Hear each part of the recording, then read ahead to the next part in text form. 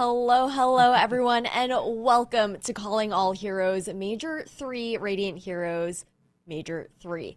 I'm Ash, your host for the weekend, and I'm feeling a little bit like the new kid in town, but of course, we've got your staple casters who have been here all season long with you guys, that being Epitomes and CB. CB, how are you doing today? Did you say staple casters or stable casters? Because I wouldn't describe myself as stable typically. I'm doing great. I'm excited. You know, last week we had all the Swiss rounds, and it really shook up for like a really interesting playoff bracket going forward. I'm looking forward to seeing how this all plays out. I can't wait. Love to hear it. And Epitomes, how are you feeling about this weekend? I know you were here last weekend casting with Door and whatnot. We had some really interesting games going on within that Swiss stage. Yeah, definitely very exciting, and how the meta is shaping up as well. For a long while, Sigma was very, very strong, but now we're kind of leaning into some more edgy picks. And some teams, they're playing a lot of things that you might not expect, especially on the tank pick. So I'm really excited to see how they are going to take things out this weekend, especially since we know that there are some teams that are looking to counter one another, and there might have been some upsets over in the Swiss stages as well. Yeah, well, before we get too deep into the nitty gritty about what's actually been happening and whatnot, we got to remind you guys that it's been a year-long competitive circuit here within the regular season, and this is the last regular season event that will be taking place as well here within the third major of the year. The last chance to lock in those circuit points that have been adding up for the entirety of 2023 for those championship points. But don't forget, there's also a last chance qualifier for any teams who might not be able to make it within those points here that will be held later on in the new year within January in 2024. So now heading back over towards these circuit point standings, CB, Timeless Ethereal, they've been at the top of the board for quite a while now. Yeah, something interesting though I do kind of want to call out here is that number 2 pick right there, Timeless Celestial. They didn't make it to playoffs. They were just a little bit shy. So this opens the door for someone like, NYXL Embers to kind of solidify, and for someone like VT Blue to kind of sneak in. It kind of feels like there's going to be an ongoing race between VT Blue and Fable to see who's able to claim that spot. And maybe another contender can rise from below and come in and claim that last number 6 spot. It's a pretty scary time. It's now or never. Everything has come down to this, Tala. And we've also got to look forward towards the format. So, of course, those who missed out on last weekend's qualifying portion to the playoffs, it was that Swiss play for days 1 and 2, 6 rounds of Swiss overall before heading into playoffs here, where we have 8 teams into a double elimination bracket. Lots of prizing that they're also going to be playing out for as well. Overall, you've got those placement prizes, of course. Overall, the pot is 10K. First place, of course, vying for that sweet, sweet $5,000. And then the points that range from 900 points up at the top dogs, and then all the way down to 12th and 16th, still being able to earn 100 points for yourselves. But it's kind of difficult, Tala, to kind of break through those ranks. Again, the top portion of Calling All Heroes right now is looking pretty solid. Yeah, Timeless Celestial, which is currently at the top, they seem basically untouchable with over 10,000 circuit points with all of their players tallied up. But at the same time, you have Timeless Celestial, which was right behind them, and they didn't make it. So, and 900 points for each player. If you think about it, to your top 5 players, 900 points each, that is quite a bit of points, and those tally up very quickly. I'm not the greatest at math, I'm going to admit that, but I believe it is over 4,000 points, so that can really shoot you up. If you are one of those lower ranks, like 7,000 plus 4,000, that can go up to 10,000. Who knows? Fable, you got a chance here. Exactly. So much on the line there. And we've actually have some extra prizing coming in for Major 3 as well. Big shout out over towards Be Quiet for being able to provide some additional prizing for these teams, this opportunity to get some premium German hardware for themselves, 6 PC cases, 6 power supply units as well. If you guys want a little bit of a sneak preview, I think when we come back to Cam, CB has some setup in her background there as well. But overall, a lot on the line and a lot that's helpful in a way. Like, I don't know, some of these players might need a little bit of that upgrade to their setups, right? But overall, we also now have to move on over towards that map pool, because for Major 3, we do have Flashpoint coming into the play here. And Tala, I want to hear a little bit about how these maps have kind of been panning out. I mean, these control maps, they open the door for a lot of different team compositions. Last week, we did see a lot of the Doom dive, and I think that's a comp that has kind of been taking over in some teams over the Sigma, because Doom plays very well into Sigma, but there's also a lot of technicalities that come into playing that team composition. But I do like this map pool. I think it allows for a lot of these teams to really narrow their focus and on their scrims, on their VOD reviews, and see what they can improve here. No, yeah, that is going to be something really to look forward to there. And CB, before we move on from the maps, I want to get your overall thoughts on what's in play here for this event as well. Well, for me, it's not even like what's in play. It's kind of what's not in play. We got some of the usual suspects in like Kings Row, Midtown Over, and Hybrid, but Push, no Esperanza. That's usually a favorite for a lot of teams. Yeah. Control, you're not going to see a whole lot of Lijiang Tower or Nepal, some of these like staple maps that a lot of people scrim. It's a pretty narrow map pool, and I think it's going to, like Tyler was saying, kind of be a little bit more conducive to either that Sigma composition or that Doomfist dive comp that we've seen a lot of. Yeah. On top of that, if we do get towards the later maps as well, an escort, we are doing a first to two on these very first upper quarterfinals, so we aren't going to really be able to see escort unless we see a draw, which I don't think is going to happen in this first first to two. But once we get to the escort maps as well, we have Shambali Monastery and Route 66, which once again opens up the door for a lot of different team comps, and I think Sigma can also be very strong on those maps as well. Yeah, that Brawly composition has been at the forefront of the meta for sure within Calling All Heroes. But we've talked a lot about the Challengers portion thus far of Calling All Heroes. We also have to give a nod over towards our Rising event that is happening concurrently as well. The format for the Rising series was that round robin, 2 group stages over in last week. And then this weekend, we've got the playoffs with 6 teams in that double elimination bracket where they're playing it out for $1,000 in Rising. And I think what's really cool about Rising as well is we've doubled the amount of teams that signed up since the previous event. Last time, I think it was about 4. Now we got 9 for this event that ended up coming through there, CB. Yeah, and one of the really cool things about it is, at the end of the day today, we're going to have one of those Rising Series games on your screen, and then we got another one coming at you tomorrow. That's going to be Dustin and Moxie that are going to be bringing that to you a little bit later on today. So definitely support the Calling All Heroes Rising scene. It's also a great thing to get involved with if you feel like maybe you're seeing some of the challengers players, and you're like, okay, these people, they're all insane. Like I can't play at that level. Well, there's still a place for you to learn and grow and even get your name, on the screen with the rest of the big boys out here. Yeah, no, it's really sick to have like this opportunity for these Diamond 1 and below players so they can have that grind and eventually get to the point where they're playing within the Challengers series. But not only are the teams playing for a lot of prizing, today we've also got some initiatives here within chat for you guys as well. Some incentives, if you will. We've got the Overwatch 2 contender skin drops in chat, so you guys keep that in mind when you're watching on Twitch and looking out for these skins. And then we've also got one of our lovely sponsors within Chipotle who have been offering up 2,000 burritos today and tomorrow. I believe it was 10K burritos over the entirety of the event. CV has an awesome looking bowl. What did you end up ordering, actually? So I mean, just by the way, shout out to Avery. They told me to try the barbacoa. I did try that yesterday. It slapped, but I went back to Old Reliable. I just do, a chicken burrito bowl, double protein, because, when you get hungry later on and you're craving a snack, it's because you didn't have enough protein. So double up on the meat there. I also want you guys to know that I ordered this like right when the stream went live and we had like the 15-minute timer. So this has been sitting in front of me and I haven't had breakfast, so my mouth has been watering all day. If you hear like the sounds of like someone slurping sour cream during a team fight, that's me. I apologize.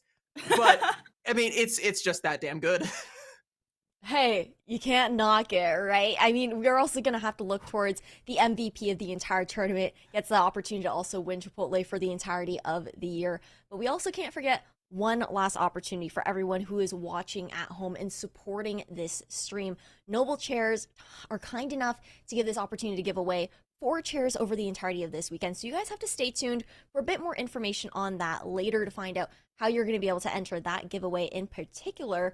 But we actually don't have to wait too much longer. I believe we are just about ready to hop into the upper quarters. So now taking a look over at this bracket, what can you tell me, Tala, about the matches that we're seeing coming up? I know the one that's coming up on stream, being between Drainers and Vancouver Titans Blue, is one of the tightest matches to anticipate here within the quarterfinals.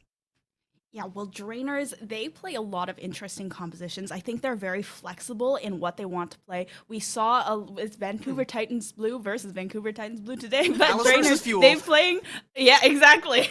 They're playing a little bit of that, they're playing a little bit of the Doom Dive. We saw a little bit of Sigma out from them as well, but I think they are very flexible. CB, you talk a lot about Drainers being able to play the Reinhardt as well, which is a really interesting composition, and I think how that plays into the Sigma can also have a lot of connotations for how this map goes. But Vancouver Titans Blue, on the other side, it seems like they are very strong on the Sigma. I thought that Drainers were going to come out last weekend on that Reinhardt composition because I saw them playing it in scrims. I was like, I mean, if anyone's going to make it work, it's going to be Kindred. She's the one who can pull this off. So I thought that's what they'd come out here with. But then they mirror the Doomfist comp against Michael Wave, actually do pretty okay with it. And so, you know, now I'm coming into this weekend and I'm like, I don't even know if Kindred knows what she's gonna play. How can they possibly predict us if we don't know what we're gonna do? I'm even hearing rumors on the streets that this team is running something a little bit more Ramatra rushy these days. So it could realistically go in like 100 different directions with this team. But they have a ton of talent. Senna's a phenomenal hit scan player. Par has been a wonderful surprise, and the backline as solid as ever to enable that aggression that Kindred loves. Man, and you love to hear a little bit about that Ram Rush, but we've also got to flip it over to who they're going to be facing up against Vancouver Titans Blue here. This squad has a lot to bring to the table. They've been on the up and up here, Tala, improving very steadily over the entirety of 2023. Yeah, unfortunately, we didn't see a lot of Vancouver Titans Blue last week. They were up against Timeless Ethereal, and they are an incredibly tough team. Vancouver Titans, they had these moments of brilliance, though. Vancouver Titans Blue, they saw moments where they were able to go head-to-head with Timeless Ethereal, which is the top team in the bracket thus far, and they were able to bring a lot of aggression. They have really good ideas of what they're meant to do, but sometimes they fall short on the execution. However, all of these players are incredibly talented, and I think that they can potentially flip this on Drainer's head, despite being lower in the circuit point standings thus far. Well, it's going to be intense, that's for sure. I believe this is the closest seeded matchup that we have within the quarterfinals, so I'm looking forward to getting straight into it. I'm going to send you guys both off into the game while I get to kick back and watch all the action. Thank you very much, Ash. So we are kicking it off on Antarctic Peninsula, and this is one of those maps where I think sub-level might lend itself to a Doomfist dive, but the other two are going to be very, very rush favored. But what flavor of rush are we going to go with? Is it going to be Reinhardt? Is it going to be Sigma? Is it going to be Ramatra? I suspect from the side of Vancouver Titans Blue, it's going to be a little bit more Sigma. But again, like, what are Drainers? I don't want to make it sound like derogatory, but what are Drainers thinking? Yeah, what is Drainers thinking? That is the question of the evening, or of the morning, I guess, depending on where you are from. But Drainers, they could play the Reinhardt. I would really love to see the Reinhardt, because the thing about it is, maybe there are some weaknesses to the Reinhardt not being able to close as much space or take up as much space, but at the same time, who has scrimmed against the Reinhardt? How are you supposed to know what to do against it? I mean, well, VT Blue would definitely know what to do because they have Phone, who is a very well-known Bastion one-trick, and yes. I'm personally angry about that. I make sure to give Phone a hard time every time, we're in the VC together. But, having that loaded handgun that is the Bastion that anybody can reach for at any given moment does kind of deter people from wanting to jump over to that Reinhardt. But if anyone's going to do it, it's going to be Drainers. I don't, Kindred was flashing the wrecking ball there. I don't think that's what we're gonna see, but yeah, I think that's a troll. we're being trolled. That's a little bit of a troll, but she's making us wait until the last possible second before she reveals her true hand here, her true intentions. Yeah, I think that's both of these teams, actually. Every single time, I think we've seen them basically hover random picks until the very last second. And of course, if there's a Symmetra, you never know if the Symmetra is actually going to be going into the game or if it's just for that early TP. I've seen some surprises with the Symmetra, actually, especially on the point with the big lifeboat where it's just a little closed corner and you kind of have so much control with the sentry turrets as well. Yeah, over on Icebreaker, it's a great thing. Yes. Using the turrets to kind of lock down any of the three various choke points that you kind of have to go through in order to access the point. It's a great use of the Symmetra, and Symmetra's beam damage does pair very, very well with any of these rush compositions. Also pairs very well against a Sigma composition. You know, he can't stop the beam damage with his Biotic Grasp there. So it just kind of becomes one of those things where it's like, you know, if your Drainers running the Symmetra is beneficial to pretty much anything you want to do. But Senna is also a phenomenal, like, ranged hit scan player. She excels on, like, the Widowmaker, the Sojourn, the Ashe, some of these, you know, mid to long range hit scan heroes. And if you can get her on that, you know, that's also going to greatly benefit you. So, you know, the Drainers have a lot of options here. I would like to see the Symmetra stick. I would also like to see, you know, maybe we go with that Mei Sojourn. Yeah, I've also seen Par take out the Genji as well as the Tracer, so something that can follow up really well on the dives. It seems like they are teasing a Pharah, but I really doubt that they are going to take out the Pharah because she can be a little bit weak without the Mercy in the pocket. Yeah, this is what Drainers are showing right now is nothing. Just pretend you don't see it. We'll wait until they actually walk out the door. I am blind until they walk out the door. Yeah, let's have a look over on the left-hand side of your screen where Vancouver Titans Blue are playing almost exactly what I expect them to. What should probably swap over onto the Sojourn towards the end of it. But again, you know, it's close quarters here on all of the points on Antarctic Peninsula, so the Symmetra could stick, but yeah, no, we're going to see dueling Sojourns on either side, and it is actually going to be the Ram Rush that comes out for Drainers. They want to go in super, super quick here and take this high ground, and VT Blue already forced to vacate. Yeah, Cat going to have to take off the high ground. They are being walled from the retreat thus far, but they're just able to stay alive, peeking around the corner. Senna, however, with that opening pick on for what allows a lot of aggression from Kindred, saved by the Immortality Field momentarily and going to go ahead and into the Nemesis form to try and get a little bit of extra damage, but they should get first kill. Yeah, they do get the first cap there, but losing Zepturn means that they're not going to be able to hold it for very long. They have to try and back up and give more space, and VT Blue can realistically just go for the flip here. Senna can kind of save it if she's able to hit another early headshot, but yeah, she has no space to do so. VT Blue are going to flip it back in their favor. Drainers, now they're on the outside looking in. Senna good to have control of that high ground right outside the point. They're getting quite a bit of damage onto the Cat, but going to go ahead and back off. Now they're just kind of corralled into this choke point, looking for a way in. Something interesting about Drainer's comp, by the way, usually when I see this Ram Rush being played, it's with a Moira, but they're still sticking with the Baptiste, and you'd love to have an Immortality Field right now to save Kindred. She's got the Nemesis form to stay alive, and the aggression is being kept up here, but VT Blue are still ticking up the point progress.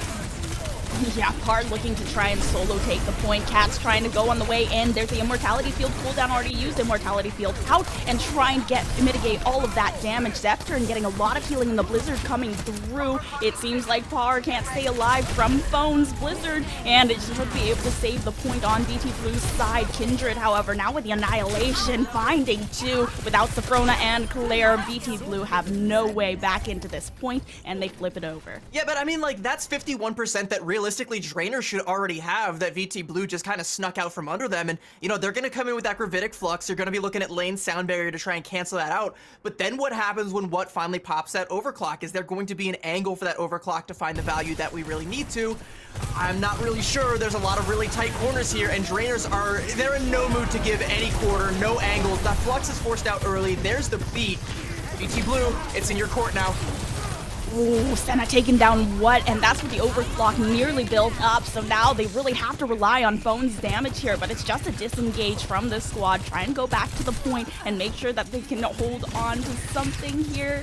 No, there is no way for them to get around. VT Blue have about 2 more fights here. They're gonna have that overclock now. It's a shame What wasn't able to get it in time for that previous fight, but it's on the board now, as is Safrona Sound Barrier. So they're gonna have to use it here to try and counteract this Blizzard, or maybe they just go for the kite and rely on the Immortality. Yeah, the Immortality Field, both of the support ultimates coming out. Zepturn with the Amplification Matrix to force the position, and it's going to be the Sound Barrier to save from the Blizzard. And now they still have 2 ultimates in VT Blue's pocket. They have that Amplification Matrix, and they have the Overclock, which is a lot of damage that can come out right at once. There's the Amplification Matrix. The right click doesn't quite connect, but Kindred still does go down to Cat, and now what, able to connect another headshot onto Zepturn. It's just going to be the May left on the point, and potentially Lane trying to keep them alive. The Lucio dances around for a second, but VT Blue flipped the point over. In this next fight, I want to see what go ahead and pop that overclock early to try and pressure out, you know, the Nemesis form from Kindred if they can, or maybe pressure out the Immortality field early if they can, to try and follow up with Phone's Blizzard here, or vice versa. You don't want to give Senna any angle, because if she pops that overclock with an angle, heads are gonna roll, and I mean, Drainers might end up taking this first point here. There's realistically only one more fight left for either side. Senna on the flank is gonna be the first one to draw blood. Is she able to find a head though? This is looking to be difficult. It's actually VT Blue with their own overclock that is finding so much damage here. The rest of Drainers just get shredded without Senna on their side. And it's Lane and Senna that are the only two left alive, up to 90% now for Vancouver Titans Blue. And it is last fight territory for the both of them. Lane getting taken down, can't build up the sound barrier. And now the only ultimate realistically that they might have to save is the Annihilation, but they just can't touch. That was a critical error by Lane there. That touch came in way too early. You need to try and, like, you know, get in towards those last couple seconds where you can trigger overtime, because VT Blue made some mistakes as well. They didn't really need to invest their Gravitic Flux, but they did, and they had no ults. So if Drainers had come in, played for the Sound Barrier and the Annihilation, they could have flipped it and ended up taking that whole point. But, I mean, Lane just kind of, you know, inadvertently donates that point over to VT Blue, so early lead going in favor of Vancouver Titans Blue. Yeah, I mean, Lane was what they were really relying on with the speed boost to be able to get the last second touch, and also being the closest to building up the sound barrier. Kindred might have been able to chain that into the Annihilation, but now onto the second point, Drainer making quite a few mistakes here, and Vancouver Titans Blue now having the upper hand in this map. I know Vancouver Titans Blue have been scrimming and practicing a lot, even against this specific composition that Drainers are running, so they do know how to beat it, and you can't give them the opportunity to do so. They're gonna have to try and clean some things up. They can't be making mistakes like that. Keep the point in contention, keep the fundamentals of control, you know, in the back of their minds or at the forefront of their minds. Right now, they're doing a great job controlling VT Blue, controlling this high ground. They should be able to translate this into a first point cap, especially if Senna is able to get an angle just like this one, force the ice block early. Yeah, the ice block's now out. They're going to use that wall to try and escape from all the damage. That's using the Immortality field on Zepturn's side, though, and Lane goes down, having to rely on Zepturn for some kind of sustain, but Cat takes down Par anyway. Now it's all up to Senna to try and get the damage through, but there is just so much upfront damage, and What is doing such an excellent job on this Sojourn to force the positioning and get all that damage out. That was just a couple pixels away from Phone losing a skull there, and I mean, that would have been the point in favor of Drainers, but having that ice block ready to go and then somehow being able to find Lane. Cat with a nice 2K to open that one up. Takes it for VT Blue, and again, Drainers, they have to try and find a way in, and they have to clean up some of these mistakes. They're not in a good position to punish the ones that VT Blue are making, but, you know, on the contrary, VT Blue are punishing every little misstep that Drainers make. Yeah, Drainers, they were just all stuck in this little corner. That's the Immortality field cooldown once again, but they have Kindred on the other side of the wall. They need to get their way through to make sure that their tank stays up, but Phone with an Icicle taking down Zepturn, and now relying on Lane, not too close to that sound barrier, so it's not going to be a great fight for Drainers thus far. Already up to 40% with 2 fights down the drain. I mean, Drainers, they're gonna have a lot of ultimates. They're making a couple switches here off of the Sojourn over onto the Reaper, off the Baptiste and over onto the Moira. This is the Ram Rush comp that I've seen a lot more of. I've seen it played in Korean Flash Ops, especially on maps like Lijiang Tower, maps where you go turbo uber aggressive. Now Drainers have that, and they should be able to pressure down Cat with all of this damage, and you can see I was gonna say they want to do just that, but it's no, they're actually gonna wrap around, take the high ground, and pressure out the backline. Now forcing the back line to back very far away from Cat, and they still have this isolated fight now against the DPS and the tank, going to go ahead and take out the Nemesis form, but What might be able to clutch this back with the help of the overclock, hitting every single headshot possible. This Reaper is not going to be long for life as Senna goes down, and even with such good positioning right in the outfought.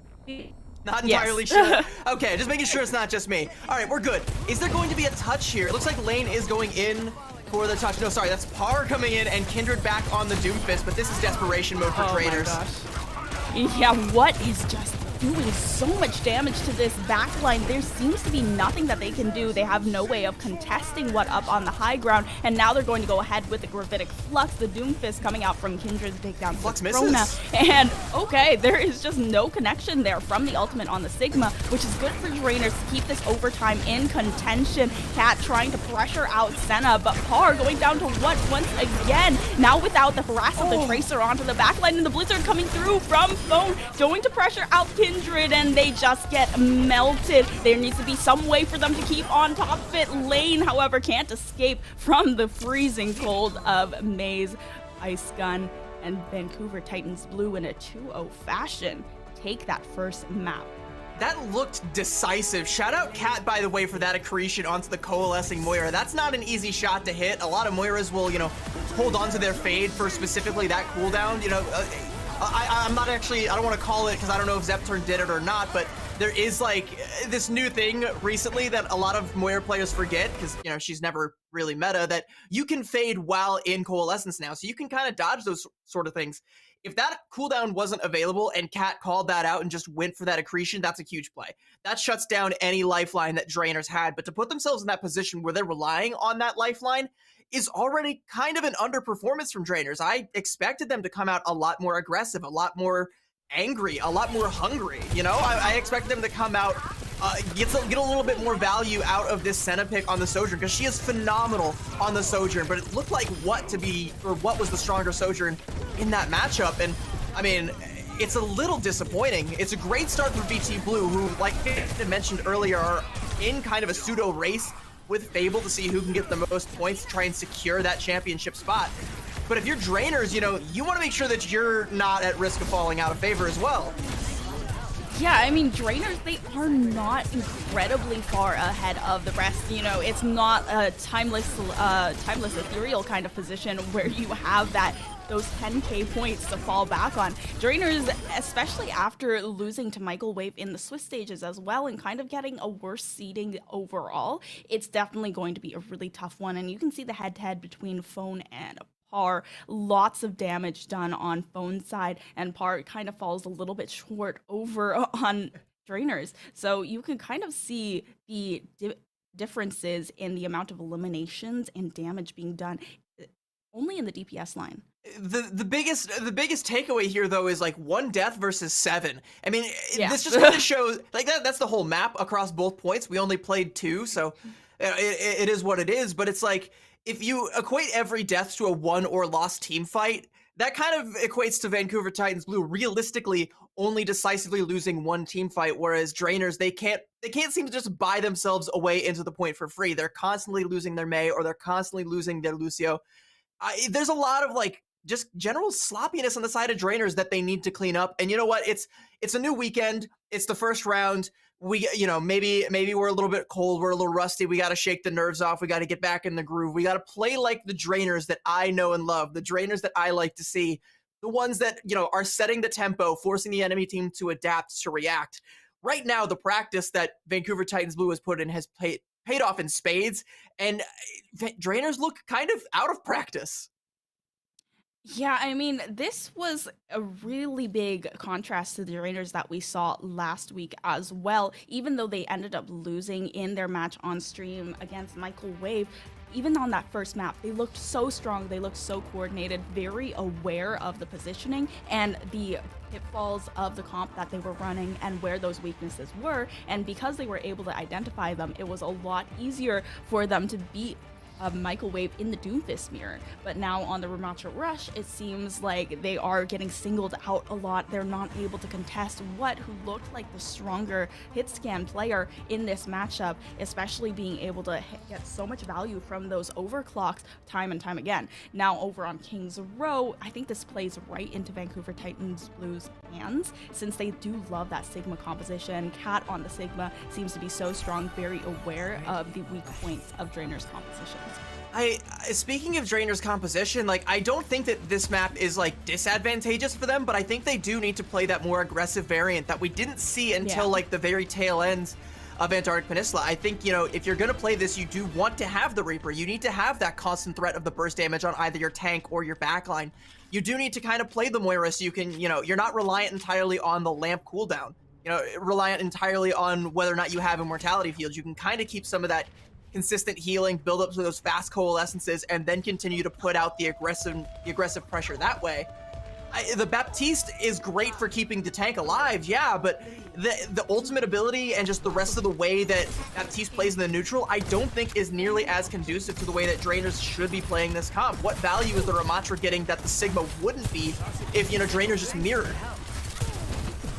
Yeah, I feel like the mirror is a possibility here, but they're going to try out the Ramattra once again just for a little bit longer to see if they can break through this first choke point, getting a lot of damage just being mitigated by the wall, already forcing out the Immortality Field cooldown, and an Icicle to the dome is going to take down Zeptern. Without Baptiste, where is the Kindred going to go? The Ramattra goes down, and it's just a decisively one-team fight.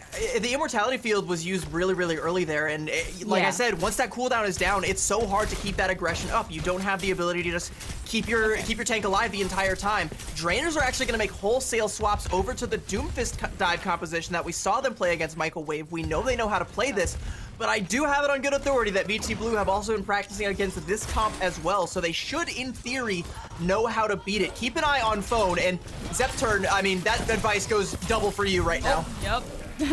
Phone just going straight after Par over on the high ground, trying to get that flank. And Zeptern is such a sore point for Drainers thus far, constantly getting picked off by the DPSs of BT Blue, constantly getting focused, and it's really hard to keep this burst healing into the team when you need it so badly for Kindred, especially on the Doomfist.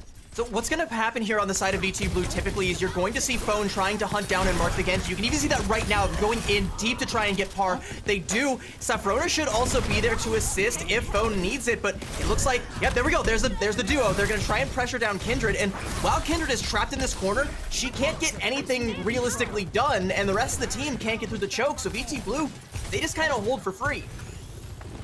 Yeah, Kindred trying to really hard to follow up and protect Par, trying to get the 2-0 to pressure out the rest of Vancouver Titans Blue, but Kindred really needs some solid sight lines from Zeptern to just keep themselves up without anyone else in the corner. We'll have to see if she's able to get any value here. That's a huge nade that comes out from Zeptern, though. That's going to force the sound barrier on its own. Yeah, and now the sound barrier and the amplification matrix alongside that Gravitic Flux, now the Blizzard, every single ultimate just being used by BT Blue. They only have that overclock left, but the ultimate should be able to get them a decisive fight win, and it does.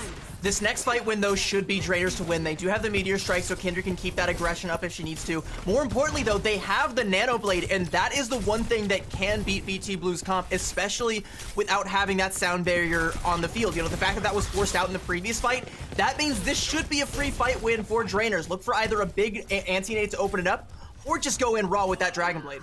Never mind, okay. Par's dead. Well, yep, Par is gone, and now they're just going to have to find some way to kind of sustain through this fight. They have less than a minute left over to cap this first point, and Vancouver Titans Blue, they are holding strong. They still have that overclock. We've seen what get insane value out of that overclock. Kindred is going to go ahead and go in with the Meteor Strike, and now with the Nano Blade to come through. Par looking to take down the DPS, and does so. A huge Nano Blade. Now only Cat left over to contest, but not for long, and that's just the ultimate stack to take that first point. That's, I mean, beautiful use of the Nano Blade. That's a 5K for Par. That's exactly what you wanted to see. It was a little bit scary there because it looked like Kindred got her Meteor Strike forced out early, and it looks like Drainers actually don't even want to stay on this comp. Yeah, they're going back over onto the Ramattra. So, okay, at least it's, that Moira variant of the Ramattra comp, so they can keep the aggression up a little more. Again, they're not reliant on whether or not they have the Immortality Field available, but VT Blue, the windows are starting to close. They're about to start building up to the Gravitic Flux. They're about to start building up to the Blizzard. Some of these cooldowns where maybe now you would like to have an Immortality Field. Yeah, the great thing about the Moira, though, is she builds up that ultimate incredibly quickly. The Coalescence could come through, and that could potentially sustain them through some of these bigger ultimates. The Frona goes down, which is a huge pick from Senna to start things off and allows Kindred to push a little bit further. Now they have that Gravitic Flux come through, looking to take down Kindred, forces out the Nemesis form. There's some of the healing to come through, but it is not enough to stop the right click from the Railgun and what will take down the tank. Drainer's going to have to stave off the pressure and back away. It's a great wall that comes through from Phone there, by the way, to section off and force the rest, section off Kindred and force that healing to just cease. No more. No more access to your Moira. That's going to be a decisive kill there onto Kindred, and a dead tank is a dead push. VT Blue, they can definitely force out that Nemesis form for Kindred early and maybe get to that dead tank early, especially with this oncoming Blizzard. Yeah, Phone looking at the position, already taken down Zepturn, so doesn't even need the Blizzard here, just opening things up onto Kindred and leaves the rest of the team straggling, trying to find some way back in, and they're going to pressure them back into their spawn once again. And they do have the Coalescence this time, and they're coming up on the sound barrier, so, I mean, if Phone waits too long to pull the trigger on this Blizzard, you will at least have that counter. I think you want to open with the Coalescence here early, try and, use that to just pressure VT Blue back, maybe make some space to hit with the Overclock, but you have to find some kills with it. The Overclock being built up very quickly by What as well, but on Drainer's side, they don't have a Blizzard. The Blizzard comes out from Foam. The Coalescence, though, Zepturn is going to be able to sustain the team throughout that ultimate. Now it's up to What to try and find some picks with the DPS ultimate, but it's going to be the sound barrier from Safrona as soon as Senna decides to use that Overclock to sustain them, and they have to back off. They have to stave off some of this pressure hiding behind Sigma's shield, and it allows the point to push a little bit further, but no further than that. Now it's the re-engage to come through with the Blizzard from Par, and What needs to find some ways to use the Overclock. Cat goes down, needs to use something, but it's just the Immortality field that's already forced through. What now finding Senna as the Annihilation comes through, can't back away, just stuck on the wall, stuck on a little bit of that texture, and they're able to cap to the second point. That was a very ambitious Overclock from What there. I think, I think VT Blue thought they still had enough resources to where they could pressure out the Annihilation from Kindred, try and make it so she can't go too aggressive with it, but I mean, Drainer's still at full strength. All they have to do is stack point and push it the rest of the way through. 1 minute and 17 to try and get it to the end of point C here, and only an Amp Matrix to try and slow the pace down versus a Coalescence on the side of Zepturn. If you're Drainers, you want to keep this aggression going. Look for an opening to use another Coalescence. Keep Kindred alive, please. Oh, there is the Amp Matrix from overhead, but Safrona goes down immediately. Kindred, however, is there for the trade, and it seems like VT Blue, with What's aggression and the Railgun, is able to force out some of the cooldowns from Drainers, including that Coalescence. What has looked really, really good on the Sojourn these past couple of maps. I'm loving what I'm seeing coming out of Vancouver Titans Blue. Again, aside from that one Overclock that was a little bit ambitious, it's been pretty much nothing but the good headshots, nothing but beating out Senna in that duel, and that's really, really important because one of the easiest ways to shut down the aggression from any of these rush comps is to just snipe somebody before they can get close. Yeah, it seems like What just has such a good hold on this Senna 1-to-1. Cat just trying to be pressured out by the wall from Mei, but is still going to go ahead, contest that point, make sure they can't push it any further. Overtime is incoming, and the Gravitic Flux comes through right before. However, it does miss. The Immortality field from Zepturn comes out quickly, but What with such a huge disruptor shot alongside Phone's Blizzard to close things out. 38 meters on point 3. The combo, CV, that was amazing. That was so much more than just the disruptor shot, too. That was the Gravitic Flux into the icebox that was that Blizzard coming out from Phone, and then the disruptor shot to just clean it up. And, I mean, it's going to look really flashy, What gets a 3K, but realistically, like, everybody on the side of Drainers, so good. They had, like, a sliver of HP. Have a look at the elims column, by the way. Phone is paying dividends for this team right now. Phenomenal Mei play coming out from Vancouver Titans Blue, and a lot of the ways that their composition wants to play is contingent on Phone performing well, like I've mentioned. If Drainers want to play the Doomfist, you got to pressure out the enemy Genji. If they're going to play against an enemy rush, you got to make sure that your walls are on point. And, while all of that's happening, it's just helping to set up the shots for What, whether it's the disruptor shot or whether it's a rail shot that Senna never saw coming. It's enough to get VT Blue the cap, or get them the hold there. Hopefully, it's enough to get them the cap if they want to, keep their hopes of getting as much circuit points as possible alive.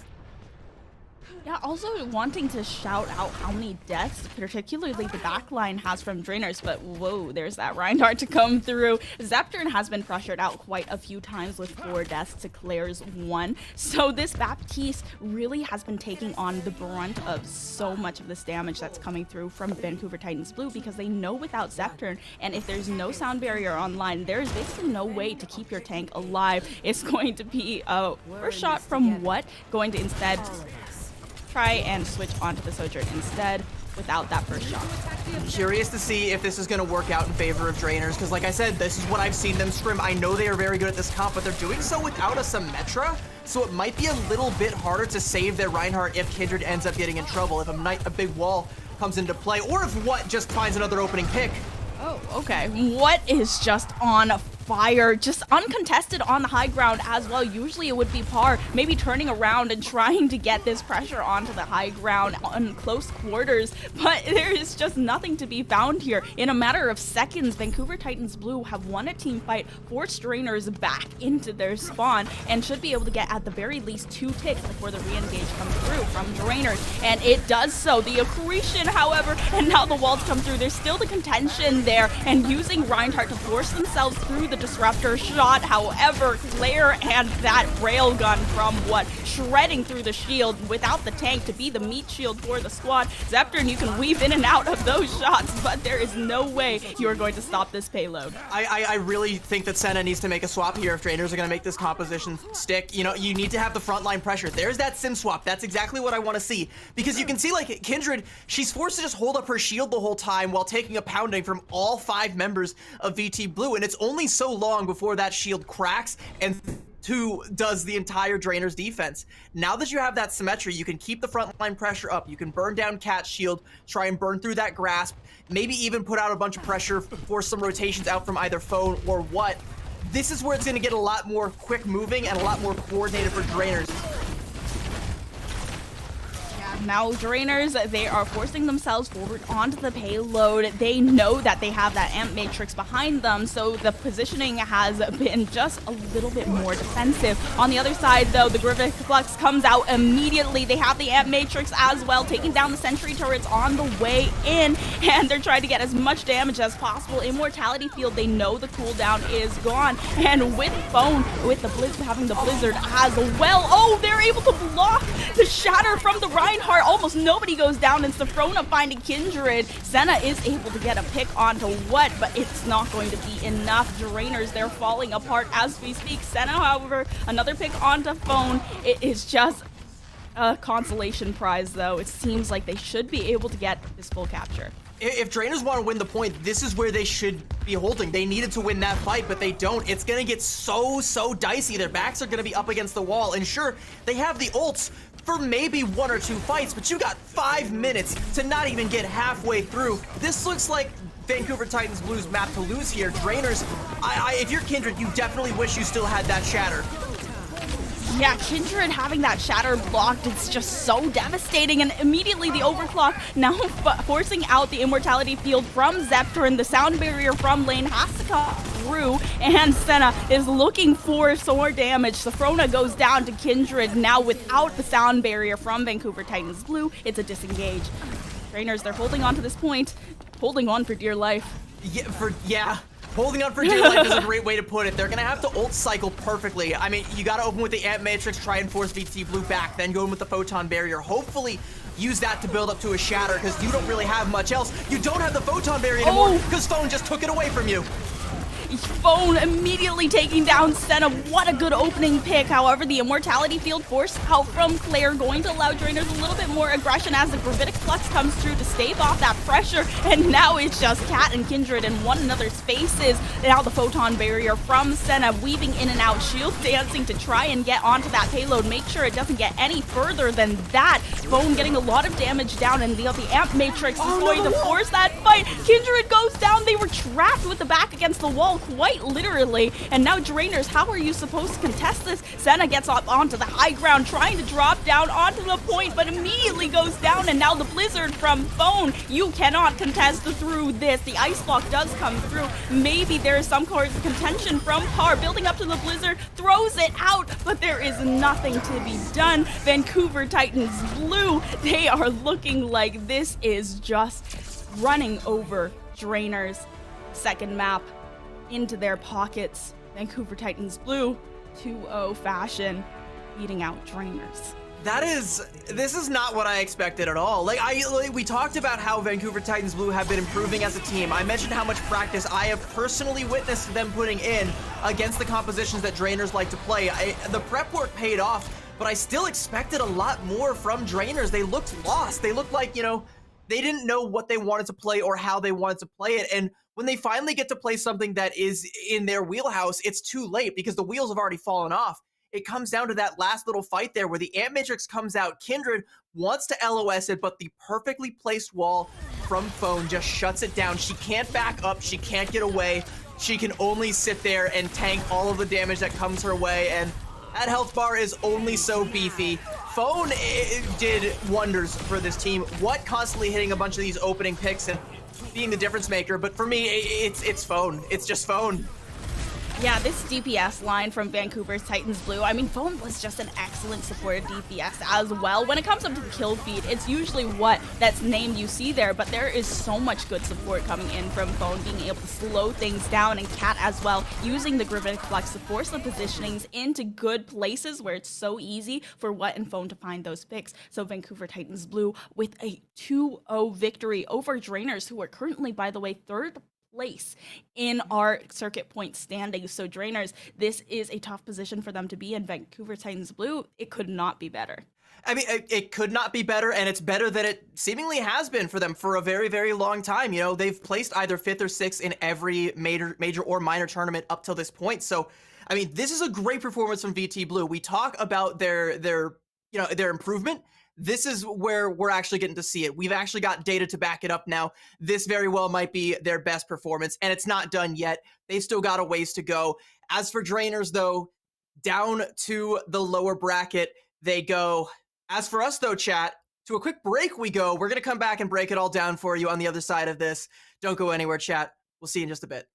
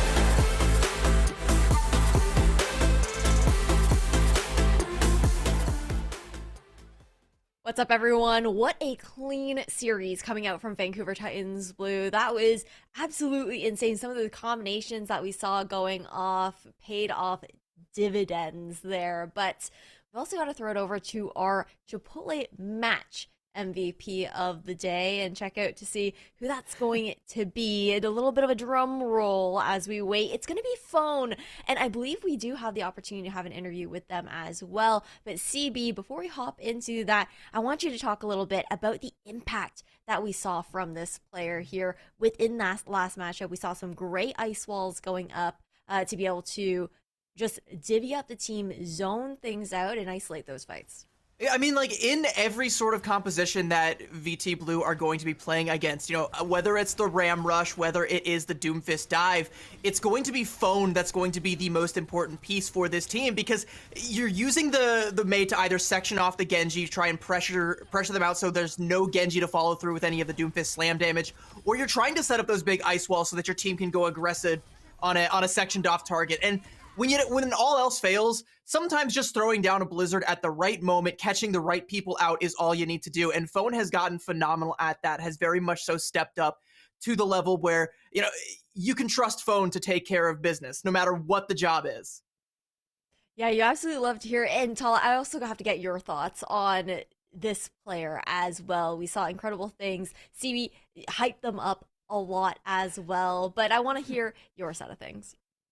Well, I mean, at the beginning of Antarctic Peninsula, we were talking a little bit about trainers running the Reinhardt rush and how Phone was a little bit of a Bastion one trick and was going to be able to take out the Bastion anytime that Reinhardt came out. But Phone, actually, lots of respect, not sticking to their guns, sticking to the Mei, even into the Reinhardt composition and playing it incredibly well to the point where Kindred, it felt like they were just being pressured out every single time, even on the Reinhardt. If you look at stats from King's Row, Kindred had died 12 times by the end of it, and I think a lot of that had to do with the fact that her back was against the wall for a lot of it, quite literally against that Mei wall. Quite literally, but luckily it is a double elimination bracket, right? So for the side of Drainers, they're not out quite yet. They have that opportunity to fight it out in lowers, but we're gonna phone in a friend and get a chance to actually talk to Phone in just a second. Phone, if you can hear me right now, how are you doing? Congratulations on this win. Thank you so much. Hello, I am Phone from BT Blue. I'm feeling great after this win. Our goal for this tournament, like, we're the 5th-6 curse team.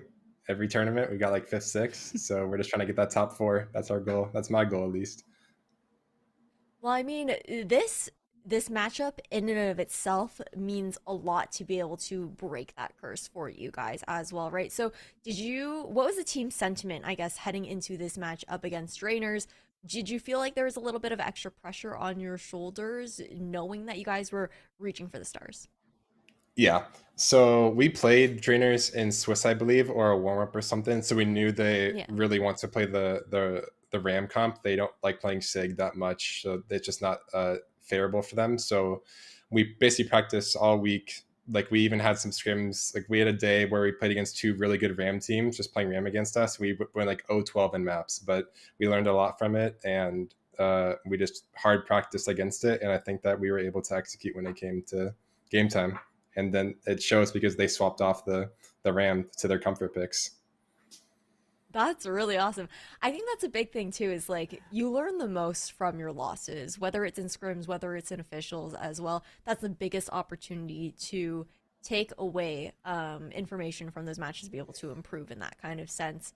And I just wanted to know as well, like, how do you feel about your growth as a team throughout this entire Calling All Heroes season thus far? Because we have seen improvements since day one. You guys have been making that grind up, and finally we're starting to see that paying off in actual kind of numbers, in results, in that kind of sense. Yeah, so I feel like over the circuit, we've definitely improved overall as a team. We've got some new pickups. They've been great additions to our team, filling in when they need to. Like making like nostalgia, like our recent pickup of Cat. Yeah. They've been all doing great, and I feel like as a team, we've just been hard on the grindstone, as Jay Venom would say, and just tried to improve at any aspect we can. And I feel like it's showing off in our games. You absolutely love to hear it. And I also am curious, kind of like, who do you think is maybe the dark horse in this tournament right now? You can also say you guys. You can say yourselves as a team if you want to, like hype your homies up, hype your team up in that kind of sense. But curious on your thoughts on that as a player. I think in this tournament, ooh, that's actually interesting. I gotta think.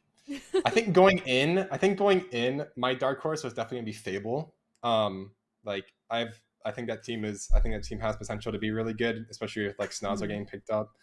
But if I had to say, I think with us beating Drainers and beating in my mind going into the tournament what was a top 4 team, I think that we've become that dark horse.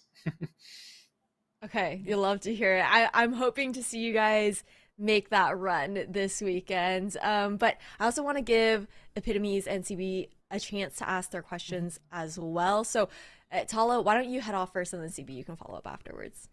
Well, my question is really, who are you really excited to face in this tournament? Because you guys have made it further, are making it pretty far. And is there somebody that you really want to see or go up against? I mean, our next matchup, Microwave, I'm pretty sure they won, yeah, against Yipikari, but our next matchup is going to be against Microwave, and we love them. Like, we're good friends. I'm just ready to have a fun match against them and then go on and see who we face next. But Microwave, definitely. We're number 1 Microwave fan team. We're a team of Microwave fans. Awesome. That sounds like it's going to be a really fun matchup for you guys. I'm looking forward to seeing that matchup. I want to see you guys take on Microwave because I know all the practice that's been going in, but it's paid off thus far because we get to have you here for the Chipotle Real Talk interview, which means I have the honor of asking you, what is your Chipotle order?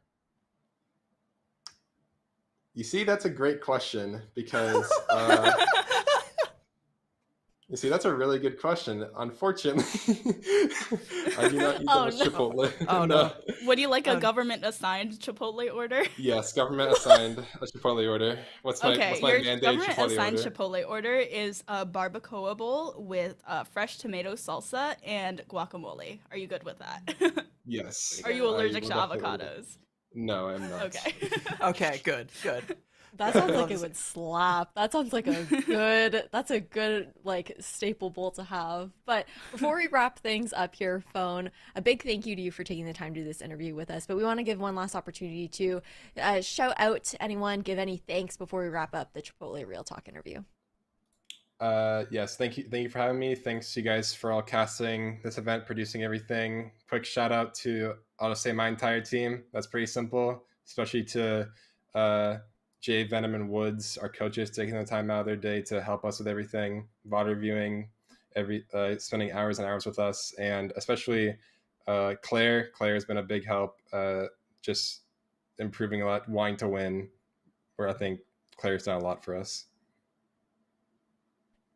Well, that's really sweet. And can't wait to see you guys continue to compete within this tournament series, see what other crazy ice walls you'll be pulling out of your pockets. But thank you so much again, Phone. And we do have to move on. So we're going to be swinging over to a quick little break before we head into the upper semifinals. I believe we'll be seeing New York Excelsior Embers versus Timeless Ethereal on the other side of this.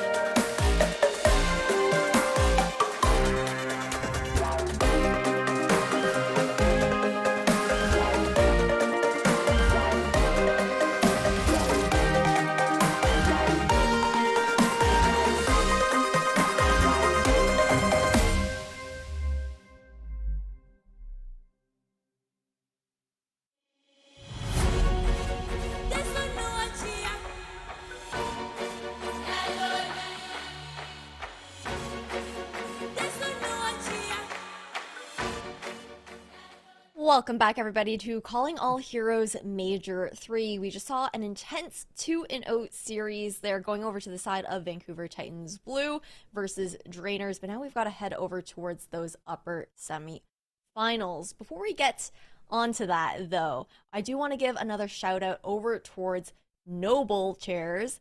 And again, you guys can win one of 4 gaming chairs from Noble Chairs down in chat. And don't forget to try and use that Raidiant discount code there for 10% off if anyone is in the looks for something new to sit on while you game and grind over on Overwatch. But now back to the gameplay. So we're going to head over to that bracket to see how we got here so far, how these other matches in the quarterfinals panned out off stream. And CB, how are you feeling about these results? I mean, 2-0s across the board. I mean, you might not have realistically expected that for the match that we had, Drainers versus VT Blue. I think we probably thought that one would have been a little bit more closer, or maybe even gone in favor of Drainers. But hey, in that one situation, the lower seed 2-0's the top seed. That's a little spicy right there, but the rest of it seems kind of expected. I do want to give a shout out, by the way, to Fable. VT Blue phone. We had them on the interview. They mentioned Fable as a potential dark horse, and I also have them pegged as one of the teams to watch, but, it's going to have to be that lower bracket run that we've seen from Fable time and time again. They're going to have to try and make that work once again if they want to try and get some of those points. And again, I mentioned the race between them and VT Blue. This puts VT Blue in such a great position right now. Yeah, it really does. And Tala, was this what you were expecting as far as these results go? I know that, again, it was... The last matchup that we saw on stream was one where we were anticipating to maybe go that distance. It was only a best of 3 series, of course, so not as intense as the best of 5s that we're heading into. Yeah, well, I mean, I think basically what you would expect in most of these brackets is the upper seed taking that 2-0, maybe not a 2-0, but even a 2-1 and winning it out. So the Vancouver Titans Blue, they actually kind of upset Drainers in this matchup and going ahead to face Microwave, which Drainers had previously lost to anyway. So the Drainers Microwave rematch in the potential in the semifinals was there, and Drainers now dropping down to the lower bracket instead to face UPKRE. So I think this is definitely not what I expected, but it is very welcomed. Now we're headed into the Timeless Ethereal versus NYXL Embers matchup, and I think this is going to be a banger. Yeah, it's going to be really exciting to see these upper semifinals coming through here. And we also have a chance to introduce these teams as well. So heading over to the first roster that we're going to be seeing here for the upper semifinals between NYXL Embers and Timeless is the Embers squad. CB, I know that they don't need any further introduction.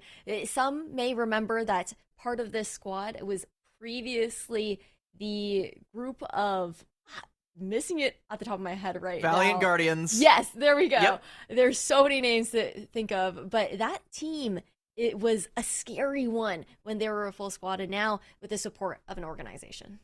Yeah, I mean, and, they were the runner-ups in the previous minor tournament. Now going to this major tournament, they've picked up Anyun, and I think that's a huge pickup alone. She's a phenomenal flex support player, one of the best marginalized gender flex support players in the entire world.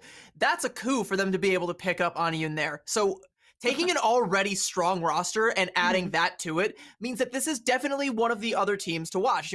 Them, Fable, those were two that I kind of had my eye on to make some noise. Now it's time to start, banging those drums, making that noise now. You got past the first round where you were expected to win. Now you're going up against somebody a little bit more scary. Yeah, it's going to be pretty terrifying. The beasts in Timeless Ethereal, everybody knows this squad. This doesn't look so scary. Okay, no, it's just I don't know. Lucios. I don't It's know. pretty friendly, actually. Are you sure about that? Because a full Lucio squad boops off the map galore. I don't know. What if He's there's skirting only around you all the little time? rooms?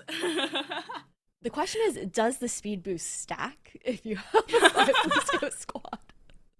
The question that we never thought we would have to ask until faced with the Timeless Ethereal roster sheet. But Timeless Ethereal, they are a terrifying team. All of them are incredibly powerful in their own right. And then coming together, they've had a huge win streak. But CB, last week we actually saw it being broken by Microwave. So Timeless Ethereal might not be in as good of a position as they thought they were coming into it, since they were so dominant for so many maps in a row.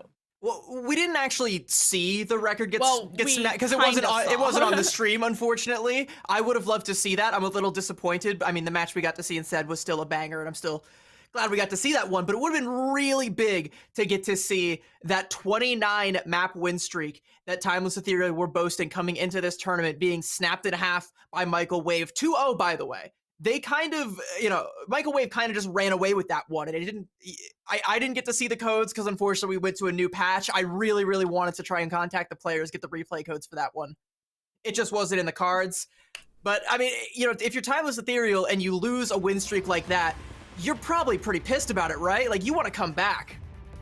Yeah, well, when we're looking at what's going on now, at the very least, we got to get this series straight on into it here on Control. We're going to be heading over towards Samoa first. Without further ado, CB, Tala, take it away. Last time we saw Samoa from Timeless Ethereal, we actually saw it against Vancouver Titans Blue, the team that was just on stream, and it was a little silly. They were emoting in Vancouver Titans Blue spawn. They were you could definitely tell that they had practiced it a lot. Even the rollouts, right down to how quickly they were getting to the point, it seemed like they were getting there somehow quicker than Vancouver Titans Blue were. So this is definitely a good map for Timeless Ethereal. I think you could definitely say it's a good map for Timeless Ethereal. I also do want to highlight that this is a good map for a lot of that Ramatra rush that I've alluded to. We saw little glimpses of it being played, not to great effect by Drainers, but this is also one of the maps where I've seen a lot of it coming out in both scrims and in the Korean Flash Ops scene. So it's definitely something that these teams can fall back on. But barring that, Doomfist is also a great pick here. Sigma will never not be a good pick in the current sandbox, which, by the way, we're playing on OPR previous patch, so no Mauga, no tank changes, no trying to figure out what the meta is. We still have that same idea.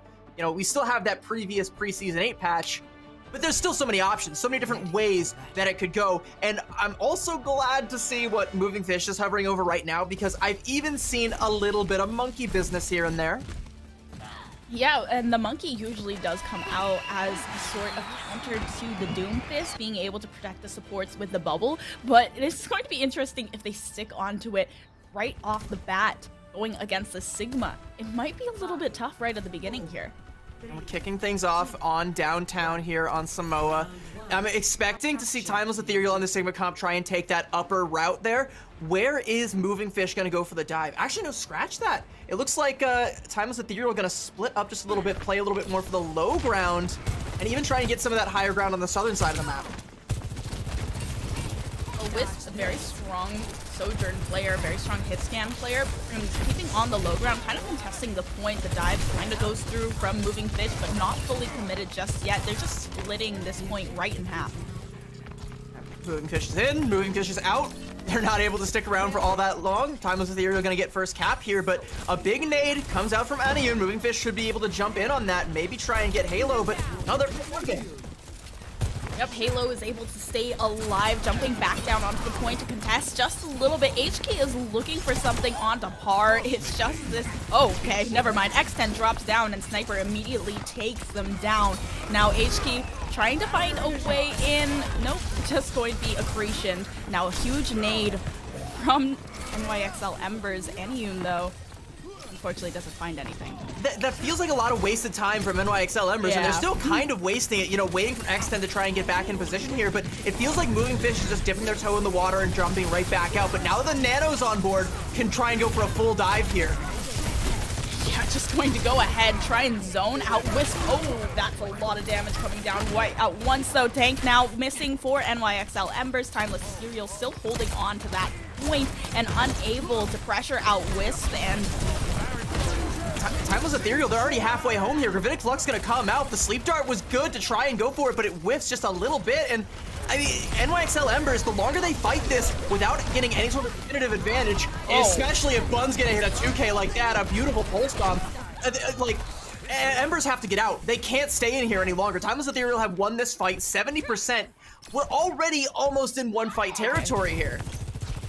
It's spawn time for Timeless Ethereal. They're going to push them a little bit further back into a further choke point, and now it seems like 2 fights in a row that need to be won. HKey trying to build up to the blade as quick as possible, and otherwise they have 3 ultimates now on the board for NYXL Embers. They could potentially stack for the point capture, and Anyun kind of getting pressured by this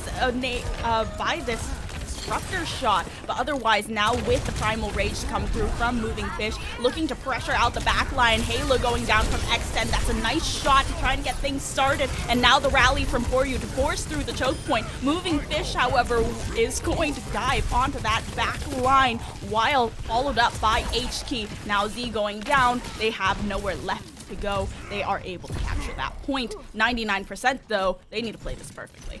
They've at least got their feet underneath them, which is good. They're going to have the Bob and the Blade as well. If they wait a little bit, Anyun will have that Nano. You can go for the Nano Blade there, and that should be a 1 fight or a forced sound barrier from Timeless Ethereal. I mean, hell, with the damage that Nano Blade does, it might even be both. NYXL Embers, the ball is in their court. They cannot fumble it. Now using that Nano onto Moving Fish instead of onto the Blade, kind of trying to hold on to the DPS ultimate from HKey, and it's at least pressuring out with the help of the Immortality Field cooldown now being used. Bun very close to the Pulse Bomb, trying to fish for it onto HKey here over on the high ground, or look for a big one onto that backline, but the Bob comes through from X10 to contest on the point. HKey is still holding on to that Blade, though. They didn't combo that with a Nano. They did manage to buy themselves a bit of time with the Nano onto Moving Fish, but with a Pulse Bomb onto Moving Fish, time may have just run out. Yeah, now they have to use that Blade, but the sound barrier comes through, and it's really difficult for them to get any damage with that ultimate on board. Still has to try and contest.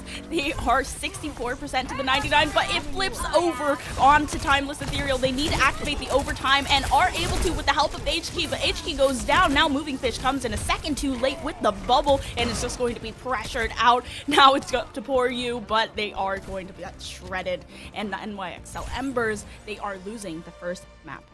I think there's a couple of misplays that come out there. I don't really agree with using the Nano onto the Winston there. I mean, all it really does is buy them a bit of space, forces some cooldowns out, but then you don't follow that up with a Dragon Blade. You don't follow that up with much of anything else. You use the Bob a little bit later, and it very much so feels like NYXL Embers are just trying to stagger out so that they get themselves into that 1 fight territory, you know, make the fight last as long as possible, but you have to close it out, and you sacrifice every ability that you have that has the ability to close it out, especially going up against Halo's sound barrier. If you can't take that off the field and get some value for it, it's a lost fight. There's just no way that you can possibly overcome Timeless Ethereal. So NYXL Embers, as we move on to Volcano, the Winston is not going to come out again. I like that. I like that we're going to something a little bit more brawl heavy. X10 still on the Ashe though. I'm curious as to whether or not this Ashe is going to be able to find any good angles. Yeah, I'm wondering what the Ashe play is, maybe for the Bob here right at the end, but our contesting Wisp is just going to be really difficult because of the consistent damage that Sojourn can put out, and there is a display of the consistent damage. HKey immediately falling despite using the Ice Block, despite the cooldowns being forced out. They're able to take out the Immortality Field on NYXL Ember's side, and Timeless Ethereal, they are running through this team. This, again, like I was saying, looks like an angry Timeless Ethereal. They are mad about that winning streak being snapped in half. They want to start another one. Wisps is hitting all the shots. Oh. Never mind. HK's going to go ahead and hit one onto Revenge. Wisp, but it's still fine. It's still fine. Timeless Ethereal will get the first cap. Sojourn should get back relatively quickly, especially with the Halo taxi service coming in. Johnny on the spot to get you right back where you need to be. But meanwhile, the fight has kicked off on the point. Well, it seems like they're just going to give this one away. They've gotten 14%, not quite a bit, but without the help of secondary support. Never mind. Wisp comes back with the help of the Halo taxi service and immediately just going to dome Poryu. Now missing a support on the side of NYXL Embers, looking to try and sustain through all of it, but Sniper and Bun are just going to shred through Moving Fish's health. Back to the spawn hold for Timeless Ethereal. All right, Wisps, keep your head down while I say this. This is an angry Timeless Ethereal that are very upset about losing their winning streak there, and they're trying to start another one here. And with the ult bank that they built right now, gonna kick things off with the Gravitic Flux, they are primed to do it. HKey just cannot stay alive. Yeah, HG is just getting shredded time and time again by all of these ultimates, all the damage that comes through. I mean, while you're up in the air, what are you going to do as Wisp and Bun are spamming those right clicks, the icicles up into the air, and now both of the DPS ultimates are available. Halo very close to the sound barrier, but Poryu is keeping pace with the sound barrier of their own. They have built up quite an ult bank on NYXL Ember's side, and they should be able to flip the point with it. It's only up to 60%, so already this submap is looking a little bit closer, and they look more organized. And Matrix is going to come out early. The Blizzard comes out from H-Key. Blizzard looking to get a little bit of damage down. It's actually Anyun that goes down, though, with the Amp Matrix going through early as well. NYXL Embers using the Gravitic Flux and looking to pressure out Z. Amp Matrix almost coming through, and using the sound barrier as well to keep them alive. They're forcing themselves through the choke point and now pressuring them back. Halo didn't get the chance to use the sound barrier to save Z either. So now Timeless Ethereal, they do lose that point while NYXL Embers flip it over. I mean, they do still have to get the chance to hold on to that sound barrier, though, and I think that's very important because the only ult on the side of NYXL Embers is that overclock. They had to use everything else, drain the coffers dry. Early ice block forced out from HK as well. That's going to get punished. They put the wall up, and Wisp's going to go in with that early overclock. NYXL Embers have to try and vacate. It's a good angle from Wisp. Now the Immortality Field to try and save the Sojourn, and does so. Immortality Field from Anyun isn't going to be able to save Moving Fish as this damage keeps coming through. A little bit of shields from the Sigma. However, Extend coming in from the back angle after the overclock runs out is just immediately punished for it. Now looking to take these supports off the map. It's a good boop, and Anyun goes down. Now, okay, a second one? Yep. Let's go, Halo. Finding 2 in a row with the boops off of the map. I mean, we're not sponsored by Ziploc, but this does feel like it's all but sealed up in a nice tight plastic bag for Timeless Ethereal. They're going for the spawn hole, the Gravitic Flux, the Amp Matrix comes out. Is anyone even going to be able to touch on the side of NYXL Embers? Moving Fish swaps over to the Doomfist just to try and get a touch, but it feels like a token gesture at this point. Yeah, Doomfist definitely is a little bit slippery, able to dance around their defenses and get onto that point, but Moving Fish, where is the backup? Where's the healing? Halo immediately takes down that Doomfist, shredding through the health, and now they need to find some way through. HK onto the Tracer, activating that overtime, should still be able to get another touch, but no, it's that Mei wall to block off any other entrance point, and guarding all sites with the DPS. Timeless Ethereal, they take that first map. And I mean, like, we look at the previous series, right, and we talk about how important Phone was on the Mei. Mei is just as important, especially in this Sigma mirror, and you're going up against one of the best Meis in the business, that being Bun. She is second to none when it comes to this hero, and H-Key is no slouch, but you can even see, you know, a lot of times where ice blocks being forced earlier, H-Key's out of position and a wall goes up behind, and it's like suddenly, you know, you're losing the Mei head-to-head. That means you're losing the ability to control space. You're losing the ability to isolate your enemy. You're losing the whole map. It's just kind of slipping away. I do kind of like this Winston look from NYXL Embers because I think that the Winston is kind of a sleeper pick right now. And if more teams try to catch on to this wave, I think it has a lot of potential, but NYXL Embers are not making it look like it's living up to their potential. It's a little discordant. It's not going in collectively as a dive the way that we really want it to. It's not succeeding at sectioning off the enemy supports and trying to pressure down the enemy tanks in the way that you really want it to. The reason that you play Winston in the current sandbox.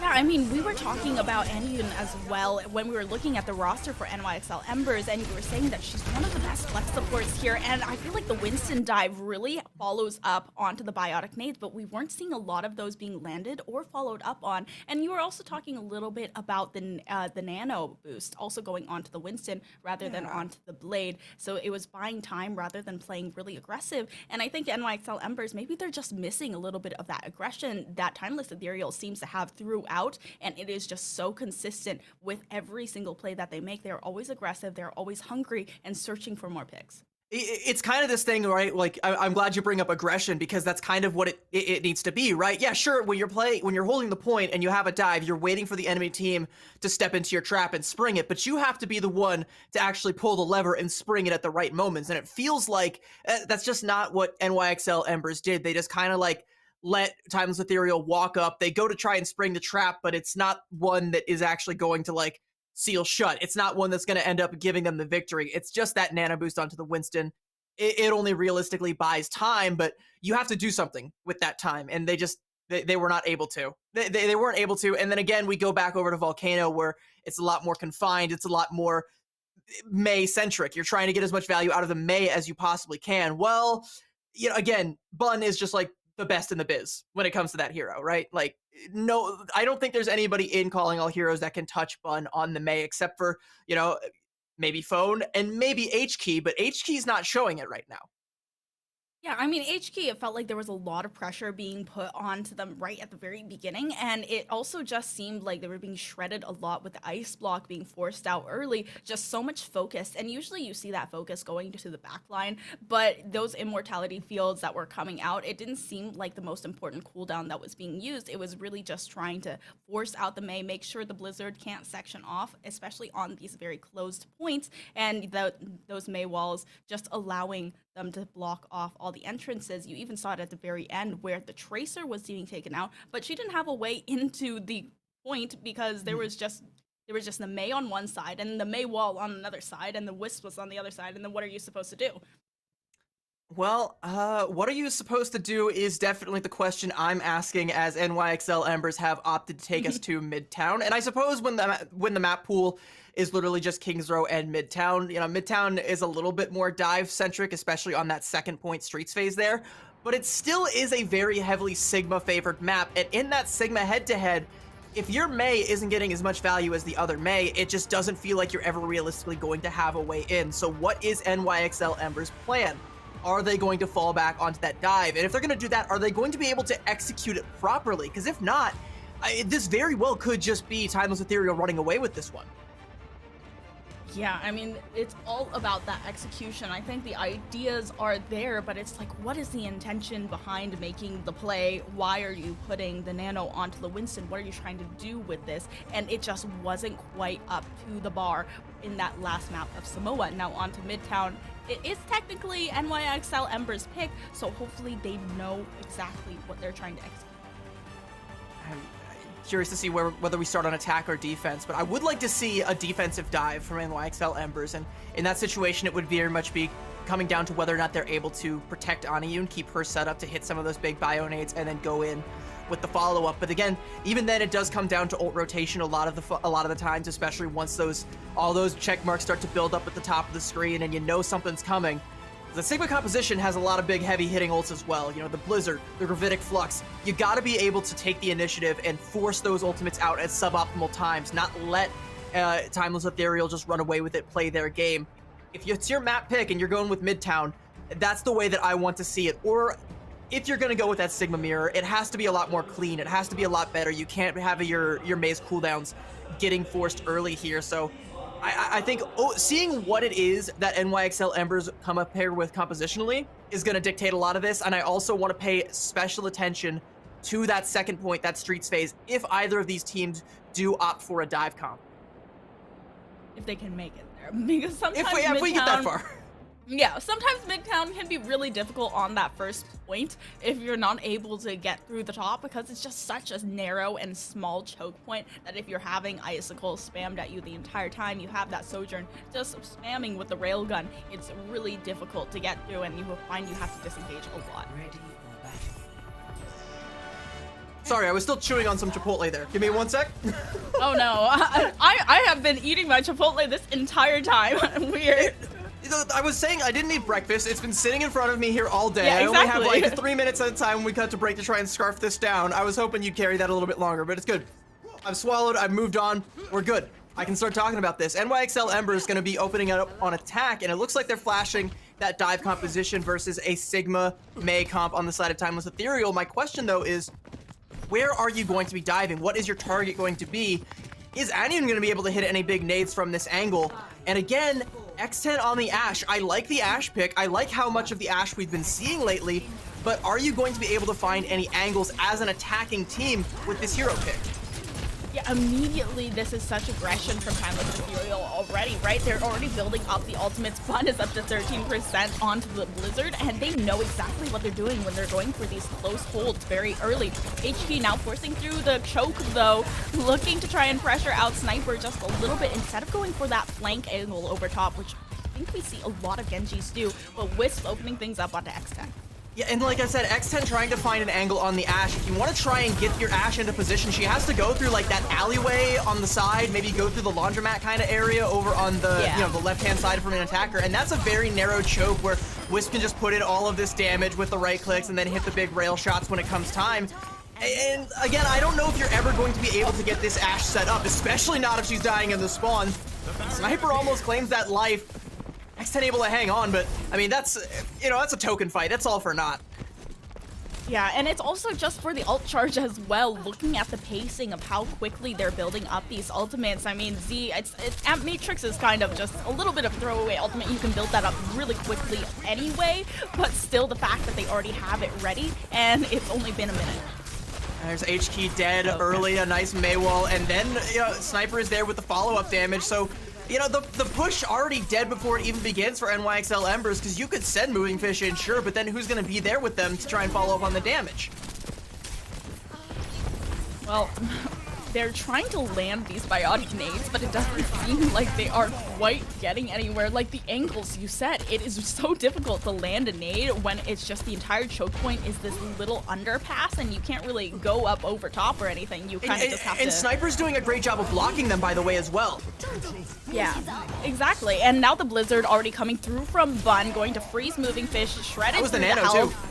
Oh, wow. The Nano comes through from Enion, and Moving Fish still gets threaded through it. So now the Bob comes through. It's really important ultimate in this 65 kind of fashion, but X10 just gets taken down, or the Bob does, by Wispus with the help of the Amp Matrix. So they are just doing such a good job in this defensive hold. I mean, but there was a pick-off there onto Sniper midway through. Sniper should be back with the Gravitic Flux here soon, but, I mean, this is where NYXL Embers, because of that pick-off, feel like they have to invest, and they're going to go ahead and pop the ult to try and make it happen, but the response is there. The overclock does come through from Wisp. Anion taken down Bun. That is huge pick. Moving Fish now using the Primal Rage to buy a little bit of time here. It seems like the recontest comes through, but it was disjointed. Sniper came in just a second too late. Not enough mobility on that Sigma to get to the point fast enough. So that was an excellent pick. A little bit disorganized, and a lot of ults were cycled through, but NYXL Embers should get the cap. Yeah, it's very, very sloppy, and if not for that mid-fight kill onto Sniper, it would not have happened at all. It was very scrappy. Timeless Ethereal had all the tools that they could have used to try and retake that. The overclock and the Amp Matrix did end up paying dividends, but NYXL Embers with the spawn advantage were able to get back in there as quick as they could, end up getting the cap here, but they have to try and snowball it and take this high ground. An early pickup onto Bun is a great start. That is a really good start. They had the anti onto Sniper, but weren't able to quite finish it off, but they are building up these ultimates very steadily. They have the Nano once again. They also have that Blade, so I'm wondering if they do go for the Nano Blade this time around, but instead it's just NYXL Embers. They are wreaking havoc on the other side, on the back line. Now Z and Wisp staggered from the rest of the team. I think you do go for the Nano Blade here, because Halo does not have the sound barrier. It's a guaranteed fight win if you get even one kill with that ult combo. I think you just go aggressive and let it rip. I also kind of think this is, like, where everyone's positioned right now is a good opportunity for Moving Fish to try and section off Sniper and maybe focus down the enemy Sigma. Well, we see that Amp Matrix coming through, and H-Key goes over the top, immediately takes down Halo. Z goes down, no support, no backline, and Wisp should go down very quickly as well. NYXL Embers guaranteeing themselves the fight win with those two ultimates. And Timeless Ethereal also expending the Amp Matrix to get nothing in the last fight. So now... That's dive 101 from NYXL Embers. You send Moving Fish in, bait out some cooldowns, and then suddenly you go in with the Nano Blade, and there is nothing that Timeless Ethereal could possibly have done to slow that one down. Even the Immortality Field wasn't enough to slow it down. And now Moving Fish, with this very aggressive positioning, means that Sniper can't sit comfortably where they want to right now.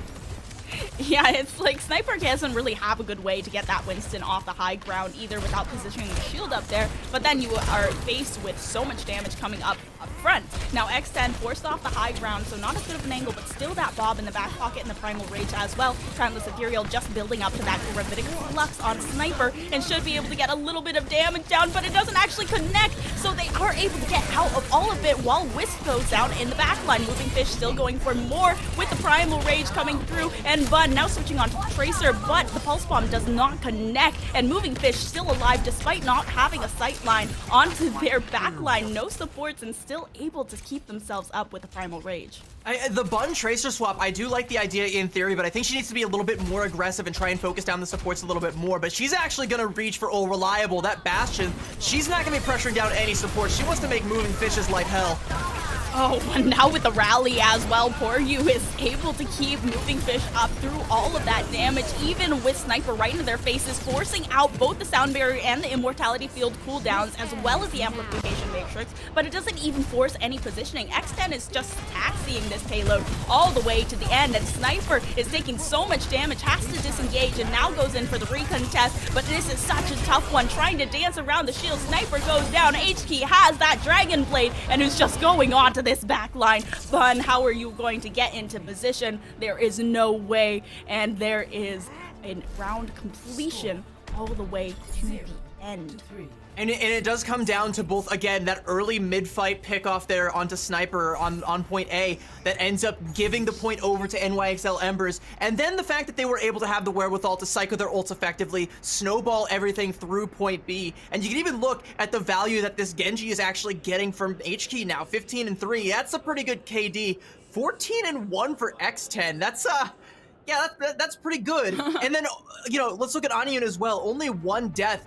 That means that, even when Bun did make the swap over onto the Tracer, there was no backline pressure coming out from NYXL Embers, so all those bio-nades are going to eventually start to find pay dirt. All of that healing going on to Moving Fish means that they're going to be a lot more difficult to dislodge. That's going to make more space for H-Key to go in, potentially with the nanos that Anyun has built up just from sheer value of being alive, getting all of this healing done. It's Dive 101, and whatever happened on downtown Samoa, it's been thrown out the window. NYXL Embers, this is how you are going to have to keep playing if you want to play this comp. I like what I'm seeing so far. Can we get a good defensive hold with it?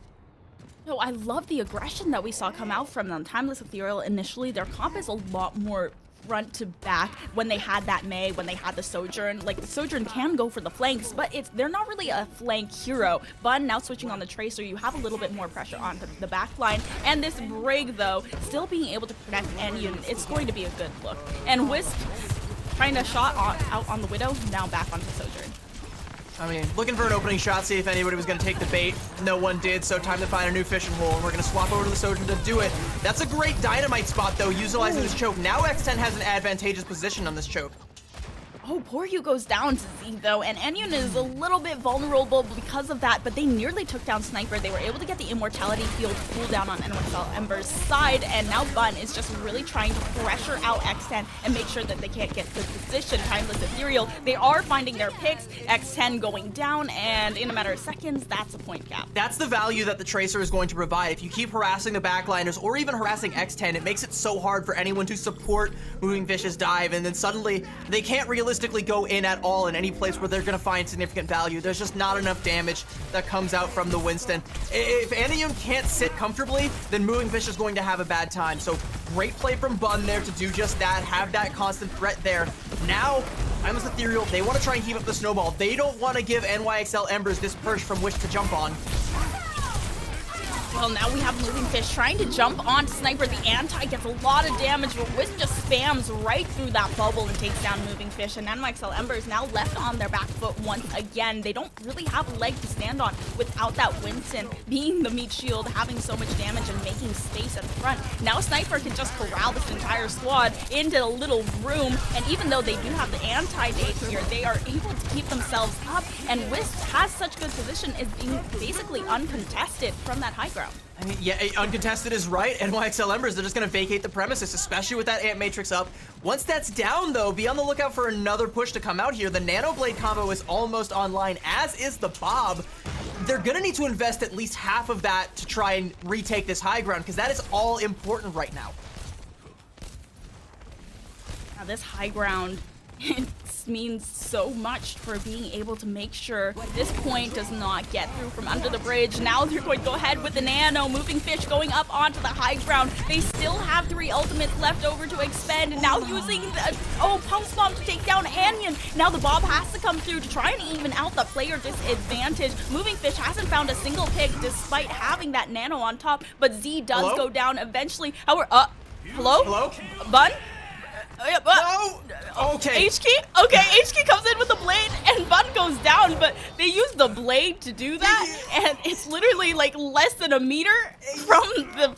That's so awful. I mean, they used all 3 of their ultimates. Sure, they built up the Primal Rage, but the fact that they had to use the Dragon Blade just to touch the point and stop the C9 from coming through, that's, I mean...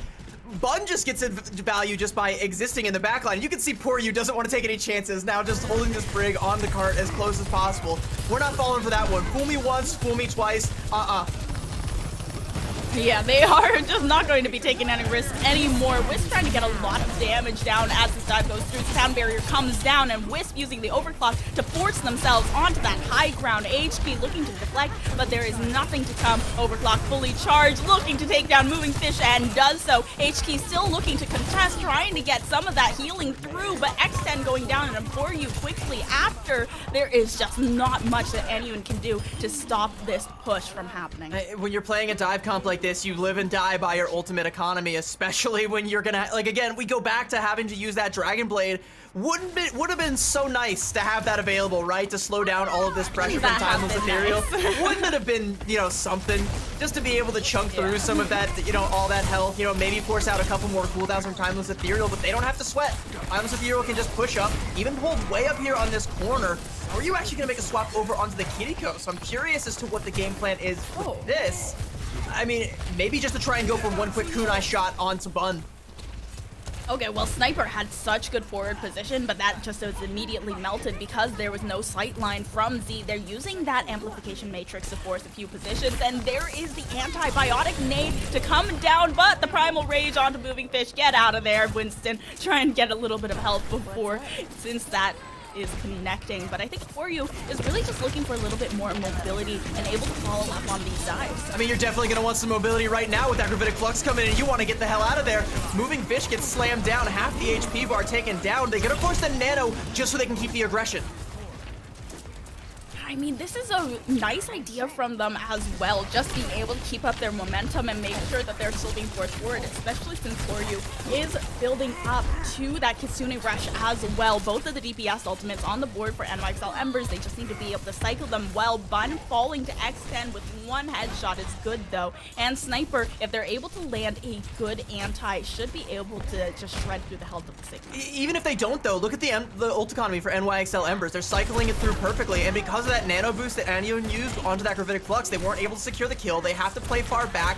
Now they don't have space to operate. X10 can keep going in for the shots. You can even see how far forward Sniper is playing to try and deny that angle, but that just leaves Moving Fish with perfect access to the backline. Yeah, Sniper can't be there to try and protect the backline. There's a bomb to come through, and it tears through the immortality field, and now that backline has to use the sound barrier to keep themselves alive. Wisp going to shred through the health of the Bob at the very least, but takes the overclock to do so, and now is so low health as Moving Fish goes for the dive on. They have the Kitsune Rush, they've used that blade as well, and now the Kitsune Rush to come through and allows for so much more damage to be put down by this DPS line. For you, trying to keep themselves alive, and is able to do so. However, X10 getting very, very low. Immortality field to keep Sniper up, and Wisp finds the first pick onto H-Key. Now using the nano to keep Moving Fish alive and keep up the aggression onto the backline, but they're still going to have to disengage, and Wisp with that final railgun shot finds Moving Fish. That's such a long fight, and it's all because of Anion being able to keep Koryu alive and being able to keep Moving Fish alive with the aid of the nano, but now it's starting to stagger. It's all starting to fall apart. Timeless Ethereal are making some headway here, and with no ults to their name, it's going to be Stagger City for NYXL Embers. They have to try and get on the point, keep it in contention, and build up to something surmountable, but with the Ant Matrix coming through and with Wisp pumping in the damage, it just might not be in the cards. Well, now they have X10 switching onto the Tracer, just weaving in and out of the point, able to get a little bit of that health back, and HK finding Wisp. So now Koryu and Anion keeping their DPSs alive, buying time for Moving Fish to come back in. Now onto the Doomfist, loss of mobility here, and Koryu also just keeping that DPS up. Halo and Z, they're trading a little bit back though. They're able to find both of the supports, and now there is just no backline for anybody, but less than a minute left over. If they're able to full cap this on Timeless Ethereal's side, they will have less of a time bank than NYXL Embers. So NYXL Embers, this is their map to win. I mean, that's all, like, for my money, once again, Anion is the hero of that fight. X10, no, gets a little aggressive, and Sniper catches them out. Are they going to be able to get back in time? HK needs to stay alive here. The Suzu was forced early. Timeless Ethereal, they smell blood in the water, and they need to attack it. And now the Kitsune Rush to come through, just force that position through, get that little bit of damage down. There's the Pulse Bomb ready, looking for a stick. Six onto Wisp, and now they're missing that overclock that potentially could have come through. X10 taking down that DPS, and the sleep onto Sniper. That is so good. Now Sniper, without that tank, without that meat shield, how is they're going to force this forward? They're using the Sound Barrier, getting that overhealth, getting that shield, and hopefully it should allow them to stay on the point. But Moving Fish takes down Z. Now no sustain, and NYXL Embers, they are in the position to win it. Can they touch once again? Sniper activates the overtime, but is shredded through the Doomfist help. Wisp has to power slide through, but the overtime is gone too soon. NYXL Embers, they win Midtown. This is what I want to see from NYXL Embers. I know that they are this good, and I know they are capable of playing the dive composition to this extent. HK, she's phenomenal on this Genji, and X10 on the Tracer there with some of the hero plays toward the tail end. You know, I highlight Aniyun, and of course I'm gonna get back to her in a second. Just give me a moment. HK and X10 going in deep to pressure down Wisps and Z. You know, we're playing behind that Ant Matrix way far in the back, getting a ton of value, putting out so much damage onto the point, making it hard for NYXL Embers to even try and keep it in contention. Taking down that Sojourn is the first domino to fall, and everything else just collapses from there. And it also has to do with the focus fire that was going down onto Aniyun, and the fact that even in death, she was able to get a parting shot onto Bun, take that Tracer out of the equation. Suddenly with no DPS, there's no way that Timeless Ethereal can close that one out. And just by the skin of their teeth, NYXL Embers hang on, take Midtown, and set us up 1-1. I think we have a series on our hands, CV, because remember, this is the upper semifinals. We have a first to 3, potentially 5 maps, and with a 1-to-1 scoreline already, we are guaranteed this 4th map. I think NYXL Embers, that first point on Midtown was definitely a little bit dicey. Timeless Ethereal basically bowled them over like dominoes, but as soon as they were into the streets phase, they were able to hold on so well. A little bit of an oopsie with the back cap from Bun, but otherwise, I think they were doing so incredibly well in keeping up the pressure, keeping up the aggression, and just melting down that time bank as well. It was, I believe, more than 4 minutes headed onto 3rd point, and they were just able to completely get rid of it. And it's going to sound very, very stupid, but I think the key to victory here for NYXL Embers is the fact that they did not C9. Sure, they had to invest everything to prevent Bun from back capping there, but they did not C9. That's the kind of thing that, like, when you're already down in a series can just completely boom you. Like, your spirit's just broken. Like, you're like, I'm such an idiot. I can't believe I let that happen. We're so stupid. How did you avoid all that, right? You still get to breathe. Yeah. You win the map. Hey, it was your map pick. You win. That means, you know, Timeless Ethereal, it's going to be theirs next because they have the advantage from winning control. But you stay alive. You don't suffer a humiliating defeat on your map pick. That's pretty big. You got to keep your mental up through, you know, to make it through a series like this. Yeah, I mean, I'm sure when it happened, they were just like, oh my god, what are we doing? But then they were building up the ult banks again. They got their momentum back. They were back into the aggression. They were back into the swing of things. And then all was well once again. And now where is Timeless Ethereal going to take us over on this flashpoint? And Timeless Ethereal, you mentioned that their map streak was broken last weekend. And they're trying to build up another one. But they were just denied that by NYXL Embers. Yeah, no map streak. We set the timer back down to 0. Maybe we started again on New Junk City, but hey, it's definitely not going to reach Try again. It's definitely not going to reach that 29 that we had before. All right, unless we make some big moves through the championships. But hey, you know, that's assuming. I mean, it is got a pretty safe assumption, but assuming Timeless Ethereal make it that far, they most likely will. I don't see any world in which they fall out of the top 6 here. But you still want to make sure that you're high seeded. You know, you still want to make sure that you're asserting your dominance. And right now, it's being challenged, right? By both Michael Wave and now by NYXL Embers. I like this dive composition for NYXL. I want to see them keep playing it. I want to see if, you know, if Timeless Ethereal adapt or if they're just going to stick to their guns, just try and play that default Sigma composition as well as they possibly can. Are they going to be forced to make a swap? I mean, is their back going to be up against a wall? Are they going to be forced to... I don't even know if I've seen them make a swap for, like, you know, last point contesting. I think they've just been sticking with the Sigma pretty much, you know, till they're dead. Yeah, I think that Sniper switched to Doomfist for all of 15 seconds, according to the stats that we have here. So at the very end, when it was overtime, Sniper switched to Doomfist, but otherwise, they were basically just sticking to their guns for most of the map. They weren't really trying to adapt around these team compositions. This is what they know, this is what they're good at, and they're going to stick to that. But on the other hand, we saw some adaptation coming through on the side of NYXL Embers. We saw that they were trying things, and then they in the end decided to stick with the Winston dive, and that really helped them out.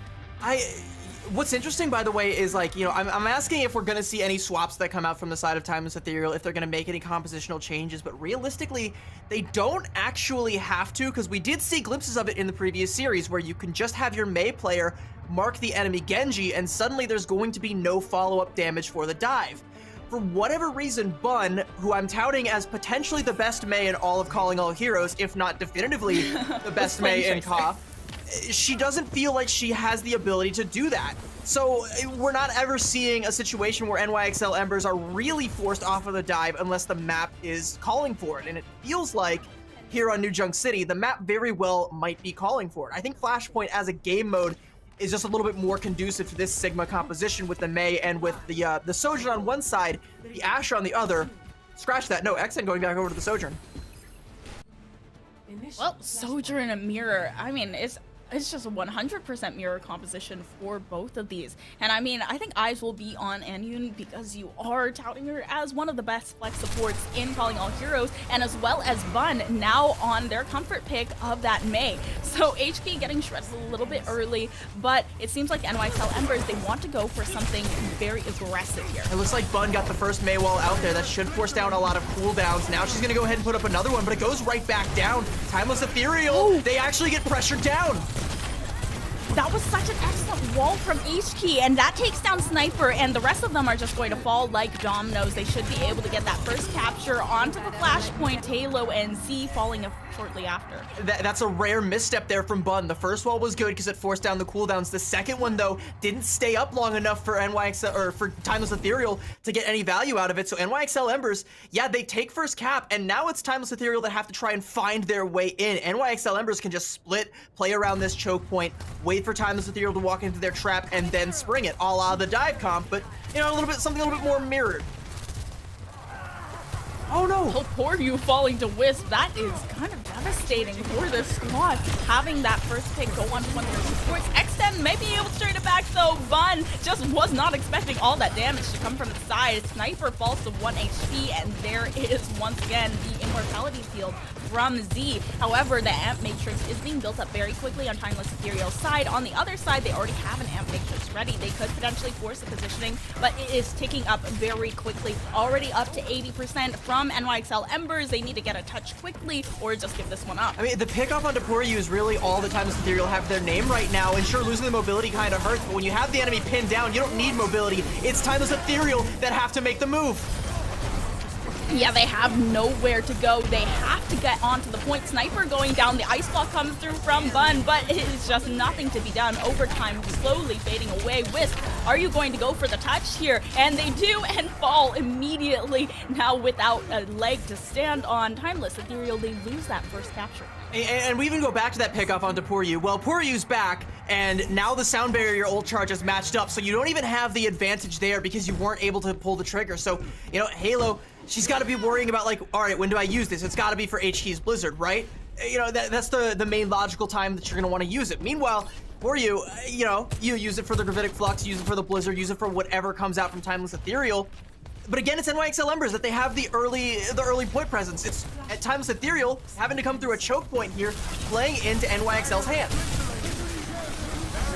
Now NYXL Embers, they're in such good position. The Gravitic Flux from Sniper does come through, though. It's going to be the Immortality Field that saves them. And the Blizzard from Bun now looking to get some aggression down, and it does take down HK, but they use the sound barrier as well just to get that extra overhealth. Timeless Ethereal, they're comboing their ultimates very well, and Moving Fish doesn't have any supports to help them out.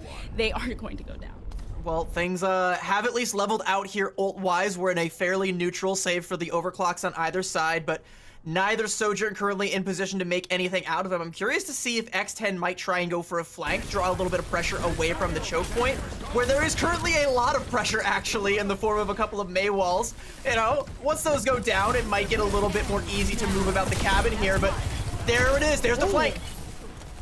Yeah, the flank from X10 finding Halo. I mean, Halo didn't have a sound barrier, but still that extra mobility would have been nice. He's going to trade that right back for Wario, but the rest of NYXL Embers, they are running over the DPS line. And Wisp is looking for a flank of their own.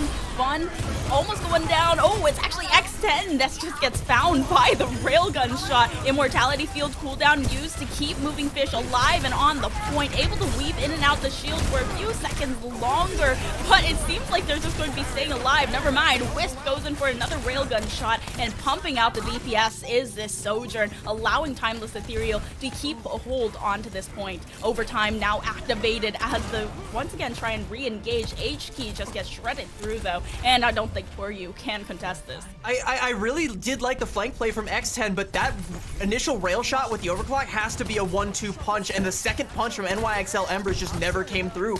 You know, Moving Fish was on the point living for a very long time, but you take that. If you're in control of the point, it doesn't matter if the enemy tank is alive for forever. If they never die, who cares? Because you still, at the end of the day, capture the point. Once Moving Fish finally, drops off the point and even drops off the face of the earth, finally gets cleaned up, by that point, the fight's already won. Timeless Ethereal, in essentially one fight, take that entire point. Now we move over here to this next point, and Timeless Ethereal are now the ones who are in control early. NYXL Embers once again having to find a way in.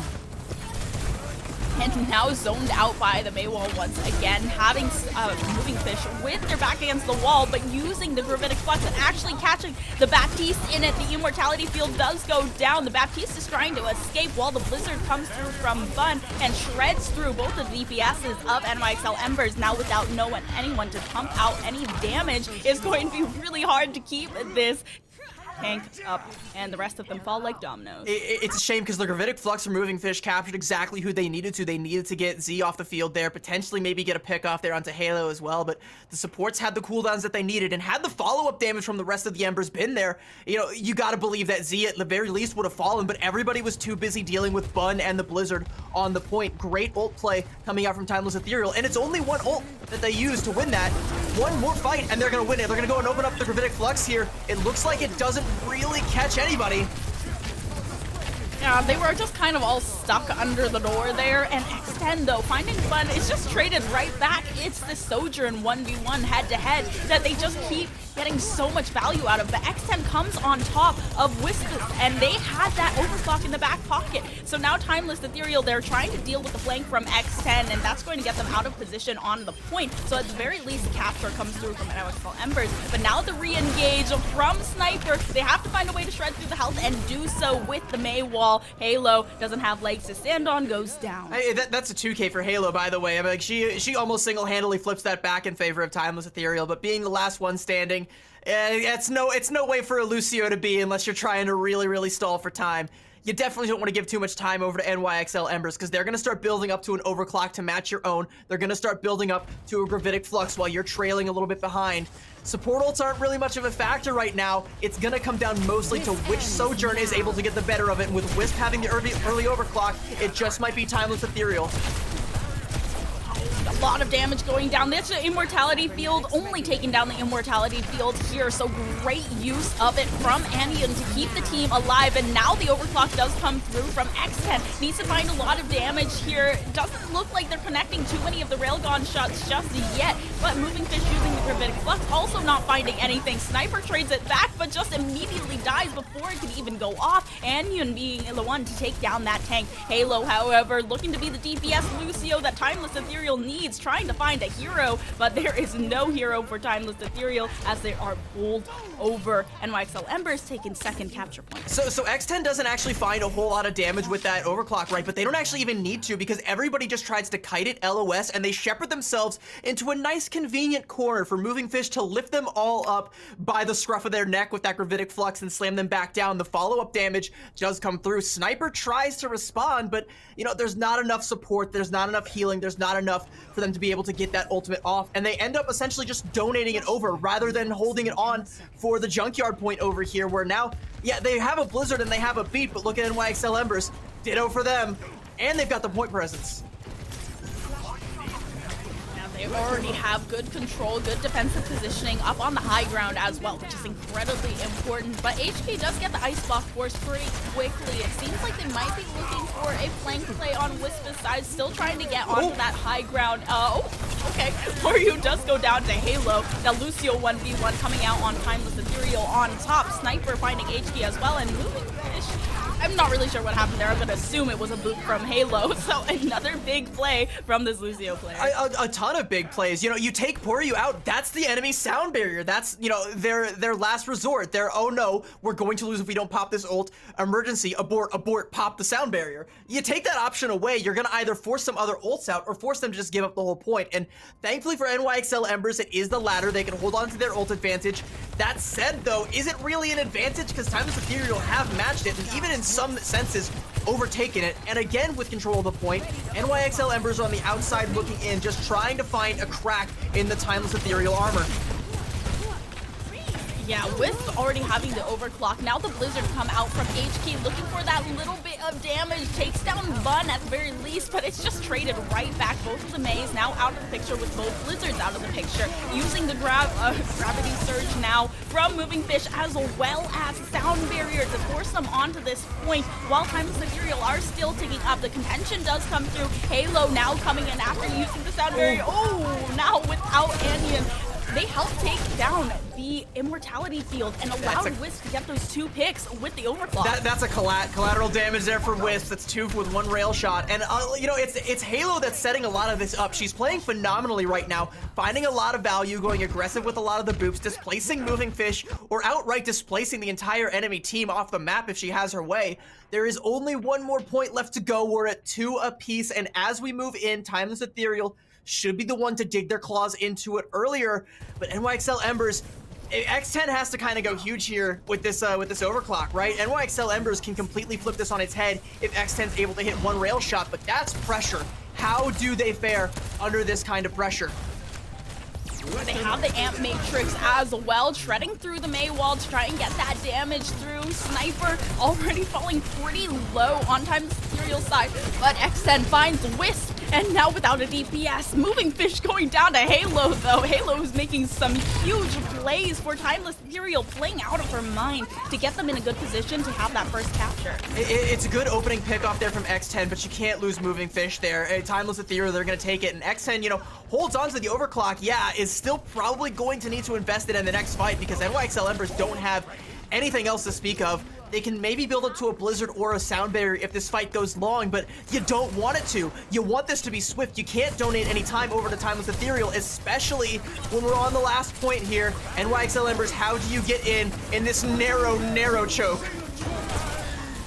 Yeah, they are trying to be decisive. The gravity push actually does find a few people, but it doesn't do much damage here. It's actually going to be the Blizzard from Bun, the follow-up, corralling them all into this little room that's allowing them. Poryu uses the beat, but it's a little bit too late. They at least flip that point over, but they can't hold on to it. They're not going to be able to hold on to it for long. That's just kind of some trash percentage being donated over, but that does kind of keep it a little bit safe. That gives them a little bit of a buffer to where once they regroup, they should be able to cap again. Fortunately, you know, the last 2 heroes that we're contesting were the fastest ones in NYXL Embers comp, and they have an ult advantage, but it is do or die right now. They either win this fight and do it with enough to play for the next fight, or they are going to go down in this series. Amp Matrix is coming out from Timeless Ethereal. Who's gonna fall first? It's X10. The overclock from X10 was active too, but NYXL Embers, they should be able to clean up the rest of it. They were so focused on trying to take that DPS with the overclock out that they weren't focused on what the rest of the team was doing, and that was shredding through their health bars. A team kill from NYXL Embers helps flip the point over, and now they are steadily ticking up. But Timeless Ethereal, they are in last fight territory. NYXL Embers, they still need to win 1 or 2 fights. And the problem is that they used both DPS ultimates. Ideally, you want to use the Gravitic Flux, bait out the support ultimates. You want to bait out that Immortality field as well, and then you go in with a Blizzard, or then you go in with an Overclock and clean up the damage, but that's not there. They're going to have to do it with just this Gravitic Flux, bait out the beat, and then go entirely neutral here. This should be the last fight. This decides who goes up in the series, who gets the next map pick. Where are we going from here? Here comes the Amp Matrix from NYXL Embers to kick it off. Oh, and and now the Amp Matrix, it doesn't seem to be finding anything. It forces a little bit of positioning though, and now they're in last fight territory. They use the Gravitic Flux and immediately use the sound barrier to counter, and Timeless Ethereal, they're finding so much. Xten trades it back, but is immediately taken down by Bun. Now HK has to stay alive. There's the Ice Block to come through, but the Blizzard from Timeless Ethereal, they cannot do anything with that. Moving Fish switches over to Doomfist, but these flashpoints, they are just too far. Timeless Ethereal, by the skin of their teeth, win flashpoint.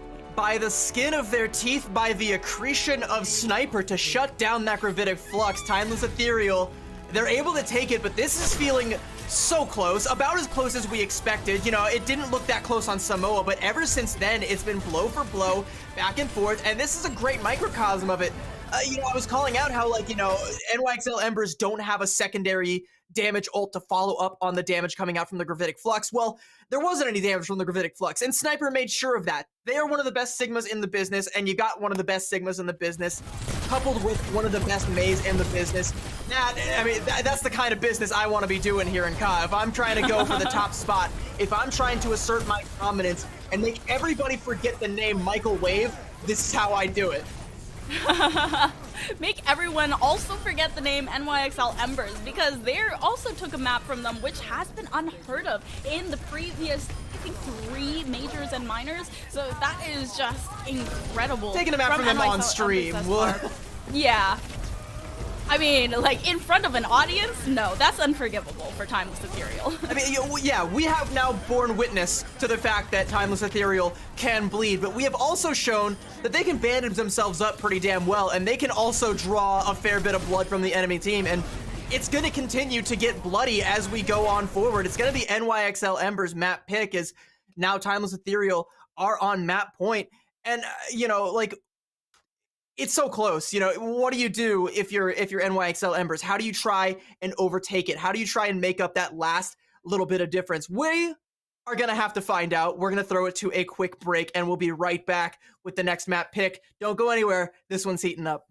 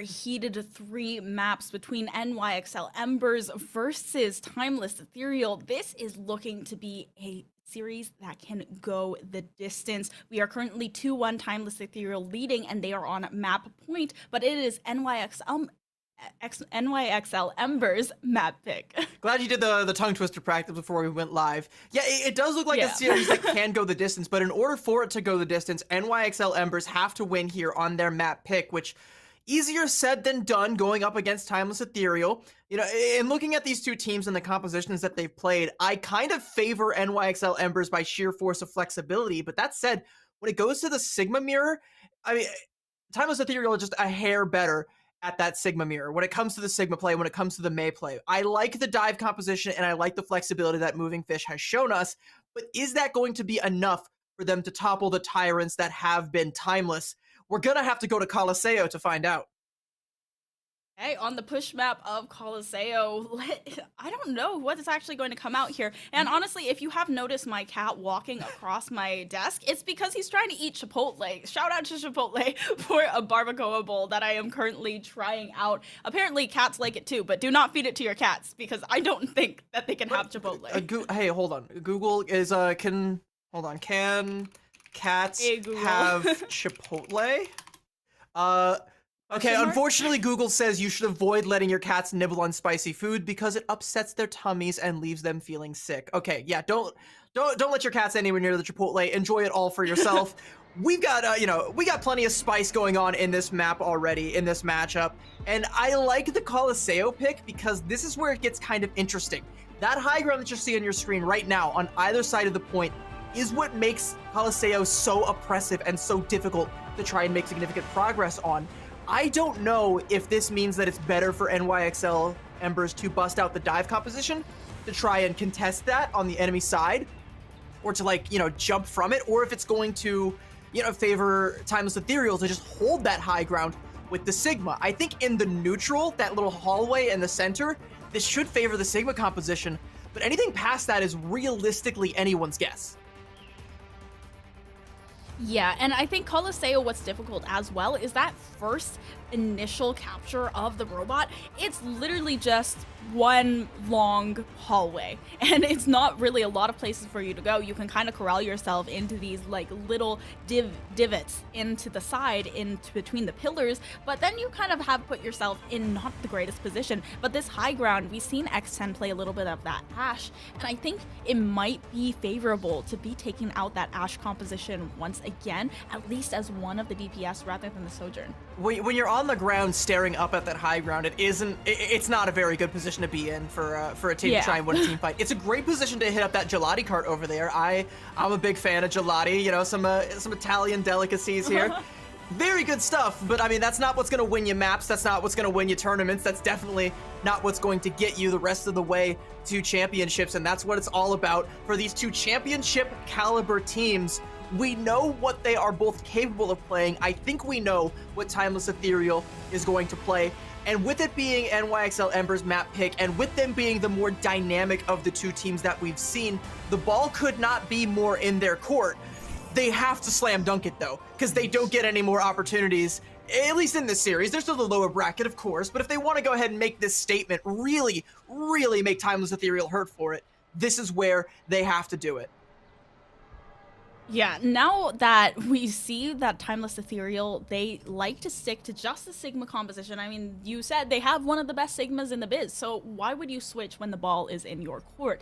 But now NYXL Embers, they need to find some way to adapt here, and I think that just taking the map off Timeless Ethereal off stream, that is, especially in the manner that they did with a full map capture, and they were also able to ensure that they didn't get the full capture, had a huge time bank to leave over. Midtown seemed so favorable for NYXL Embers, and they're taking out a very similar composition here.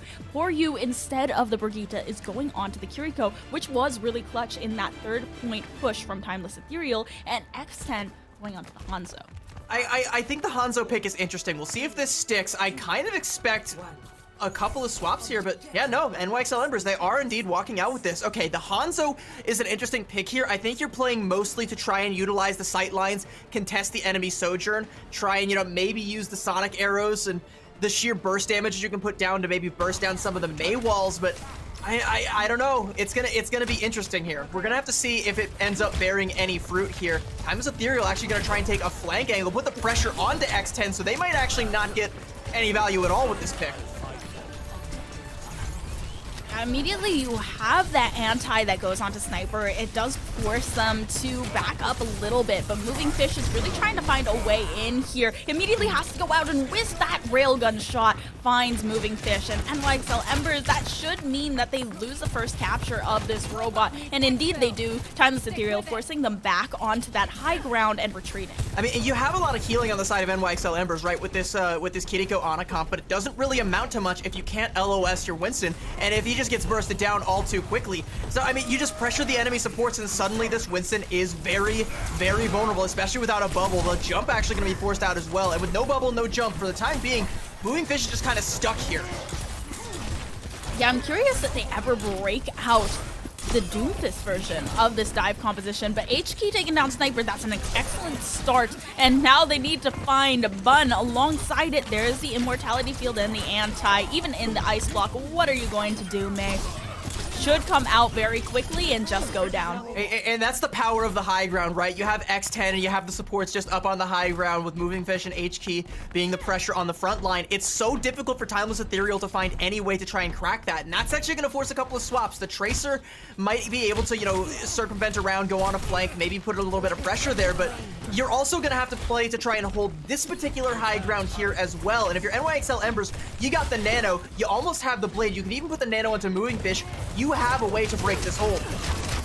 Oh, okay, and Wisp just falls. X10 hiding behind that little tiny corner. The antibiotic nade is so good. Now the oh my gosh, no. The Immortality Field comes through. The Gravitic Flux from Sniper to try and save things, but it does nothing. Now Z slowly falling after with X10 shots. This Hanzo pick is excellent so far. That Sigma Flux there is just so bad. There's, like, again, you already lost Wisps. There's no follow-up damage. I don't know why Sniper opted to pull the trigger on that one, but they're definitely going to wish that they had that one back, because NYXL Embers have now broken past this high ground hold and have taken up residence on the bridge, and they did it with only a Nano, which means now they have the Kitsune Rush to make even more progress.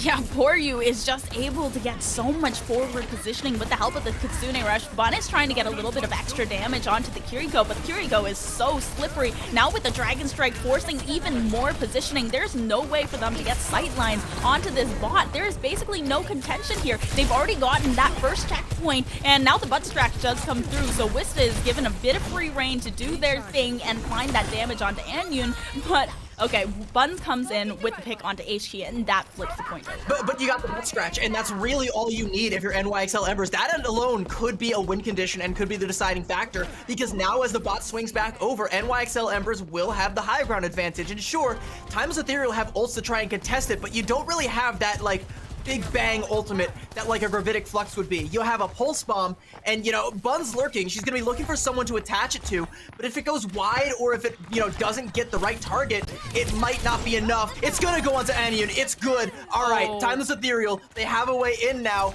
Can they capitalize on this lack of healing on the side of NYXL Embers? Because the forward pressure is still there.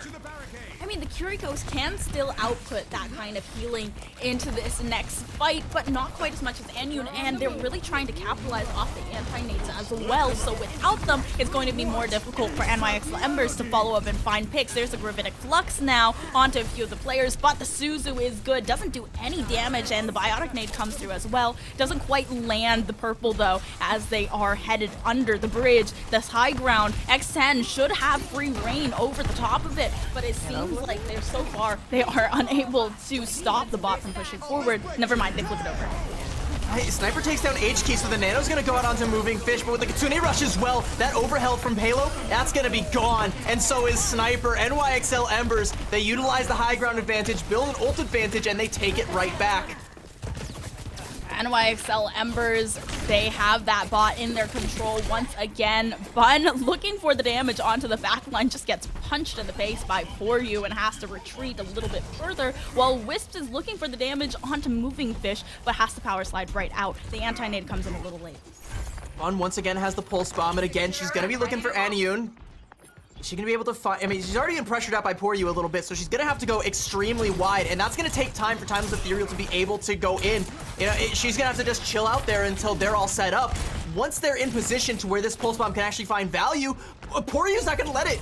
Poryu just goes back and continues the pressure. Yeah, and it just feels like, oh, Timeless Ethereal, that's a good pick onto HK. Once again, that Dragon Blade not finding any kind of value here, and that's just an ultimate down the drain. But they still have the brother of the Genji as well as a monkey in their pocket, and that's the Primal Rage to find with, and Sniper just Goomba stomping right on top of the Sigma's head and leading that robot right back to their wall. And that kind of just comes down to Poryu being able to pressure out Bun. The Pulse Bomb never comes through. In fact, the damage can't even come through. The supports don't ever have to worry. You know, Onion can sit pretty, continue to pocket Moving Fish. Moving Fish can get an even bigger value kill in Z-Man, and then come through with the Primal Rage, follow it up, translate it into a fight win, and now they can continue on the cart progress. And honestly, NYXL Embers don't have to make a lot of progress here, and that's just as well, because they're not going to be able to without Poryu and HK. Bun with a huge Pulse Bomb there. But the bot still has to go so far to even match the progress that NYXL Embers have. Yeah, Bun's Pulse Bombs have been very good this map thus far, always getting this stick, always getting some kind of value from it.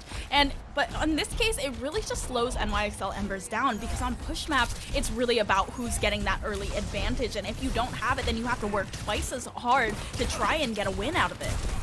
Well, I mean, this advantage from the high ground is everything right now. Gravitic Flux is going to be coming out to try and break him, but Moving Fish is in the back line, pumping out the pressure. And with the Nano as well, allowing Moving Fish to stay for a little bit longer. There's the anti onto Wisp as the overclock comes out. You don't really want to be in Wisp sight lines, and HK does fall. X10 has that Dragon in the back pocket, but Moving Fish going down. It's going to be tough for NYXL Embers to find a good place to eat it. Oh, a good sleep though. Biotic Nade? No follow-up there. Halo, however, does fall. I mean, and this might actually give Timeless Ethereal, it might actually give NYXL Embers, the opportunity to go and contest before the butt scratch. They do send HK in to do just that. Dragon Strike and the Kitsune Rush coming out. NYXL Embers don't want to give this up. Yeah, they do not want to allow them to get the point, but the butt scratch is there. They're able to get the checkpoint, but NYXL Embers eventually does roll over the rest of Timeless Ethereal despite them getting the checkpoint. However, the forward spawn is still going to be something that they have to worry about. And even more so, the fact that that was a very costly hold there. They don't have a whole lot of bolts left to try and keep this pressure up. We're going to something fairly neutral here, where a Halo Sound Barrier or a Bun Pulse Bomb can put it all to bed. Again, Poryu has to have, you gotta have your head on a swivel, right? Because that Tracer could be lurking anywhere, and once she has the Pulse Bomb, she is very much so a threat. One that's gonna have Ana's name on it. Yeah, Anyun needs to walk to their back here. Halo going around with the sound barrier, with the beat, looking to take down Poryu or to find something onto Anyun. They have two ultimates in the pocket, but Moving Fish getting their health taken down very quickly. Might want to force out the Primal Rage here, and Timeless Ethereal are able to do so. Now without that ultimate, but still getting a lot of pressure onto this back line. Halo keeping team up from the back, and that beat just in case they need an ambulance. I really like where she's playing, because yeah, she's holding onto that beat, and she knows that HK has that blade. She has to be ready to pop that when HK goes in, but now that HK's been dealt with, she can hold on to it forever. Yeah, Anyun falling because of the Graviton Surge in just a little tiny room where they had nowhere to go, and the team kill for Timeless Ethereal. They are catching up at a breakneck pace. NYXL Embers, they have barely been able to push for the last 2 minutes, and with less than a minute left over, and Timeless Ethereal now able to push past progress, they are in the lead. It's all gonna come down to this fight. NYXL Embers, they have to win this one, and then they're gonna have to win at least another one to try and get it. They can't lose Moving Fish early. The Suzu actually gets forced out here. HK's gonna go in with the blade, but the beat's in the response, and so is the accretion. Yeah, HK can't deflect the rock apparently, and now Poryu has the Kitsune Rush to perhaps force this fight forward, and there's an anti onto a few of the players of Timeless Ethereal, but there is no follow-up with HK down, and X10, this pick initially had so much value, but it seems to be falling off without the good angles. X10 falling, and Bun has that Pulse Bomb, looking for a stick, fishing for it, but Poryu does take Bun down. They need the contention. The overtime comes into play. Their ults are not in a good state right now. Timeless Ethereal, they have that Pulse Bomb, but Other than that, it doesn't seem like they have much. NYXL Embers, though, they don't have much in the back pocket either. But with all the progress that the bot made, Timeless Ethereal have bought themselves at least one more potential fight here, and this one still isn't done. So even if they lose this one, which with the death of Sniper, it looks like they should, they still have potentially 2 more fights to go. It's all up here for NYXL Embers. They have to be perfect from here on out. And Timeless Ethereal, realistically speaking, can just build up to a big 6-man ult bank and just hit NYXL Embers across the face with it. I mean, what do? You're gonna have to invest the nano here. Maybe try and build up that Primal Rage, get some extreme value out of the dragons, and hope to God that you can build up to a Dragon Blade before Halo builds up to that sound barrier.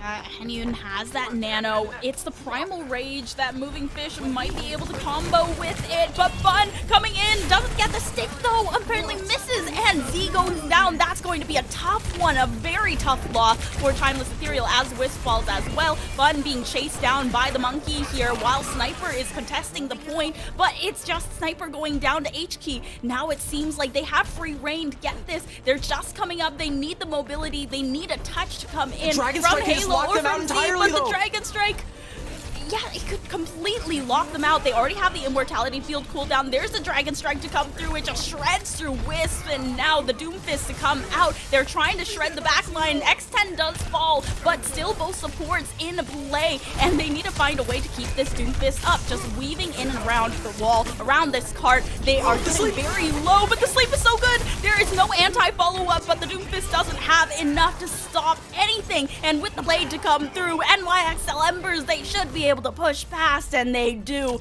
Timeless Ethereal, they fall just short. NYXL Embers, they are forcing themselves through, and now a 2-2 series.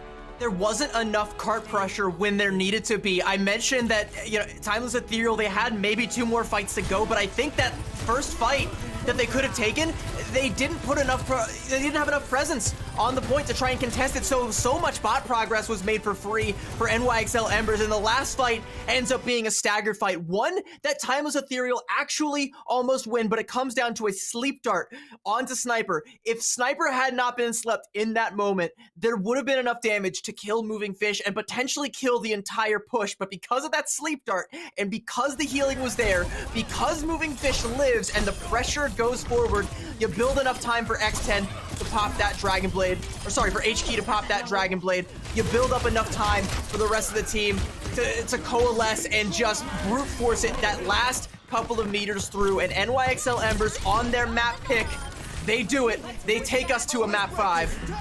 It was so slim. They're just basically flying by the seat of their pants at this point. Now, Timeless Ethereal, they have the advantage in picking the map that we go to here on Escort. It's between Shambali Monastery and Route 66, and I think both of those can play into the Sigma well. Maybe not as much the dive, but the upward mobility can definitely be helpful on any map here. I just think that this is such a good series, and NYXL Embers, the switch onto the Kiriko really was interesting because I think it was really for that Graviton surge and ensuring that there wasn't damage done when they were just slammed back into the ground. But Anyun as well, landing so many crucial sleeps when it really mattered. And that's the mark of a great flex support player, right? Is not just being able to like hit a number of sleeps. It's when you're hitting those big sleeps. It's when you're hitting those big nades. It's in the moments that swing fights. And again, that sleep dart onto Sniper, that swung the fight right there. It was already very much into NYXL Ember's favor. Timeless Ethereal almost snatched it, but Anyun almost single-handedly snatched it right back. I say almost single-handedly because everybody on the side of NYXL Embers is playing phenomenally. And if that weren't the case, we would not be in the situation where we are in now, where we are going to see our first map 5. We're going to see Escort for the first time in this tournament. And realistically, it could go anybody's way. I kind of feel like, if you're Timeless Ethereal, you want to play Shambali Monastery because it's a little bit less dive friendly, and you kind of feel like you have the advantage in that Sigma mirror. But as the maps all pop up one by one down here at the lower part of the screen, the tension's killing me. What did they choose? What is the map pick here? We are just being drum roll, please. Like just at the very end. Let's see it. Route 66. Route 66. Interesting. I mean, okay, so Route 66, a lot of people have still been leaning heavily into the Sigma composition, but I feel like the Streets phase of that one does play very well into a Winston composition here. The third point, though, is going to be heavily heavily Sigma favored.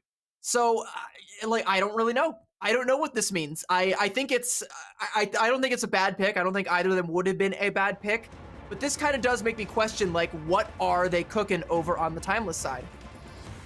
Yeah, I mean, I think they want to stick to their guns. Bun has found value on the Tracer, but I feel like every time we've seen Bun switch over to the Tracer, they've lost.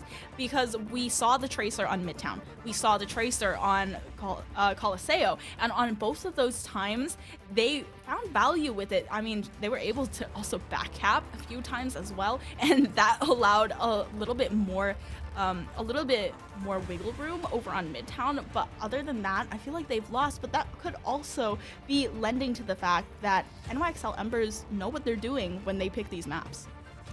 It was Timeless Ethereal's map pick here. Does NYXL Embers? I mean, you do bring up a good point. Like, do they know what they're doing on this map? Because I don't even know if I know what they're doing on this map. I feel like, first couple points on the attacker side, you do maybe want to go for that dive composition, but what does Poryu play? Do we play the Brigittes to try and protect our Ana, or are we getting more value out of the Kiriko? It feels kind of like, we're leaning more into that Kiriko for now, at least. It feels like that's what they're getting a little bit more value out of, but is that going to be what sticks? One thing that's not sticking is Sniper is not sticking around to see the end of this this match here. Sniper's actually going to be swapped out for Sawhill, and I think that kind of tells me what I need to know here. Because Sawhill is more of their main tank player. You sub Sawhill in to play like the Doomfist or to play the Winston. So I think, and I don't quote me on this, but I think this means that Timeless Ethereal want to match dives. What are they cooking? And I mean, if it's the Doomfist or the Winston, we talked a little bit about the Winston and the Doomfist matchup and how Winston can kind of bubble your supports to protect from the dive and just shred through that Doomfist. But if it's a Winston matchup, then I think it's really on the DPSs. You see HK playing a lot of the Genji. Does Wisp switch onto the Genji? Does Buns play the Genji? Or some other dive-centric hero? I feel like Bun might be playing on the Tracer. I do also think, by the way, that if you do have Timeless Ethereal go onto a dive composition, Poryu can't really play the Kiriko anymore. I think you kind of need to have, your other support be playing the Brigitte to try and protect Aniun, because you need to keep your Ana alive, because your Ana needs to keep your tank alive, because your tank needs to keep the whole damn fight alive, and if you can't do any of those steps, if the wheels fall off anywhere, you end up blowing the whole fight there. You can't be having that. So this might be just trying to force them off the Kiriko. It might be because this is just what they've practiced on this map. Who knows if it's just they feel more confident with Sawhill coming in. I have my concerns, though, about a map 5 sub. I feel like this does put a lot of pressure onto Sawhill to perform, to show why we're seeing this swap happen. What is the justification? Again, what are they cooking on the Timeless Ethereal side? And if you have to perform, right? You have to close it out here. That's a lot of pressure. How is Sawhill going to tackle that pressure? Yeah, and it's also the fact that who is going to start on the defense? Because if you have NYXL Embers starting on the defense and they decide to come out the bat with the Kiriko, it's going to be a lot harder for them to go around and switch back to the Brigitte if they see a dive composition coming out.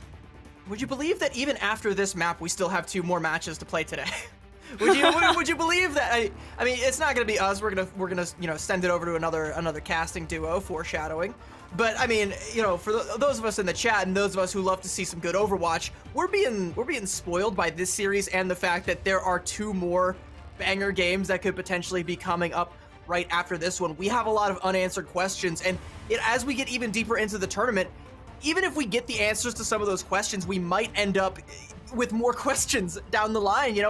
Imagine a world where NYXL Embers do in fact take this. What does that say about Timeless Ethereal dropping to 2 different teams? They go from being potentially the top team to maybe falling to number 3. Does someone overtake them in the circuit points? Will there be a new king? Yeah, dominance is a blessing and a curse, because the more dominant you are, the more maps you play, the more VOD review material there is. You can pick out what each player's weaknesses are, you can pick out their patterns, what they like to do, and then it becomes easier to figure out ways to find cracks in the armor to counter them. And I think that you are seeing a lot of that from Timeless Ethereal as well, because they have stuck together for such a long time, and because they have so much material on what their strategies are, how they like to play. And this meta, the Sigma meta, they are trying to plays into their hands because they have such good players that lend itself to this kind of play style, but they are still getting beat by a dive. You do mention, like, yeah, they have a lot of tools in their toolbox through Timeless Ethereal, and, you know, I'll go ahead and acknowledge the elephant in the room, chat. That was a very long pause. We were kind of waiting for a ready up. I imagine, you know, Timeless Ethereal were going through all of their tools, trying to see exactly what was going to be the best fit, discussing some strategy, discussing all of their, all the various things that they can play. If you're putting Sawhill in for this last point here, you want to make sure everybody is on board with the plan, because there are going to be no do-overs. There are going to be no second chances up here in the upper bracket. It's either win or you go down to the lower bracket, and you don't want to have your back up against the wall trying to make a lower bracket run just to get yourself back to the finals, just to get yourself the champs, when you are a team as historically dominant as Timeless Ethereal. Yeah, NYXL Embers, so they're starting on the defense, and they're coming out with the Kiriko, and this is something we mentioned. If Sawhill's playing the Winston, if what we're being teased right now by Timeless Ethereal is what they're actually playing, then it's going to be really difficult for Anyun to stay alive, and Poryu really needs to find some way to peel for Anyun as soon as that dive comes through, especially with the Echo, to be able to come over top and follow up so well. It does appear, though, that I was correct. You know, subbing Sawhill in does mean that they are going to mirror the Winston, but how much practice has Timeless Ethereal gotten on this composition? Because I only know of a couple of teams that have occasionally busted this Winston composition out. One of them being NYXL Embers. The other we have yet to see, you know, busted out on the stage too much. How are Timeless Ethereal going to play this? Well, I mean, to start off with, not very well.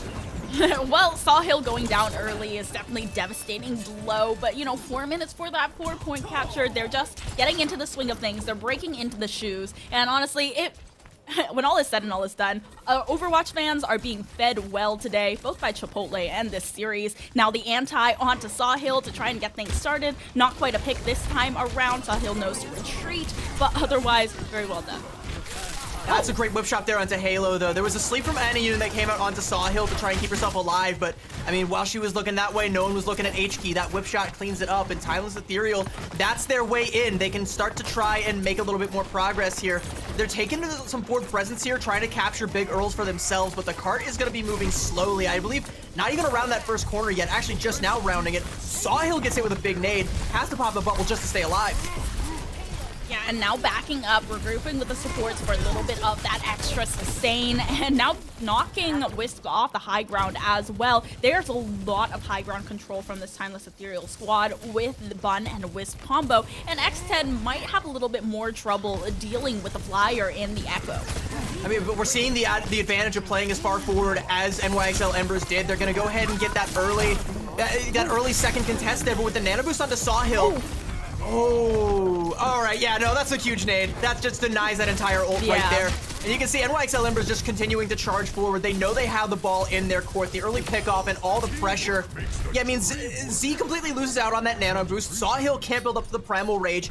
NYXL Embers completely dry without expending a single ultimate have still held the cart here around this first corner. Timeless Ethereal just can't seem to find a way in. There don't appear to be any cracks in NYXL Ember's armor right now. Yeah, the sleep anti-combo from Anyun, Sawhill, there was really nothing to be done there, and then just shredded, chased down by Moving Fish. Now starting the dive once again, but it's not started off the back of the nano. It's just Sawhill going in dry with the bubble. Now you see the nano has gone onto Z, but it's Moving Fish with right clicks that finds Wisp and knocks them off the high ground. 99% to be overclocked, by the way. So this fight is not looking to be a great one. Sawhill using that Primal Rage to try and keep themselves alive and still charging onto Moving Fish, but now the regroup comes through. However, they are able to stave off the pressure, and they have to back off. I mean, the fight's not quite over yet, but I want to give props to Moving Fish, who had so much faith in their supports that they knew that once that anti-heal wore off, that they would get the healing they needed to stay alive. It wasn't quite enough because the pressure from the duplicate and from Sawhill's Primal Rage coming out from Timeless Ethereal is going to keep pushing the cart forward.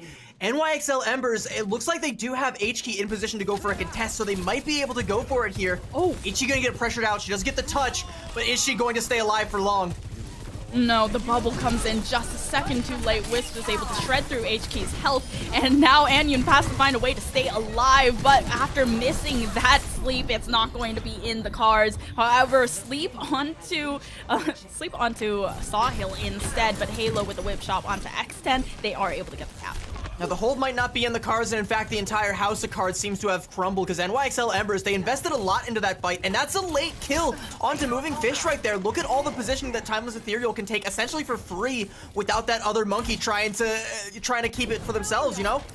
They're going to be able to take this high ground on top of the saloon, have sights over this choke. You can even set Z-Man up over on the far left side, up on the high ground to go for a big setup nade when NYXL Embers inevitably come through this little tunnel right here. And the Embers only have this Dragon Blade from HK. How does she go in on this, especially when you have a Rally and a Nano and everything you could ever want on the other side, except for a tank to hold it all together? Yeah, I mean, this Echo is doing a lot of damage from over top, but without the sustain onto Sawhill. Wisp, however, taking out the overclock is just going to make up for lost time with this railgun. X10, where are you supposed to go? Echo being the bane of existence of basically everyone, but especially the tanks, with the help of the focusing fire and just shredding through the purple health. I mean, the good news is because you kill Sawhill there, you do force Timeless Ethereal to expend a couple ults, you know, no longer having that overclock, no longer having that nano, but they still have plenty. I mean, it's pretty even match now. You're gonna want to look to try and make some value out of this nano blade. If you can even find a way in, Moving Fish has to go in for the touch, but they're already just melted down. Yeah, it's that focusing fire once again, and now using the Dragon Blade to come through. Z does go down immediately, a little bit stunned by the shield bash, but HT, after finding Z, should be able to get a lot of pressure for NYXL Embers. For you now headed up with the Brigitte, it's going to be Bun's own Dragon Blade, but it is immediately pressured out with the whip shots from Poryu and able to back them off of the objective. So Moving Fish does kind of like spontaneously combust there as soon as they touch the point, but they buy just enough time to get that nano blade off, and they get the only kill that matters, and that's the one onto the Ana. No more ability to sustain the entire fight, and even though, you know, the rest of it gets kind of grief, the shield bash comes through to stop the bleeding a little bit from Timeless Ethereal, they already had lost a crucial limb, and now NYXL Embers, they've got their heels dug in, we're under a minute, they can try and stagger this out. X10 has a pulse bomb, where's it gonna go? Looking for the Brigitte, but has to go up onto the other high ground, retreating with all the health that goes down, and HK also falling, and that's just going to be dominoes for NYXL Embers. Timeless Ethereal, they topple them, they're able to get that final point, and now, like you said, this is a Sigma-centric point, but it seems like both of them are going to stick to the dive here. I think with that pulse bomb that X10 had there, you kind of needed to get either Halo or Z out of the picture there, but they blink in, see Halo with the shield up, just you have the fear of God put in them and have to recall out. They end up sticking it on top of Sawhill, and it doesn't really work out because it just doesn't do nearly enough damage, and Timeless Ethereal, they have the damage. You know, they got all the damage they could ever want. They get to keep their supports alive. Sawhill is getting pretty close to death there. X10 cleans it up. And now Wisp being pressured off the high ground, but Anion going down early is devastating for NYXL Embers hold. They have the Nano in the Timeless Ethereal's toolkit, but X10 does take down Halo. It stalls out their push a little bit more as Sawhill is attempting to get back in position onto the payload. Moving Fish dancing around and has to regroup with the supports, and now the overclock ready for Wisp. I like the Hanzo swap from X10. The one-shot potential is definitely going to make Timeless Ethereal sweat, but, you know, they can wipe that sweat off their brow and flick it right back in the direction of NYXL Embers. The Nano overclock going to come out, going to force out the Primal Rage from Moving Fish, and Moving Fish going to move Z-Man away from the fight entirely. Yeah, Overclock does trade X10, but I mean, you really want that support in this fight. Now pressuring a lot with the Tesla cannon. Moving Fish eventually does fall, however, Bun from overhead now using the duplicate into the Genji and almost getting the blade, but not quite. It's a bit of force positioning from the Dragon, but with the rally, they're able to get that full capture. NYXL Embers, they were just too staggered in that last fight. So much focus from Moving Fish onto the support, onto Z-Man to try and get them out of the fight, but in the end of the day, the rest of the team was just getting pressured and toppled. And let's talk about Moving Fish, right? Because I mentioned that late stagger onto Moving Fish after Timeless Ethereal had captured the first point there. I think the snowball that came out from that was what ended up, you know, essentially screwing NYXL Embers over, because they never really felt like they were in control of point B. That's where, if you're playing a dive comp, you want to have the advantage, but they just never seemed to get it. They never had the space to operate with, and the one, you know, couple fights that they did, They had to win it off of ults, and the ult cycling for the side of Timeless Ethereal was just better top to bottom. They never invested more than they had to, and they always had something to go for the next fight. Whether it was a win, whether it was a loss, there was always going to be a plan B, whereas NYXL Embers, they were already operating on plan Z. They just kind of run out of options at that point in time, right? Like, and the fact that Timeless Ethereal cap at all on Escort is massive, that gets really scary for NYXL Embers, because it means if they want to win this series, which, they've put in so much work to put themselves in the position to win. If they want to win this series, it's got to go to extra innings, and even that isn't a guarantee. Yeah, 25 seconds left over for Timeless Ethereal. No adjustments just yet from either side. I mean, this Echo feels like it's been a problem thus far for Timeless Ethereal, but XN taking down Wisp, I guess no problem, no sweat. We're just going to wipe off the brow and clean off whatever happened in that last round. Start over. Good first pick, and Sawhill gets the health pretty low. Bun from overhead, though. Once again, X10 going down. Anion's going to be the one that deals with the Echo overhead, while Moving Fish is trying to pressure out the supports from getting the Sane onto Sawhill. And something interesting, by the way, is that Timeless Ethereal didn't go for the spawn hold, so while this fight is going, they have to try and win it here. And, NYXL Embers get all this card progress essentially for free, even though they don't win the fight. Yeah, they're going to back out, vacate the premises entirely, but they essentially got where, it took Timeless Ethereal like a full minute to even get to. Bun falling to X10 once again. Sawhill just dancing around the corner, and the cart is going to go backwards a little bit, but NYXL Embers, they're here for the re-engage. They're trying to shred through the health of Moving Fish, and actually not doing much here as HK comes in just in time. Now the Nano onto Sawhill as the Primal Rage comes through. Z-Man finds Poryu, and Anion is left pretty vulnerable because of it, but just one support is enough for them. Sawhill doesn't get too greedy until the Primal Rage comes up. Anion has nowhere to go, and XN just gets stomped on. And that's just coming down to some good old-fashioned blue-collar support play from Z. It ain't much, but it's honest work. You just continue to hang back, stay alive, pumping the heals onto your Winston, and hey-ho, what do you know? Suddenly we get the first nano boost, we go in with that, we build up the first primal, we convert that into our first fight win. Excellent play from Z, but NYXL Embers weren't forced to mash the Q buttons just yet. They're gonna have something to say about this one, and it might just be a nano Winston of their own, or maybe if they play slow, a nano Blade.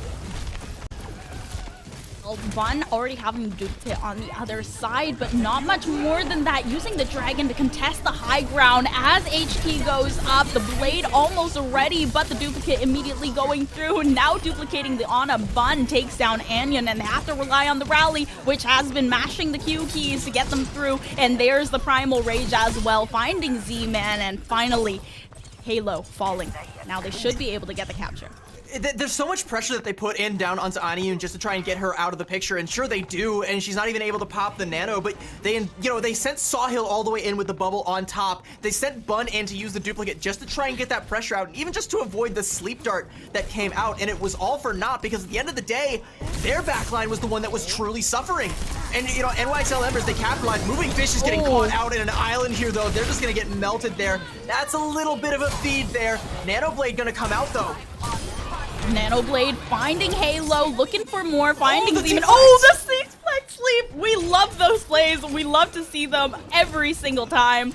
And, yep, climbing up, you're in danger, Ana. I don't have anywhere to go. And they're able to topple them over despite Moving Fish having that early stagger pick. Now NYXL Embers, they have a good momentum moving forward, but not a lot of ults in the bank. Timeless Ethereal on the other side, they've got two, and they seem to be building up.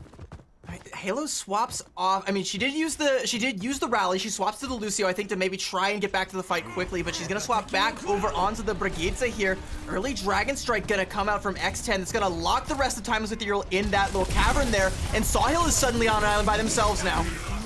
Yeah, Sawhill doesn't really have places to go, but with taking down Anion, and HK just going to follow Sawhill with a really nice start and the overclock to finish things off, and Timeless Ethereal, they're able to team kill.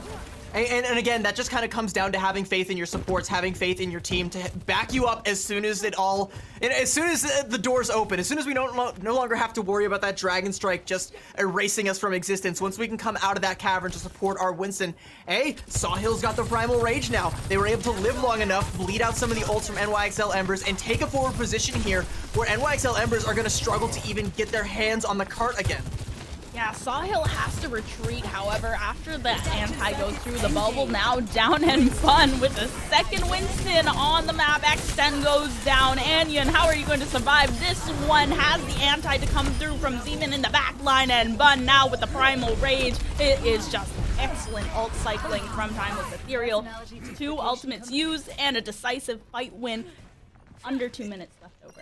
And more importantly, they kill Poryu before the threat of the rally ends up becoming a factor as well. So, I mean, Timeless Ethereal, their ult bank is looking pretty dry right now, but they're still able to buy time off the clock. You get a fight win there because they take that potentially fight-winning defensive ultimate off the field. Now, though, as it starts to mount up for NYXL Embers, when Anion builds this nano boost, what's the response going to be? Never mind, just a big nade and all the follow-up with the sticky bombs. No response needed. We're not even going to give you a chance to get a word in edgewise, as a matter of fact. Yeah, Bun has been a problem for NYXL Embers on this Echo thus far on Route 66. I mean, that first point was pretty speedy, but now the second one, and it's starting to get really dicey. Moving Fish taken down with 2% left to build up to the Primal Rage. It might be time for NYXL Embers to smash Q buttons, but nice pick from that. That could be a really, really big pick off there, especially with NYXL Embers about to have 5 ultimates, but Timeless Ethereal have bought themselves time to catch up. They're gonna have an overclock, a nano, and a rally soon of their own. So NYXL Embers have to act fast. They have to try and smash that Q key right the heck now, or try and get another pick off here. Nano gonna come out onto HT, but she doesn't quite have the blade yet. Now she does, but the rally is there. Still able to take down one at the very least. Z does fall. Bun as well right after. The rally does come through to keep Halo themselves alive and find HT, but now with the anti, it should be a team kill. A little bit staggered from Timeless Ethereal as they pick up the second point. Poryu still diamond hands on that rally. It hasn't been forced out yet. The nano rally was forced out just to try and keep the backline alive through that nano blade, but it wasn't enough. Halo once again swapping over to Lucio and then back over onto the Brigitte. I think she's feeling like, you know, she kind of has to make a play right now. She's trying to make these swaps because she feels a little bit behind the 8 ball. NYXL Embers are starting to mount the pressure. They still have some ults. They can clear some space with this Dragon Strike if they decide to go for it, but the nade might just shut it down. Yeah, the anti completely shut down that push and was able to take down so much of the backline. Anion following with the overclock, and now they're building up to the Primal as well as the duplicate Timeless Ethereal. They are being very disciplined with the way they're using these ultimates. And it's only 1 minute left for NYXL Embers to try and cap here. And this is so difficult, especially with the dive composition, because it's very narrow. You're not really going to get an opportunity to contest high ground very well. That said, you know, Timeless Ethereal, they already hold the high ground. They can jump right on top of them, and they're going to do just that. They're jumping right on top of the backline. Anion under so much pressure, but she lives.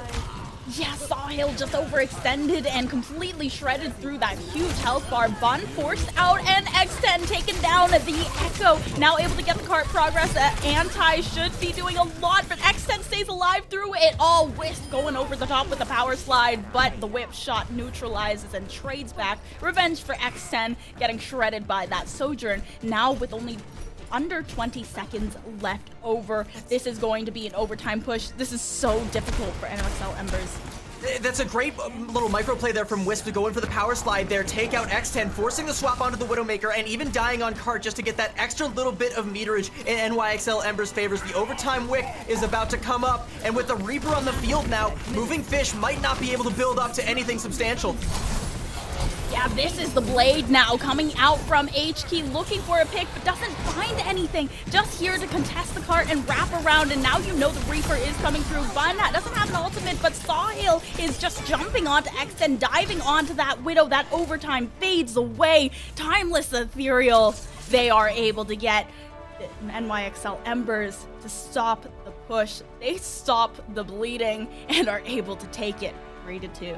And it's back and forth from the top of the series all the way to the bottom of it, from Samoa all the way out here to Route 66. It was blow for blow, map for map, one for one.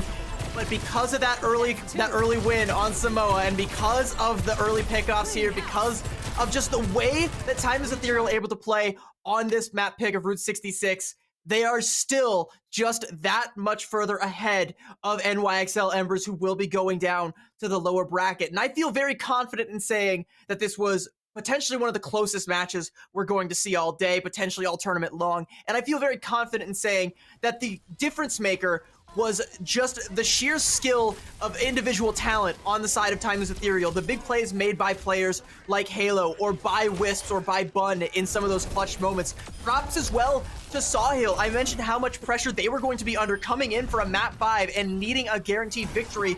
Well, pressure makes diamonds, and pressure might very well make a championship out of this team yet again. They are able to clutch this one out at the very last second, and I mean, this was incredibly close. Timeless Ethereal, this is not the dominance that they knew for so long. This is definitely just so much contention everywhere they turn. First from Microwave, now from NYXL Embers. Sure, they win this one out, but you're usually so much more dominant. It's usually 3-0s, 2-0s. You never see them drop maps like this, and even on the maps that they are playing, it's not really that close. It feels like they're just running over some little kindergartner kids. But NYXL Embers, they put up such a good fight, and I feel confident in saying that we probably are going to see NYXL Embers once again. Almost definitely. This didn't necessarily feel like they were running over kindergartners. I would say NYXL Embers were at least 6th graders in this sense right here. For sure. At least. I'd probably even put them up as being, full-on high schoolers here. I think it felt a lot Almost more close than that. age, right? Yeah, aside from Samoa, and I think that's going to come back to bite you if you're NYXL Embers, but, for Timeless Ethereal, in the past they've shown dominance, but in this tournament, they can no longer realistically show that because there are other challengers like Microwave or like NYXL Embers that can push them to the limit. So they have to show us something else. And today they have. They've shown us clutch factor. They've shown us tenacity. They have shown calmness under pressure and the ability to adapt. And that, I think, is what might carry them to yet another championship. But it doesn't get any easier from here, because there's the lower bracket. You might see NYXL Embers come back to bite you yet again. You might see a team like Drainers shape up. You might see Vancouver Titans Blue show, more than we expect out of them. We might see them complete an underdog story. We might see Fable be the dark horses here, and there's still the threat of Microwave and that disastrous Doomfist composition that they can do. Just throw a wrench into any equation you might have. Congratulations to Timeless Ethereal, and I know they are up for the challenge, but a challenge it shall be. And we are going to see who that MVP is for this amazing best of 5, all 5 maps. They went the distance after this very quick break. See you then.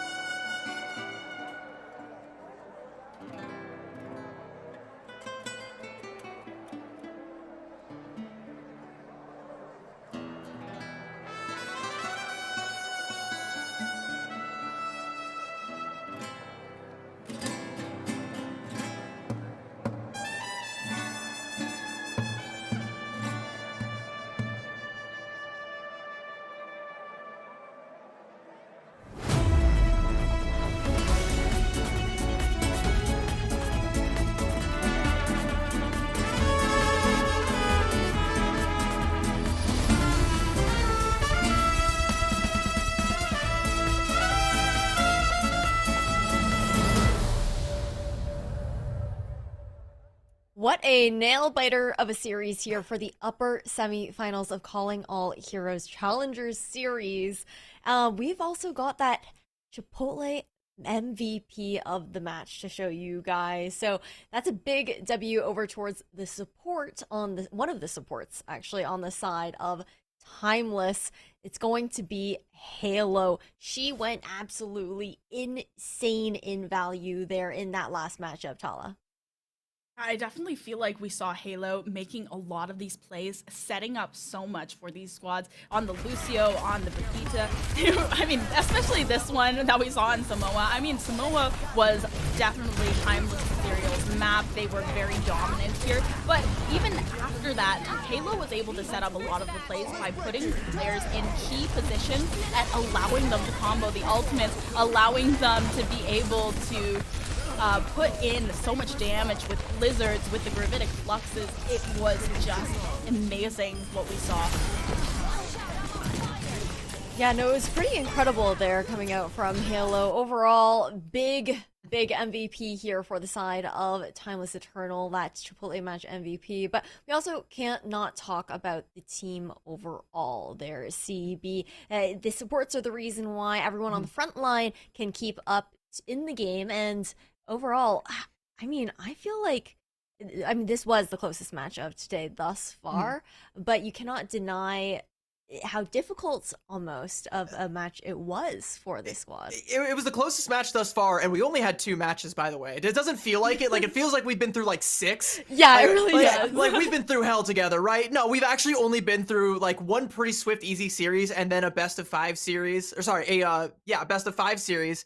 And, the support play on either side was phenomenal, and I think back to, like, especially New Junk City, right? Where Halo is setting up so many of these plays with the boops, with the environmental kills. Whether it was on the Lucio or the Brigitte, she was definitely holding her own, even sometimes swapping back and forth between the two just to try and, do whatever the moment called for. And she knocked it out of the park. She nailed it. Her positioning was phenomenal, just playing very far back, trying to bait out the Dragon Blade and be ready to not Ajax it, to make sure that sound barrier goes off when they need it. And, we talk about the whole team, how having that good a support play means that your whole team is going to have that much more confidence. Sniper and Sawhill as your front line, if they know that sound barrier will be there when they need it, if they know that their Ana, their Baptiste will still be alive when they need him to be, and it's all thanks to Halo, that's good. That's good team play. That's good team play. It's confidence. That allows them to all play better as well. Yeah. It really does, just enabling to keep your front line up in those situations. But we actually have a frontliner that we get to talk to in just a second now. We're going to say hello to Sawhill on the side of Timeless Eternal. And Sawhill, big congratulations for that W there. It was a long series. I know you just came in at the end subbing in, and I was wondering, well, how are you feeling in general? And also, on top of that, how did it feel to have to come in on that last map in particular with so much pressure riding on the series? Well, to start, I think we're all feeling pretty good about the win. Yeah. Obviously, no one likes to lose. We all like to win. And I felt pretty confident going into the map because I said at the start of the series, like, if we go to map 5, I'll make us win. On the map 5 merchant, that's what I said at the start. Okay, yeah, okay. I just came in. I played my game. I think we were getting it a little into our heads, like in some of the maps when we were losing. So I just came in. We got a mental reset, and we played our game and won. That's really awesome. I love like the forethought that goes into that as well. The fact that you're just so confident in making that call. But I'm also curious. I know that as far as when we're looking at which heroes you're playing compared to sniper, do you typically just kind of sub in for those dive heroes for this team, or is it more of like a mental reset situation like you were just talking about? I feel like when we do play dive, yeah, I usually play. It's just I feel like I'm more comfortable on more of the dive characters that are like meta right now. For example, like Winston and stuff, like because Diva and Ball aren't that great right now. But yeah, Yeah. mostly when we're not playing like Sigma comps, because Sniper is just the best Sigma in the world. I can't lie, and yeah, we just play me. I agree. Sniper does make a pretty solid case for, you know, being one of the best Sigmas in the world, and then you coming in and having to try and play some of those more dive-centric heroes. You know, like you said, you have to try and, you know, you're under a lot of pressure coming into that situation, right? Because you mentioned you're getting in your own head, right? Because your team's getting in your own heads because you're losing. How does it feel to have to adapt to that? Is that like a new feeling, you know, having to scratch and claw for some of these games, whereas before you just kind of ran away with it? I mean, yeah, I feel like a lot of the mistakes we're making are like we're just making really big mistakes. It's not like on the enemy team. Well, no flame to them, but I feel like we're just making really big mistakes that we can definitely work on. So I think it shouldn't be like this again, theoretically. But I feel like I think we've lost enough in scrims and stuff to be able to play from behind. You know, like I think we're used to it. Well, you absolutely love to hear the fact that you guys are, aware and looking towards making those improvements and whatnot, and just being conscious of all of that in general. I have a bit of a fun question to ask. I kind of want to know what the comms were like, specifically during that near C9 situation, all the way back at, I believe that was on Midtown, and that was one hilarious to Oh, wait, is see it the that one where the nearly Genji happened. bladed? Yeah, Yeah, they the had Genji to get blade. you played, and I need to know what the comms were like. Was it like Bun was Oh. making the call, like, okay, I'm backcapping, and everyone's chaotic in the sense of, okay, let's keep them as distracted as possible. Okay, I think our team didn't even notice that Bun was doing that. She was just silent on the cart, and everyone was fighting. And then they bladed, even and Bun better. just said, "Well, they bladed for me," and we just went to the next fight. Like that's That's pretty much how actually it such went. a meme. I was so curious if it was like, yeah, that whole distraction Yeah, no, she was situation, but completely I feel like silent. that I makes was it like, even better. yeah. Just not saying anything about it. Okay, well, Tala, I'll give you the last word for the last question before we get Sahil to sign off, because I know they have a lot of games to go. Okay, well, Sahil, I'm just really curious if there is anyone in the bracket that you are really excited to play, perhaps a rematch, perhaps a first time match, or just any team that you think is really fun to play against. I mean, our next match against Microwave, I'm like excited to play them again because we lost in Swiss, and I think it's time we get our revenge.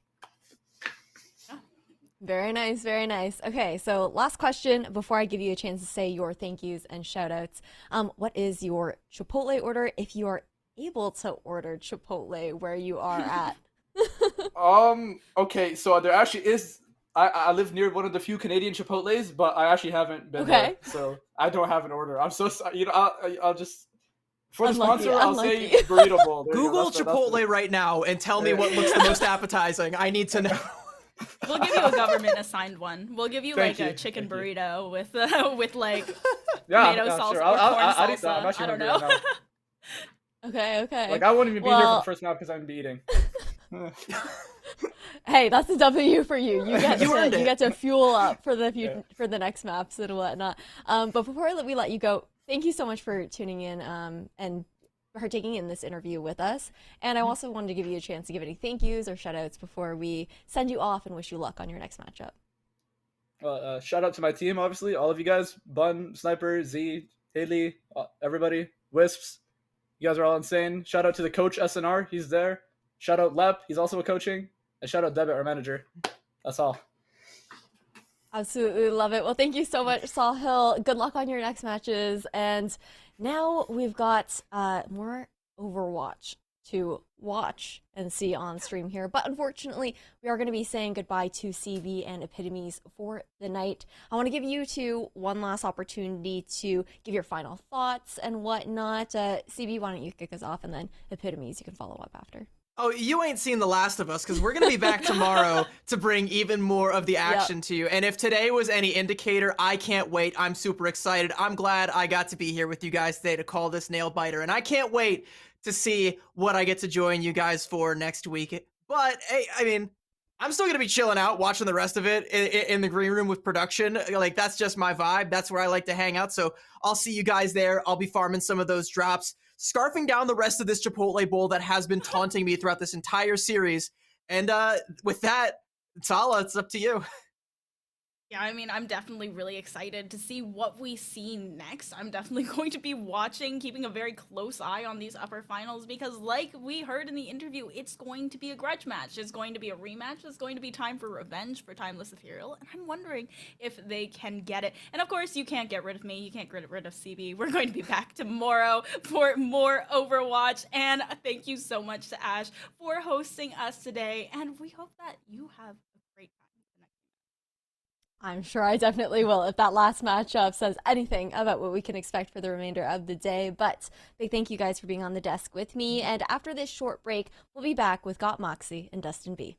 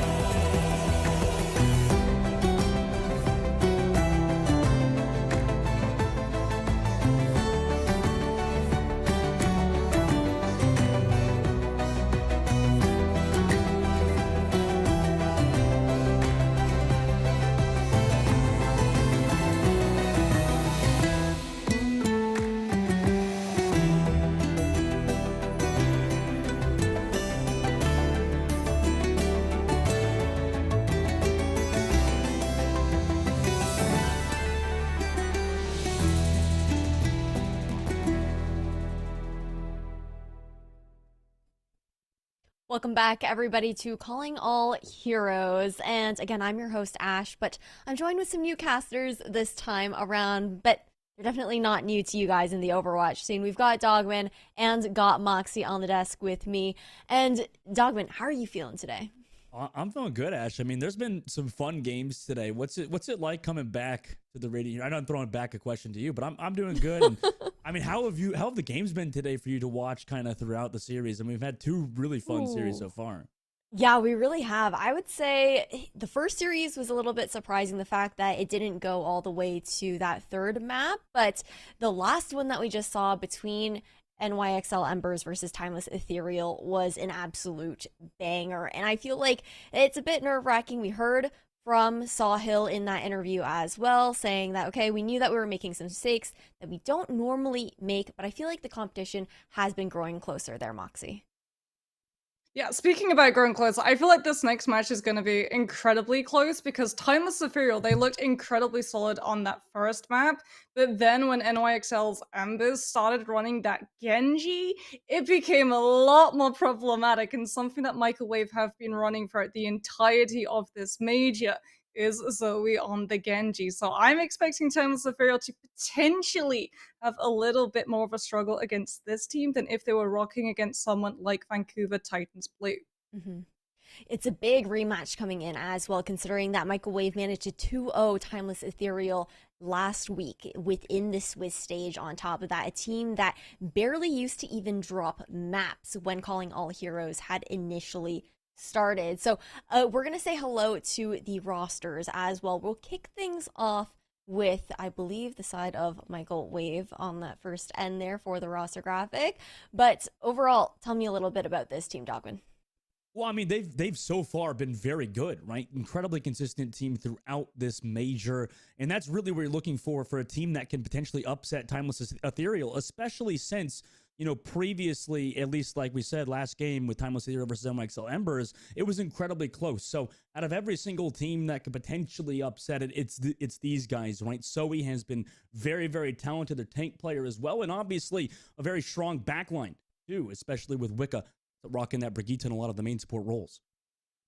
Well, we're gonna have to revisit also who Microwave will be facing up against as well. Of course, this team that they've been able to knock down once before, but we also know that Timeless Ethereal, Moxie, have it in them to be able to bring things back in that kind of sense, and also bring their sixth player in. Yeah, and I mean, the 5 Lucios as well has become very much a staple of the Timeless Ethereal hero cards. I'm a huge fan of this team. I love how flexible they can be, right? Bond being able to play both the tank and also DPS. Wisps actually locking in the Widowmaker against Vancouver Titans Blue on King's Row, getting so much support from the rest of the team. I absolutely adored the play that they made where Wisps actually just went up on the Widow on Cinema and got the amplification matrix from Zed, and with that, the Widow just absolutely clapped every single head of every player that walked through the choke, because it's something that you're not expecting. And I think that's something that Timeless Ethereal really are able to bring to the table, right? That unpredictability coming up against one of these teams where they do know exactly what they're going to be going up against. Microwave have been very open about the compositions that they like to lock. Mario is going to be playing a lot of the Doomfist, even though this is going to be played on OPR client, not live, so it's thankfully not going to be a regenerating 75 health per second while up in the air Doomfist, but still a terrifying Doomfist nonetheless. Absolutely. As a reminder to everyone, we are again within the upper finals of the Challenger Series here as well for the last major within the regular season of Calling All Heroes. We've got to head into this first map though, and it's going to be Antarctic selected here for Control, picked here by Microwave there, Moxie. Yeah, no surprises. This is one of the best control maps for the Doomfist to find so much value. There is a lot of high ground, so a lot of the time if you try and run that Sigma, you can actually find yourself being stunted by the mobility to the point of actually having to run something like a Symmetra on one of those DPS slots. A lot of those fights are going to be taking place in incredibly cramped spaces, which means that the Doomfist punching in is going to be hitting and disrupting multiple people. This is the best possible choice that they can make.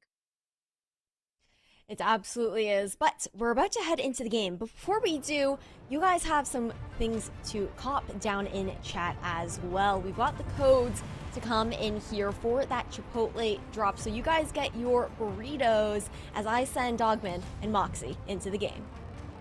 Thank you, Ash. And it's good to be back, right? Back in the Radiant Heroes, where every single season it feels like the talent level just keeps increasing, Moxie. You know, obviously today has had some incredibly fun matches, really, really good so far. And, you know, for a team like Microwave, Moxie, you know, what is their kind of win condition leading into Antarctic Peninsula? Because obviously, like you said, this is a good map for them. You kind of touched on it with the Doomfist, but maybe what are some specific points of why this team can pop off on this map in particular? I mean, like we've already talked about, right? The Doomfist being able to come in and disrupt so many players is really good because it allows the Genji that sort of chaotic factor of coming in entirely unnoticed, looking to infiltrate into the backline and bait out an awful lot of those really important resources. Whether or not you're playing something like the Baptiste and you find yourself using Immortality Field a little bit too early before a fight properly kicks off, that's going to have a major impact in how aggressive your tank gets to play to try and create space. Yeah, that's some good points. And obviously Icebreaker going to be our first sub map. And both of these teams obviously have been consistent so far, specifically Microwave, where obviously last game, and we saw Timeless Ethereal earlier today, you know, maybe a little bit dicey. Moxie, do you think that was more to Timeless Ethereal not playing up to their typical level, or was that matchup versus NYXL really, really just a strong matchup from them?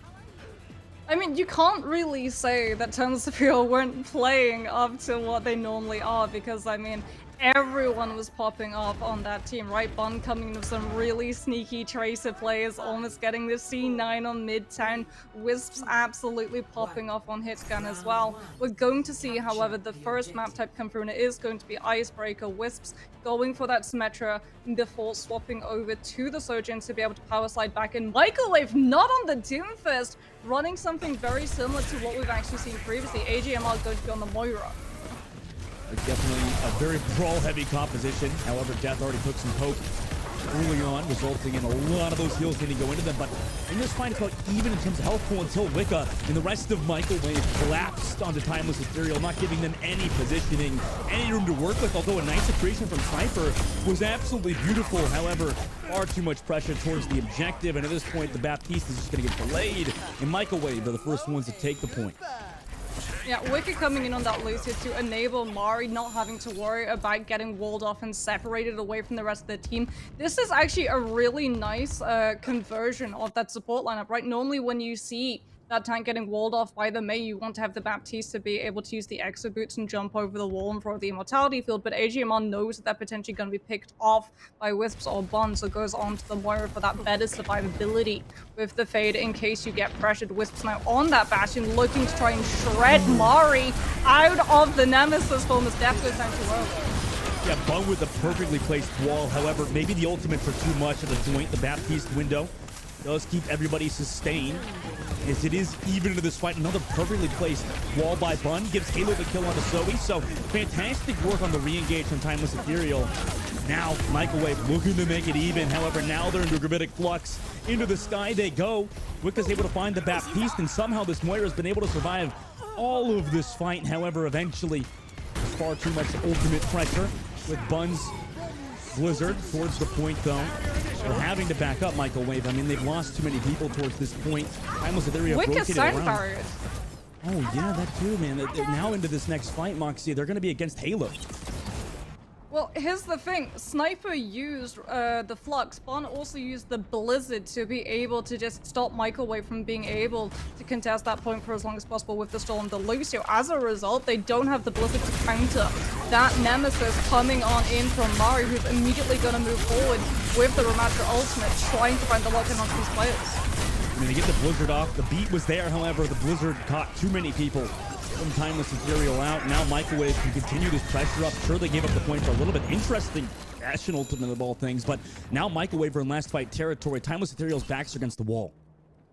Halo's gonna go onto the Life Weaver. We're going to, yeah, see it just being used to reset that Lucio. As Def coming in with the Death Blossom, they have to spot where the Reaper is going to be as Microwave get Brawly. They're gonna hold Timeless Ethereal at the choke to stop them from being able to even contest the point. And there's the Death Blossom dust, and it's all falling apart for Timeless. I mean, that was the right play. I mean, perfectly coordinated there for Microwave, and now the rotate to the point. I mean, Bun, last one alive, just gonna get staggered. That's beautiful. That's pretty much premier Overwatch gameplay right there for Microwave. Halo tries to touch but just can't. I mean, that was beautiful, Moxie. Yeah, Microwave coming in looking really strong. Zoe had such a stellar wall. Even though Microwave at the beginning of one of those fights, they lose Def, they're actually able to trade it out. Zoe finds the wall onto every single player on Timeless Ethereal. AGMR follows up with the Coalescence so everyone can get incredibly aggressive and brawl directly into the team while still being able to heal through that Moira ultimate. And as a result, Timeless Ethereal just feels so pressured that they throw in both the Flux and then the Blizzard, and as a result they just have no ultimate to be able to power and barrel through any of the chokeholds that Microwave control. Microwave now up 1. Interesting comp too here. Now they're rocking with the Doomfist they were talking about earlier, Mox. Yeah, they're going to be able to use that higher mobility. Zoe going to be going in on that Genji. Wisps sticking with the Bastion, trying to shred this Doomfist who doesn't have a shield to his name. The power block, very, very little in the face of that Bastion. And as a result, we're going to see AJMR on the Ana. Wicker having to play bodyguard on that Brigitte as they've noticed the Ana vulnerable. And there it is. That's the trade-off. The Ana brings so much sustainability, but the tank just has no heal. Yeah, I mean, that was a nice rotate around from Timeless Ethereal. I mean, that's how you deal with an Ana, right, Moxie? You just kind of rotate around. You know, AJ got caught out. Yeah, AJ got caught out. Immediately, everyone from Timeless Ethereal see the Ana, jump on them. They've got Halo on the Lucio to be able to speed boost everyone on the team and to be able to punish that mistake. And unfortunately, AGMR, the only defense that you're going to have is either Wicker staying right by your side or Mari getting incredibly aggressive and brawling. But Timeless Ethereal do not have a full team's attention. On the Ana is Zoe, what a kill onto Wiz! I'm not even, did he deflect or did she deflect? Yeah, deflect, she deflected! Oh my god, and then bring it into a 3K Zoe. Beautiful Genji gameplay out of Microwave's Genji player, and they want even more. I mean, just looking to push back Sniper at the very least, and the rest of Timeless Ethereal got them off the point without having to use a single ultimate. AGMR going to be coming into this next fight with the Nano Zoe. She is so close to that blade. Wisps is off of the Bastion onto the Sojourn to be able to try and take these off angles and punish the Ana a lot more easily than the Bastion has to play so much closer to Sniper. Immediate Gravitic Flux engaged, but has the Ana pocket there. Perfect work from Microwave support line. Now Zoe goes in with the blade, gets one on the Tracer of all players. Eventually, they're able to find it. With some fantastic Baptiste play, however, the pressure is already there. The damage might already be done.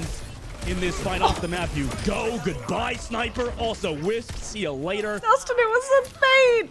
It was a bait! Zoe goes for the blade and pulls everyone on Timeless Ethereal's side onto Cliff, and the Nano Boost doesn't go to the Genji. It goes to Mari on her Doomfist.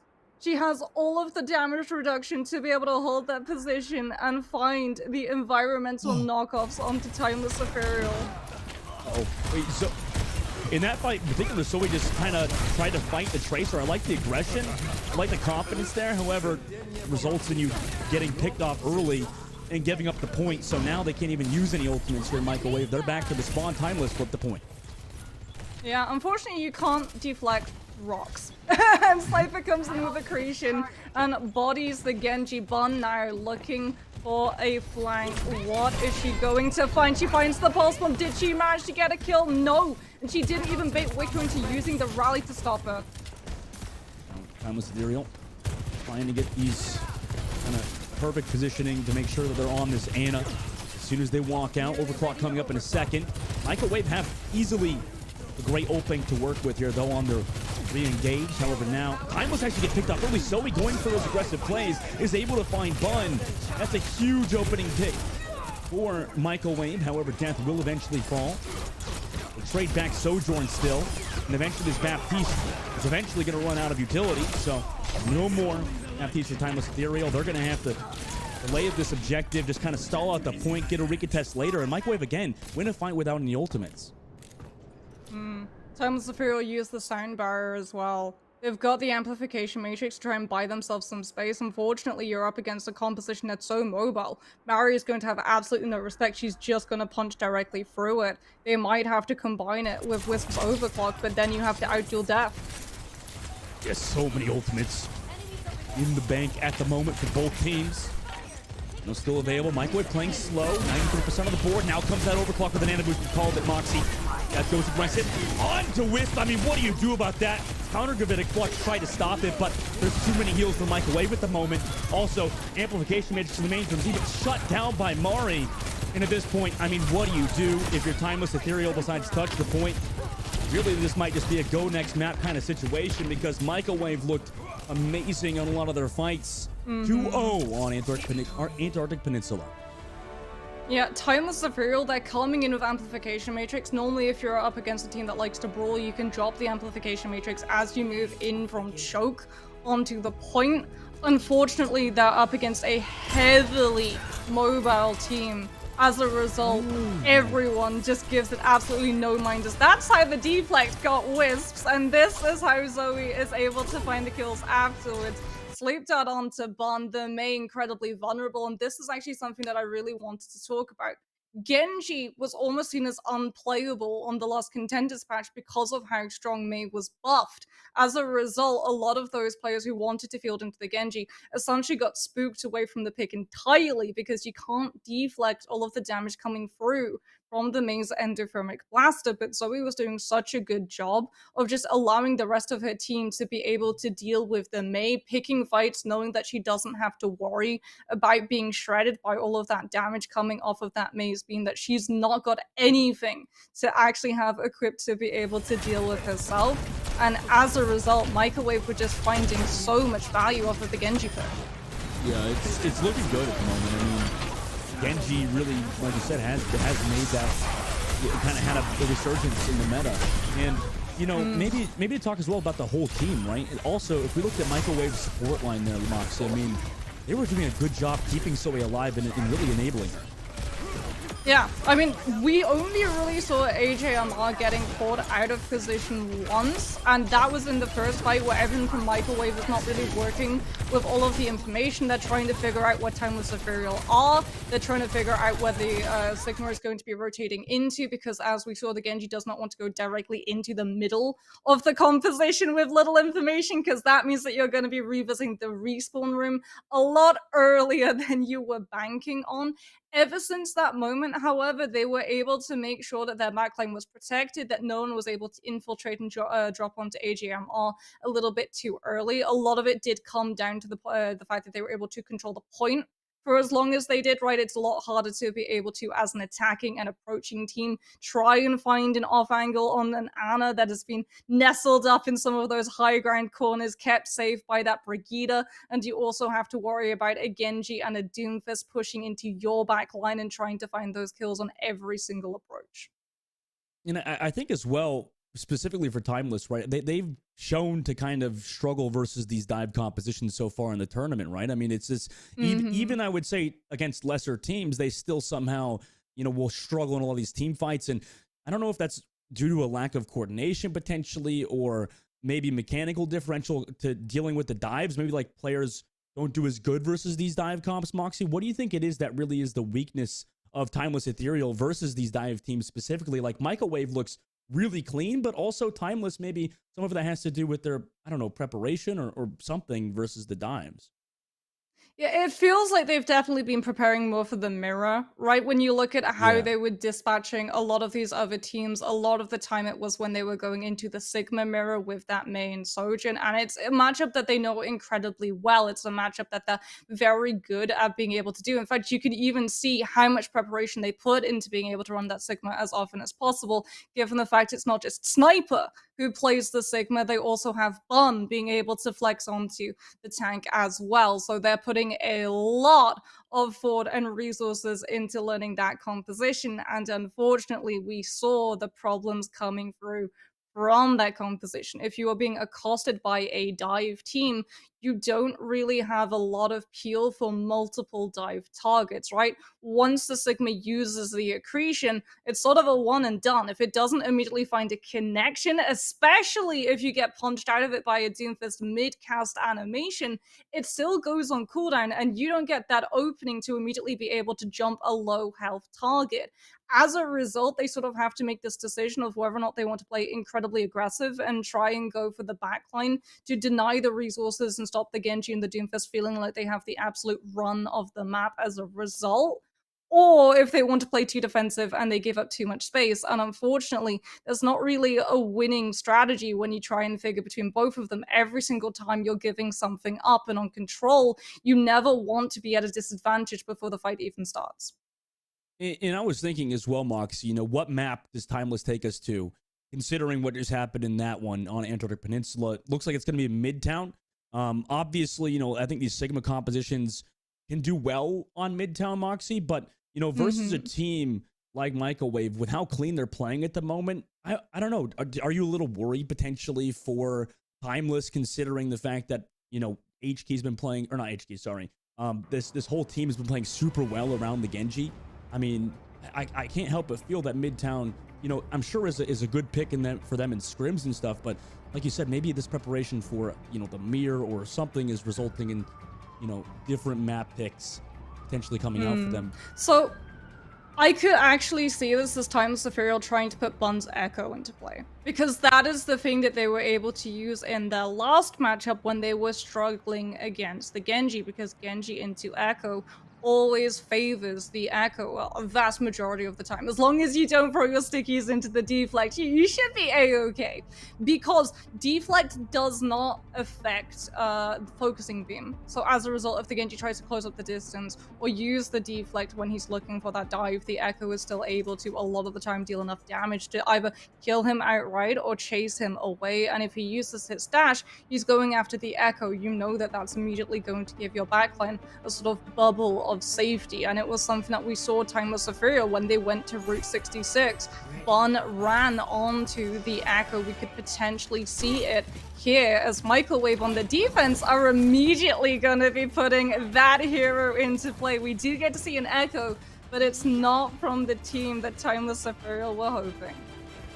No, yeah, I mean, really interesting pick considering, I mean, it does feel, Moxie, like Echo is kind of like, has a mainstay on Midtown. It does feel like we see this character specifically on this map, and I guess like you said, you pointed it out, like most of these payload maps, the Echo can kind of reign free. But you know, it does seem to me, Moxie, that the Echo doesn't carry as hard as the Genji. I mean, is that a fair opinion, you think, or do you think the Echo has that potential that Genji does? I mean, she definitely has the potential, especially with the Mercy pocket. Zoe, however, going to be running out on the Echo, AGML on the Ana to sustain Mari on that tank without a shield, only power block to her name. Timeless Ethereal now have an entirely different win condition. If they're able to keep the Echo in check off of Wisps or Z, they're going to have a much easier time being able to cross through these tropes. And if they take too long, however, Mari's going to be able to cycle through those cooldowns a lot faster than Sniper, who's already had to receive Immortality Field. Yeah, Sniper kind of just sat in a very aggressive position there towards the fire truck and took poke from basically everywhere. However, Microwave does have a lot of low players on their team. If they can heal up, maybe they could stabilize towards the point 2. And actually, they force off Timeless. Timeless does not capitalize on anything. I guess they set up Bun towards the flank there, so that could be big in this upcoming fight. Yeah, Bun's definitely looking for that flank. You can see Wicker being a lot more aware of the space around to make sure that AGMod does not have to deal with that Tracer, as Mari, once again, gonna jump onto Sniper and try and separate the Sigma from the team. Timeless got to walk in. Halo contests towards the high ground. It results in both backlines losing their flex support. Sniper, however, finds Zoe after the heals were removed and just continues that pressure up right onto the support and the Sojourn of Microwave. I mean, what do you do against that? Fantastic work from Timeless on that engage. Sniper popping off there. Yeah, really good stuff coming through from that Sigma, an absolute anchor to this composition. Microwave could potentially try and recontest. You can actually see the Timeless Imperial's DPS just moving forward, making sure that that does not happen. They know how close death is going to be to the overclock Wicked, to that rally, as Fun does have the Pulse Bomb. If AGMR plays too close to Wicked this time around, it's actually a detriment because the Pulse Bomb could potentially catch both of them, but it does come through, and unfortunately it does not secure a kill. What it has been able to do though is push Microwave away from the chokes, so Sniper can move forward and take Mari down. And Mari's kind of been the sacrificial lamb for Microwave. See if they can get the kills. Oh my gosh, Wicca was almost on the Gravitic Flux, but was pulled back into it. However, Microwave, even though they lost their Brigitte, are still in a solid position here. They're going to back up, give a bit of that space, but they've got the Gravitic Flux out of Timeless Ethereal at the very least. They've got the high ground as well, so even though both Sojourns are going to have the overclock, they're in a much better position to be able to use it. Zoe on the Echo going to get the Nanoburst. This is something we've seen time and time again in contenders. Has to deal with the lamp, but takes too long. The backline from Timeless Imperial with the Siren Barrier able to take the Echo down. It is the reason why Halo has been an MVP of the tournament so far for this team. Wicca also falls to them too. Perfect work from the Lucio player of Timeless Ethereal. Expertly timed beat drop, and then the engage overclock. Also to continue, Timeless Ethereal's engage. Wiz able to find AJ, and then the Lamp is there to save them too. Continuing to reign is Timeless Ethereal. Really good stuff from Timeless Imperial's backline. Like you said, Z just using the Immortality Field to enable with the aggression on that overclock. We're going to see the attempted contest come through from Microwave, but immediately Mari is going to fall. The Amplification Matrix not gonna let the Doomfist punch through that one. Instead, it's going to be Microwave punching their ticket to respawn. This Timeless Imperial get aggressive and try and buy themselves as much space as possible on the payload by holding Microwave in their spawn for as long as they can. 4 minutes and 20 seconds. Fun's got a pulse bomb ready to go. So he swaps over to the Genji. That's that swap that has been interesting throughout the tournament. Death also has an overclock ready to go as we cross this first corner.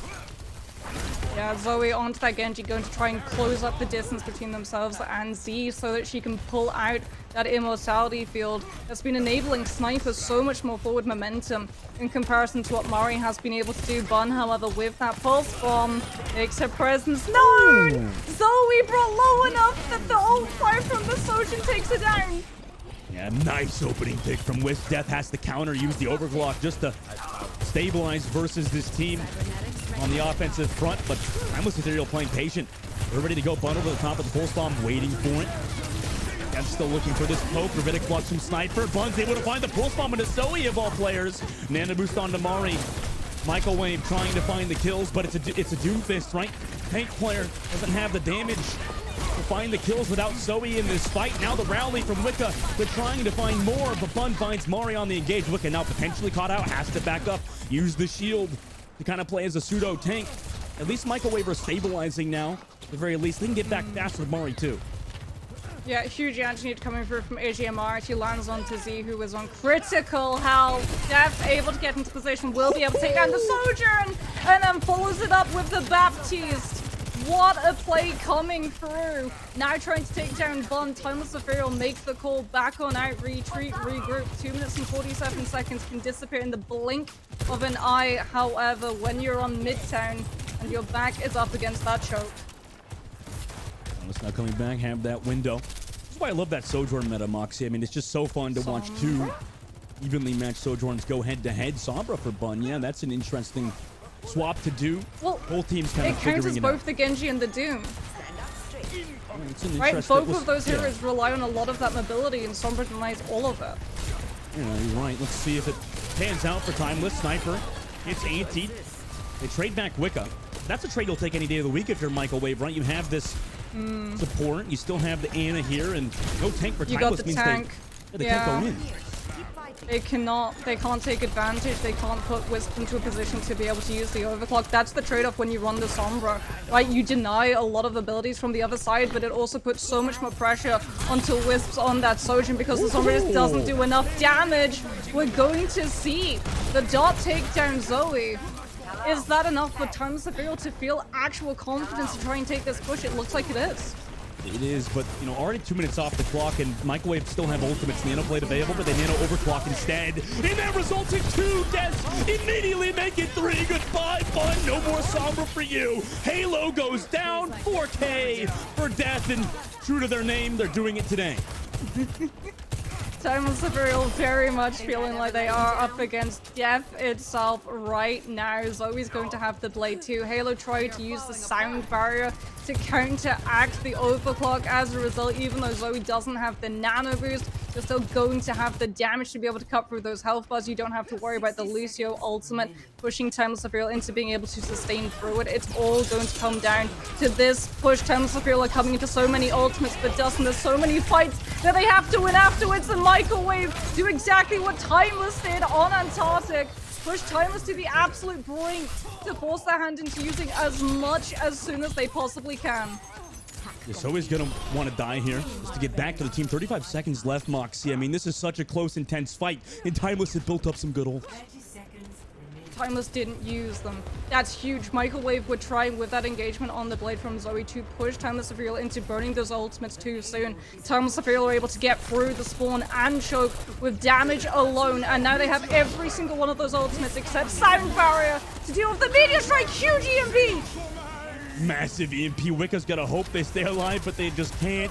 6 seconds left. Can they even get overtime? No, 4.8 seconds. That means that even if Microwave cap out, with over a minute left, there'll still be a chance for Timeless on their attacking side. So, you know, Moxie, even though there was such insane plays from Microwave and it was really clean from them, eventually they got whittled down, and that's got to feel a little rough for Microwave at this point. I mean, the Sombra pick is huge. Like, the Sombra pick, it did so much. Here's the thing when you run Sombra and you're running into a problematic tank, right? If it's something like a Sigma or a Ramatra or a Reinhardt, they have the ability to block the hack with the shield.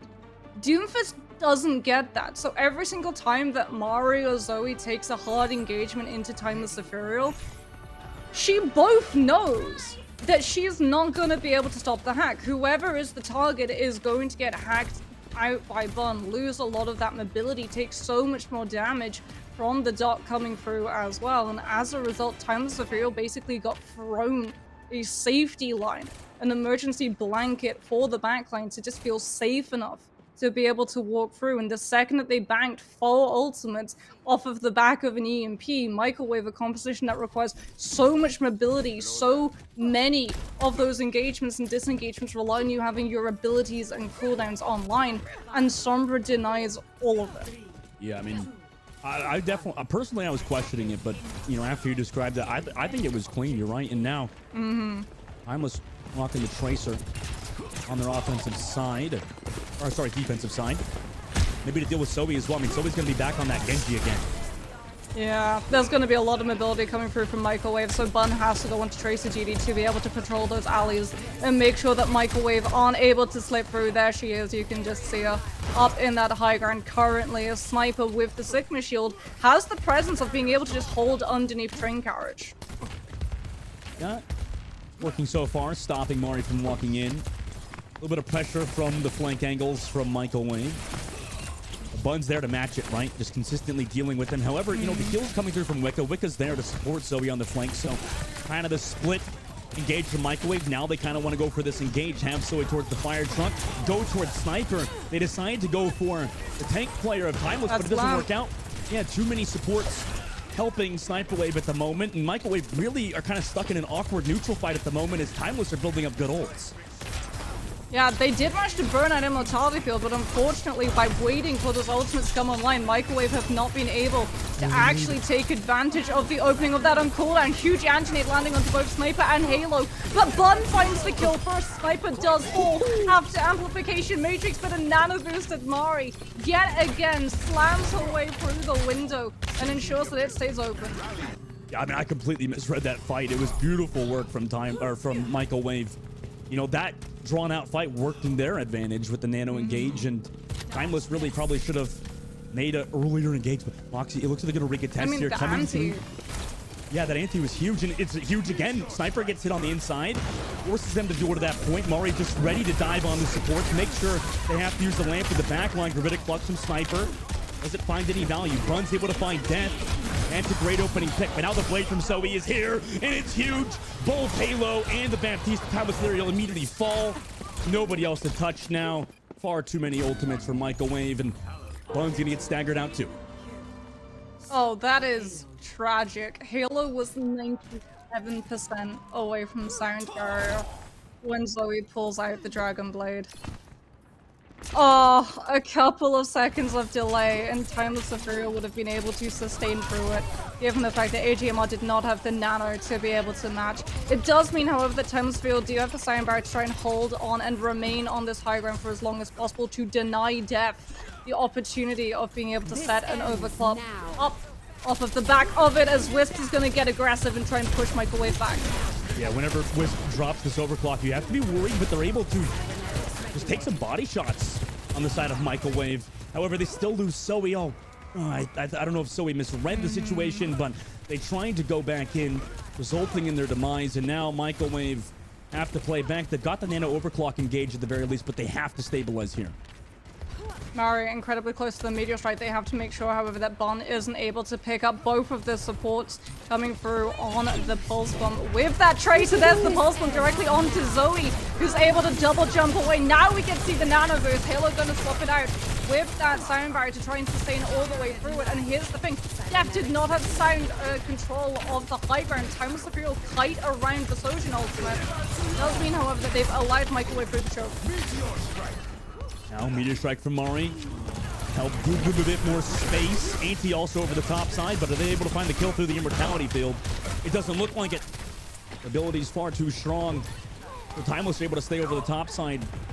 However, they're giving up some cart space, so it's a trade-off they're probably willing to take if you're Timeless. They can re-engage with the Riveted Flux whenever they want. Yeah, Microwave trying to force the drop down. Timeless Ethereal not running that Symmetra. If they go off the high ground, they have to give it up entirely. As we're going to see the Sigma Flex being used. Sniper able to pick up so many. No Immortality Field, no Baptiste on Microwave side. That is straight death. This Timeless Ethereal with the ultimate know that they're going to translate it into kills. And now Timeless obviously used all those ults. 2 minutes left now, Microwave. And set up their engage, right? That rally has been big for them so far, and also Zoe with the dry blades has actually been very good. I mean, they could potentially use that rally to give Zoe the over armor necessary to make the jump from low ground to high ground with the blade. You know that Halo does not have her sound barrier back. You know that Sniper does not have the flux to connect onto the Genji as Microwave posturing up. Who's going to be the opener? They're definitely waiting for Zoe to come in with that blade. Death, wait a minute, off the disruptor shot and maybe a body shot on the Halo, able to find Halo early. That's extremely detrimental for Timeless, who were desperately needing speed to make sure these rotates around or potentially even make an engage. But Microwave ready to go. 1 minute, 20 seconds left. They're actually not even on the cart. They're just looking to get kills here and get some elims. Waiting for the engage over the top side, but Wisp tries to go for the shot, but no shot hit. Right, Nano building up, actually. Microwave playing patiently for that. Timeless knows that it's coming. Maybe thought it's already ready, so that's why they're kind of posturing for it. But now, Nano Blade, so he goes in, finds the lamp, and then immediately onto Wisp, and then onto Z. 2 kills for Zoe, and then onto the Sigma as well. Force the Sniper back, but Timeless will take this dry fight. Maybe they'll get a recontest. They're definitely going to be able to have a recontest. Halo is so close to the sound barriers. He's going to have amplification matrix to buy them the space as well to get through the choke.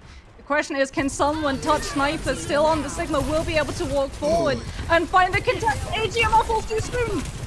With, oh my god, with the overclock gives them the kill they desperately need. With 1.9 meters left in 26 seconds, that was clutch from Timeless. Oh, and Dustin Microwave gave everything in that fight. Death is going to have overclock, but you can see the desperation coming through from this team. Wicker off of the Brigida, not thinking about peeling for the Ana, just needing to be able to have the speed of the Lucio to be able to tap. Death, no choice but to open with the overclock, and Sniper shuts it down. Sniper is a sniper in the building. Amazing shot onto Death now. Microwave have to touch the objective. Sure, Sniper's Gravitic Flux got canceled, but it might not matter. Sniper's able to find Mari. I mean, who else is there to touch from Microwave? AJ falls. Lucio coming into the delay. Fortunately for Microwave, nobody else here. And it looks like today, Mox in the upper finals, we're going to have it yet again. another exciting match as Timeless Ethereal will bring us 1-1. Well, you have to remember, they got to choose the map. They got to take us to Midtown, and they do it because they know when we move into point B, it just becomes so much harder for that Genji to be able to find value on the attacking side. Having the defensive team being able to control all of those chokes and having the high ground to be able to hold on to as well, where you're able to distort line of sight, back your Ana or backline entirely away if you're running that Baptiste alongside the Lucio. And as a result, every single time that we saw these fights begin from Microwave side, it was off of a lot of seconds drained away with them having to posture up and build into alt fire for the Sojourn or try and find an initial pick to spook everyone from Timeless Ethereal side off of the high ground and push them into disengage mode, where having the mobility of the Doomfist and the Genji massively benefits Microwave because they have the speed and the mechanical press to be able to collapse in on the disengagement. But Timeless Ethereal, what a play for time they're able to make. Ethereal indeed. They force Microwave into throwing so much out in a second to last fight, Dustin. There's nothing left in the tank when we head into that overtime fight. And as a result, it's just Death trying to come in, the heroic play of the overclock and Sniper with the accretion just immediately connecting onto the Sojourn. Slammed any opportunity of a turnaround straight shot. Yeah, that's definitely the main thing that was keeping Microwave alive was Death on the Sojourn. And Timeless, by the way, on this push, you know, that was a very clean offense. And when we go back to Microwave's offense, you know, at points they did stall out, and maybe that was due to them, you know, not really, like, maybe overcommitting ultimates in that fight in particular, but also this counter engage. The macro from Timeless was truly perfect, especially with support ultimates. You saw the beat there, and Matrix, and then Sniper at the very end was absolutely clutch for Timeless. I mean, you saw, right? The fact that they very quickly realized, okay, there's another fight afterwards. We're going to try and take this fight as dry as possible. We're going to come back in with all of our ultimates available, and we're just going to be able to body through all of that potential dive coming through from the Genji and the Doomfist, who in a fight, when you're going up against things like the Sigma, doesn't have a lot of kill potential. You don't do a whole burst of damage. It's very slow chips over time. It's why Genji is so good to being able to just either push a target low enough that the Doomfist is able to find a kill, or vice versa. And unfortunately, in that fight, they were just going up against way too much damage burst. They were, yeah. I mean, and if we look at the stats too here, Moxie, I mean, Wisp was sure getting out damaged, but obviously in terms of the Elim department, we're really kind of coming through for their team there. I mean, an extra 3 final blows too. Same amount of ultimates, less deaths. I mean, what do you think about this, like, Sojourn matchup in particular, Moxie? Is it the damage that you really need a bit more, or obviously those Elims are kind of the bigger deal for this team? I would say Elim. It's very easy to sort of distort Sojourn stats, right? Because a lot of the time Sojourns are just trying to poke away to be able to build up the alt fire. So you're going to be doing a lot of damage, and you also have to remember as well, Death is shooting into a Stigma, which means that you're going to be able to accumulate damage off that shield pressure as opposed to Wisps. Every single time Wisps is hitting anything, there is no shield on the other side, right? So as a result, every single time your Sojourn is connecting, it's actually dealing damage directly to health, as opposed to Death, who first has to chunk through not only Sigma shield, but also then bait out that Sigma shift, which was a huge sort of hinging plan of Microwave, force all of the Sigma cooldown so that the lamp comes out and immediately opens the door for the Genji and the Doomfist to be able to jump on the Sigma, find the kill, deny the tank from being able to anchor a composition, and immediately chaos is unleashed, and that's something that the Genji and the Doomfist thrive on. And now, Moxie, we will be going to Saravasa. You know, this is a map where, you know, in Flashpoint in general, I think a lot of teams like to favor those dive compositions. However, we still see Sigma still do pretty well here. I mean, is Flashpoint in general kind of this, like, hybrid between both, you know, King of the Hill, aka Control, and then Payload, because the maps are so big? I mean, what favors what? Like, which composition do you think is favored more? Is it going to be those dive compositions on Saravasa, or do you think it's going to be those Sigmas? I mean, I think it depends on the team's identity, right? Like you've said, a lot of Flashpoint is about having the mobility on these heroes to be able to take advantage of all of the different angles that open up some of these points so that you can out-rotate your enemy. But if you pick a composition that is really good into dive and you have control of the space and you're able to win the first fight and then bunker up on that point, a lot of the momentum of those dive compositions entirely gets taken apart because it becomes very obvious which angle you're approaching from. And if you decide voluntarily to split the team, you're leaving yourself incredibly vulnerable because a huge part of the dive composition is that you try and buy each other the space to stick in those fights a lot longer.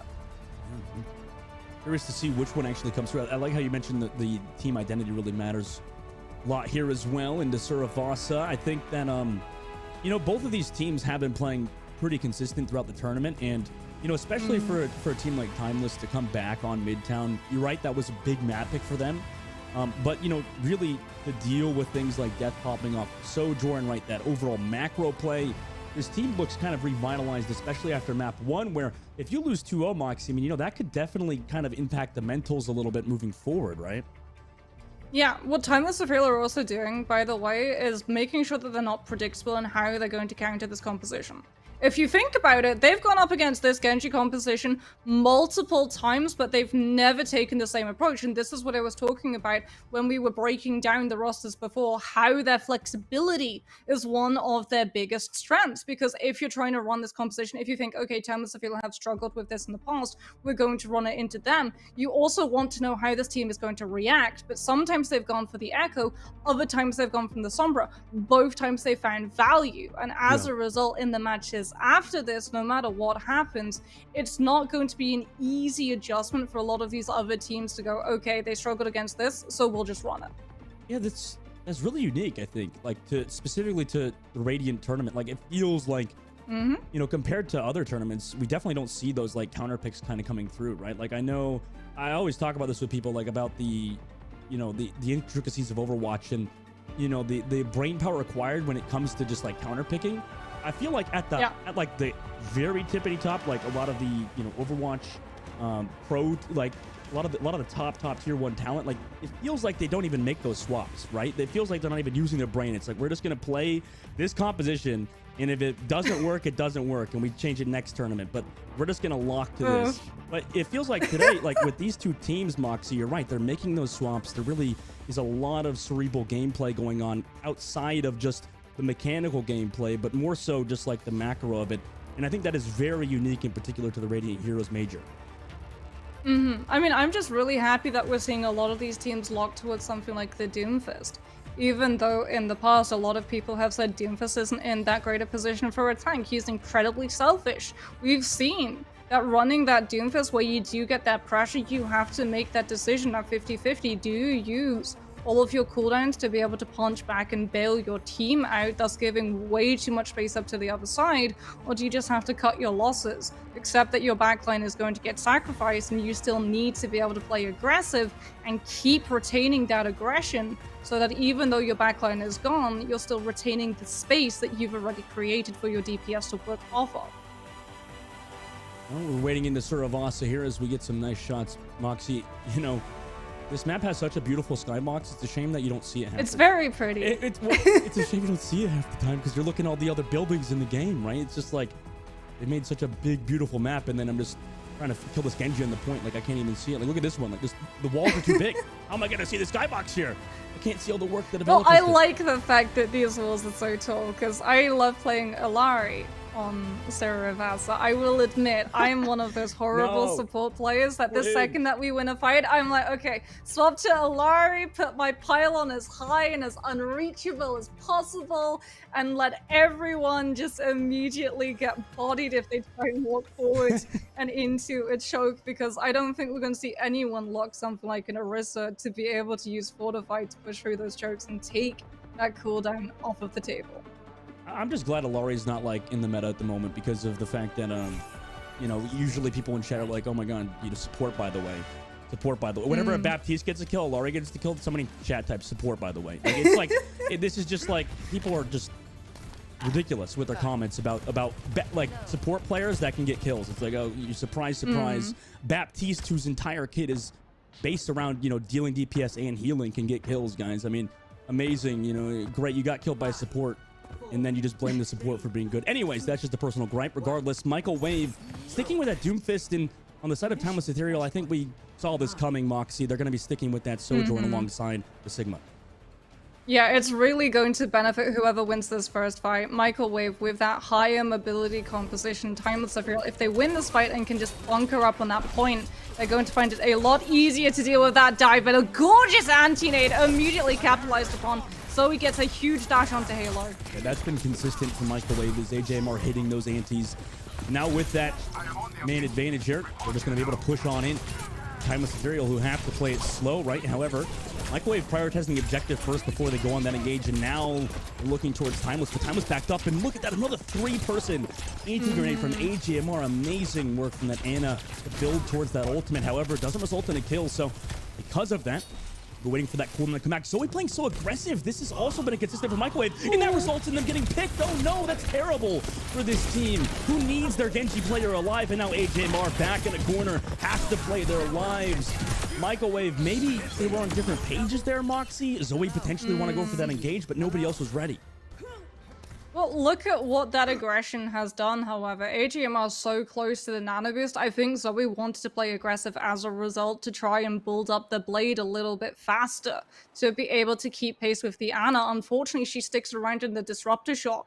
Coming through from Wisps a little bit too long, goes incredibly low, has to use the deflect and then try and get back to the rest of her team. Timeless Sphere will see the opening, deny the Genji's disengagement, deny the Genji's existence, and then move on to AGMR after Bun's been able to infiltrate the backline and bait that sleep onto cooldown. As Timeless Imperial Sniper getting punched into by Mari doesn't result in a kill, but has put Microwave potentially the opportunity to close up the distance, but so much pressure on Tamari, she goes down. I mean, that's so good with the Ant Matrix from Z. Eventually, Timeless able to get that kill. Sniper with that damage and the throughput. Now 80% on the board. Moxie, this is going to be either a really hard wicked test or not at all. It has to be just to save the next point. Unfortunately, a huge part of Flashpoint is identifying when a point is lost and holding onto those ultimates so they don't go to waste. And you can see Microwave that they're not anywhere near. They're going to give up the point. They're going to let Timeless Ethereal keep that one and posture up to be able to cut Timeless Ethereal off where the Sigma composition hurts the most. It's mobility. If they're able to catch Halo, Sniper is absolutely dead in the water with the lack of mobility and ability to move forward and try and pressure Murray back. Timeless sitting on the point. Playing back, Microwave setting up their engage. Toby's close towards that blade, just trying to get a little bit of poke before they're ready to go for it. And Timeless are completely aware of that situation. Maybe they could build up towards Halo's beat drop as well. Potentially counter that engage, but they don't have it just yet. Now the Nano Blade comes out, point unlocks. But I mean, oh my, 2 kills for Zoe in that fight. Make it 3 on the Wisp, 2 for 1, and then immediately adds Wisp onto the table. Unfortunately, they didn't counter that engage there for Timeless Ethereal. Maybe due to the point unlocking, it was a little awkward, but now Microwave. Well, they wanted to, but Mari jumped in at the same time. Everything that Timeless Ethereal were planning to use to counter the Genji got baited out by the Doomfist first. You know, Timeless Ethereal have some solid ultimates as well, unfortunately. Or sorry, to recontest with. And now Microwave, you know, what do they do here on their hold this time, Moxie? Son, what are you doing? Oh, she's getting in the backline. Wicker and AGMR are playing from the high ground, so it's a lot harder for the Tracer to be able to jump onto the backline, and yeah, it's just going to be contesting that point and trying to find the flip, and they do! Timeless Ethereal bait Microwave into a fight off the point and flip the point! That was clean from Bun in Timeless to go on that engage with the beat drop too, so win that fight and got that point, like you said, early on. That should surely help them in the macro of this game. Yeah, because now they've met that win condition, right? They've got control of the spacing. Microwave have to dive into them, and we're going to see the exact same occur as that first point. Bun as well going to keep harassing the backline, stopping Microwave from being able to construct a solid dive with just the threat of the pulse bomb. Look at how far Microwave are having to rotate. Look at the amount of players they're having to leave behind to try and figure where this Tracer is. Bun's in a perfect position to deal with him too. Here they go. Whips the pulse bomb, unfortunately, but that's still the pressure from Bun. kind of just poking them through the back as well, forces Wicca to go for that 80% of the board too. Now Peach is dealing with a Doomfist dive. Mari still has that ultimate as well to sustain. Gonna hold on to it now though. Walks back towards that point, towards the rest of their team. But Z consistently doing a lot of work for Timeless at the moment, just really waiting for that at Matrix. Playing so patient. Perfect lamp as well. Then 2 kills for them too. Overtime ticking down. Nobody else here. I mean, Microwave just has to stagger towards that point as Timeless Ethereal go up 2. They have one more objective to complete Flashpoint. They lost that fight off of just the paranoia from where Bun was playing as Tracer. If a dive composition isn't taking a fight, then you're not face tanking to build nano boost for AJMR. As a result, when the fight actually kicks off, they don't have the ultimates to be able to chunk through it. Timeless Reveal now, yet again, leaving Bun behind to try and find an infiltration into the back line. So he's so close to the blade. If they can find a kill into AJMR, they're going to deny it entirely, especially with Halo that close to sound barrier. He's running on the front line. Go towards that blade.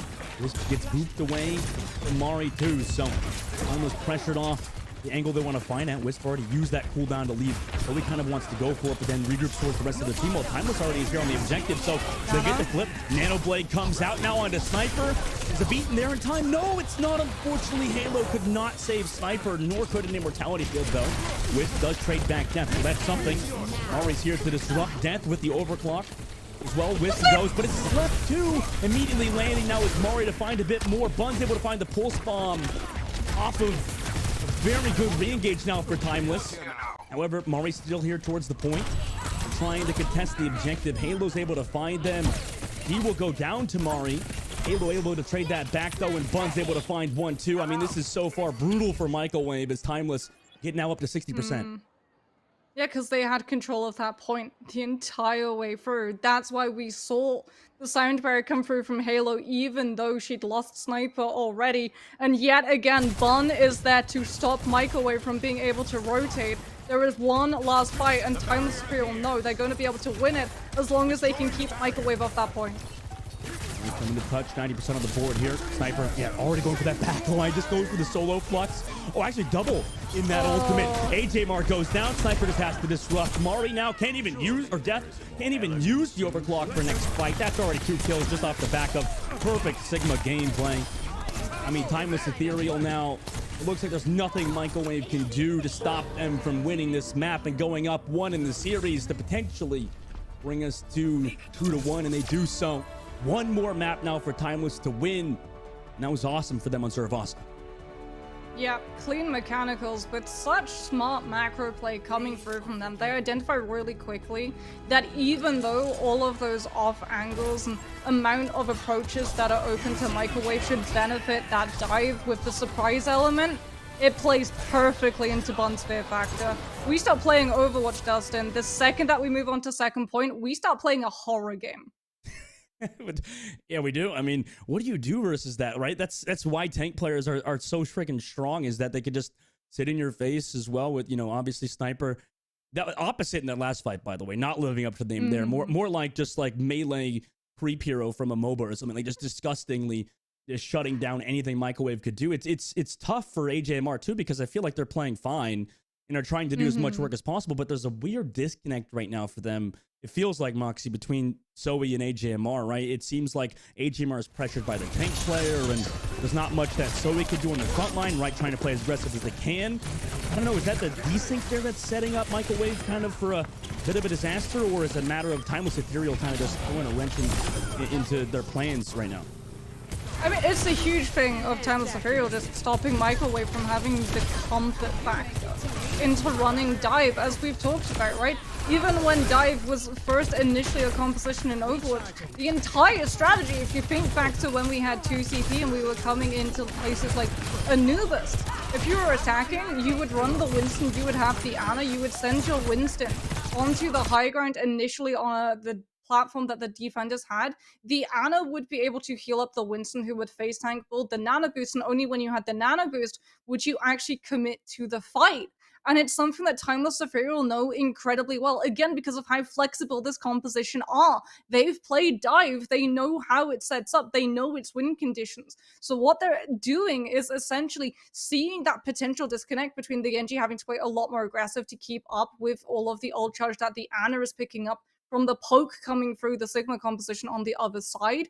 And they know that it's going to be forcing your Genji into having to play a lot more aggressive, potentially out of position, to be able to match the ultimate charge up with the nano boost. And they're pushing as much pressure and applying all of it onto both the Genji and the Ana separately to intentionally drive a wedge between them, because they have seen and witnessed and struggled against the Nanoblade matchup for every single time we've seen them before this match. They know that the win condition for the other side is the Nanoblade, and they are doing everything in their power to stop it from aligning. It's so smart coming through from this team.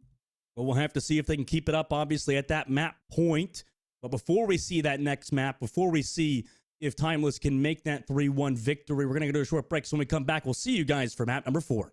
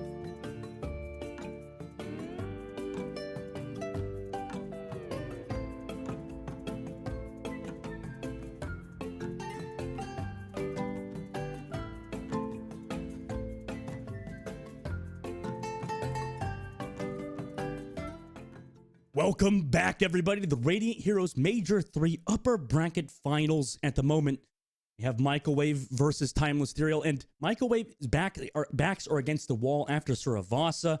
That last game went all Timeless Ethereal. Just absolute dominant performance for them. They're looking to close it out right here on this map number 4, Moxie. Yeah, it's definitely going to be a little bit of an uphill battle as well because Microwave, like, they have been able to beat Timeless Ethereal in the past, but a lot of it was off of Timeless Ethereal struggling against this Genji and Doomfist mix-up. You can see that they have seen some of these teams picking that composition and they have been working at being able to counter it, not just one way, but by multiple. We've seen the Echo, we've seen the Sombra, we've seen Bun go on to Tracer and just decide to entirely disrupt the cycle that the Genji and Ana are trying to put up together.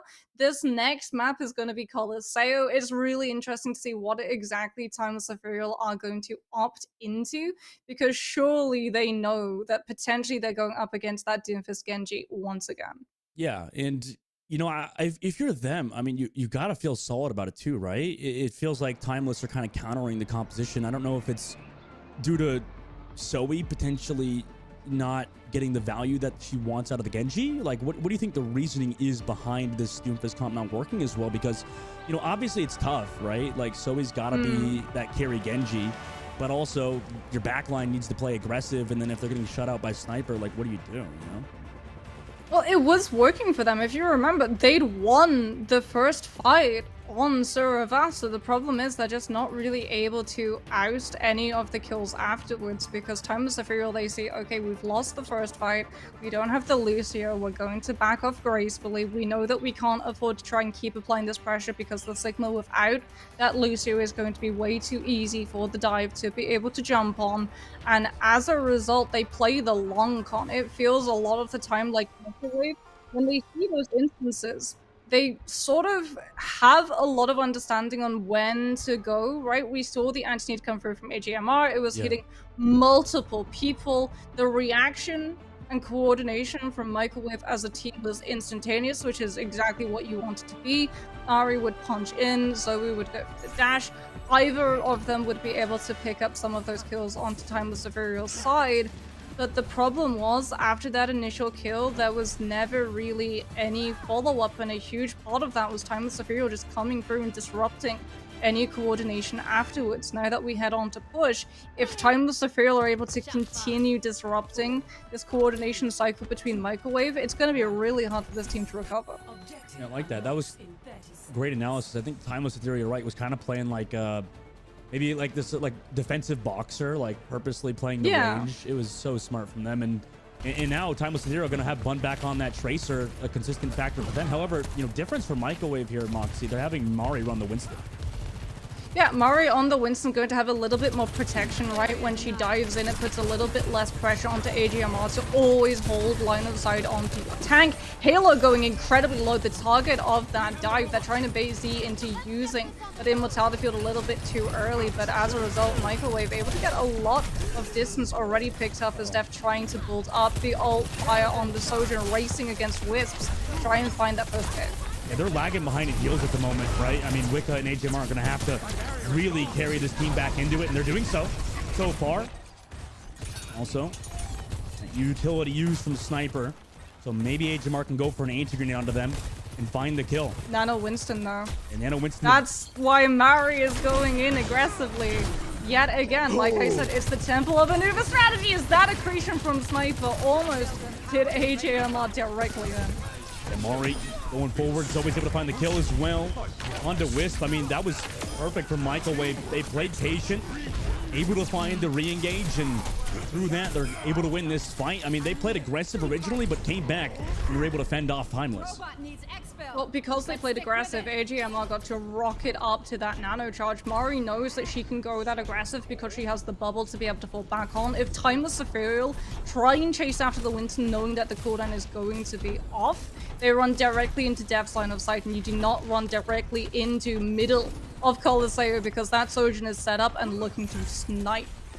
Microwave got the nano, and as well as the overclock coming up. A consistent play for them has been that nano overclock. However, Halo's able to find Death off of, I'm assuming, some assistance, but there's no assistance in the kill feed, so Wisp gets Wicca as well. I mean, Microwave, their plans are just falling apart off of a nice railgun shot from Wisp secondly, but also Halo with the opening kill. Yeah, and Bun yet again making sure that none of Microwave are able to infiltrate into that back line, patrolling with that pulse bomb to deter any potential dive and forward aggression coming through from either the Winston or the Genji. As a result, Timeless Severe are able to post Wisps up onto the high ground to stop Microwave from being able to contest, and they're going to be able to pick up the maximum distance. They take the lead because Halo keeps pushing the objective. And it's a straight to 1-for-1 on the top side. No ultimates used besides that pulse bomb. Both teams giving each other a ton of respect here, right? The space has been given. Timeless back up, overclock from Death, able to find Halo on the retreat, so he also finds Bun. So even though Timeless were able to find an edge, it appears they're going to lose it unless something crazy happens. But oh my god! What a shot from Deathland to Z coming back from spawn. That's why you don't just waste your exo boost, sadly, for Z. Going down there results in kind of becoming a bit of a feeder as Microwave now take the edge. Potentially, Z was trying to use the exo boots to get an angle onto Sniper. No! There was nothing! There was no reason! Look, the Sigma was separated, No, okay? there was no reason. I have You are trust. coping. Microwave, You are however, coping. coming into this next fight with 4 ultimates, Nano Boost and Blade available for this team, but Halo can immediately shut it down. Sound barrier comes! No! It doesn't come through! Zoe with the dash finds the Lucio, and Halo just doesn't have the time. She can't commit to the sound barrier. Yeah. Now we're gonna have to come back from spawn.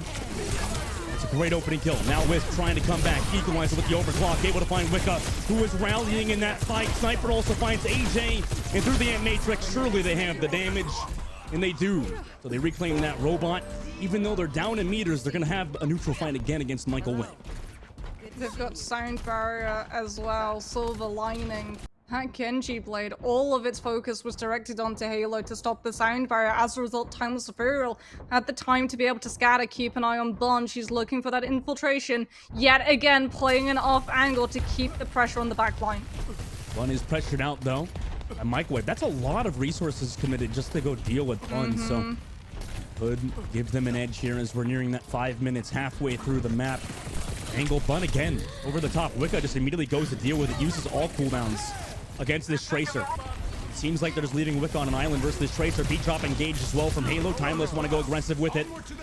Forcing that Primal from Mari is the objective of Timeless at the moment because that's a lot of the kill potential for Microwave. Bun as well with this poke, able to get even more damage through. And Mari dies. Mari goes down! Oh my god, before they can even use the Primal Rage, Wicca now drops down, thinking they can maybe get some kills here, but the Disruptor shot just deletes the Brigitte of Microwave.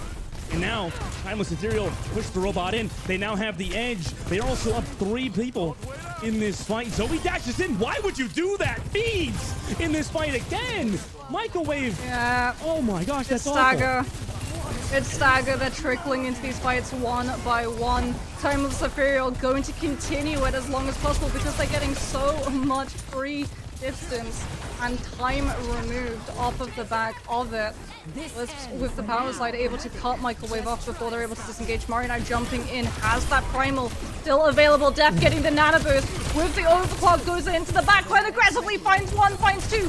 Most supports removed. This is a fight 1 for Microwave, but at what cost, Dustin? They lost so much distance. They had to use so much to be able to brute force their way through spawn. At least they've still got the Primal to sustain this next fight long enough. Yeah, that's going to be ultimate, I think, that Microwave's got to be happy they held on to at least. And you're right, they did commit a lot to that one with the Nano. And then the Overclock. Timeless still have some good ults to work with, too. But then that Matrix... I mean, you can use the Primal to sort of face tank the Overclock coming through from Wisps. Yeah. It was the play that a lot of Winstons actually used when Sojin was first released. Yeah, now Mari goes in, gives some space to AJ to go for that anti-grenade. Sees Sniper, but the shield's there. He's immediately met, or they're immediately met on the top side. Mari has to back out of there too, so Primal Rage's not getting a ton of value. Now the rally engaged, but they lose Zoe again! Bun!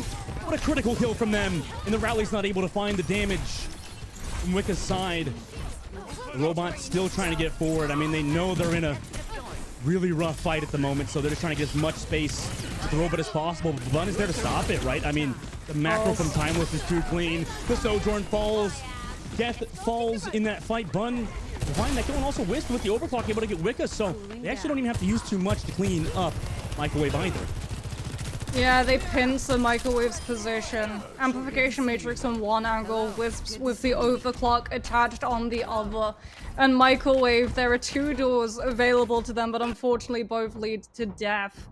Timeless Ethereal, like you said, able to hold on to ultimates in that fight as well. Bun still with the Pulse Bomb, still in the infiltration on the off angle. Pulse Bomb comes through and picks up Wicker. AGMR too far from the Nano Boost to save the brig. Oh my god. I mean, what do they do at this point, right? They got a Dry Blade. Close to the Nano, but Death is down. Zoe with the Nano Boost, or HMR with the Nano Boost, ready to go in with Zoe, but they lose again. More targets. They're going to have to back up. 2 minutes left here.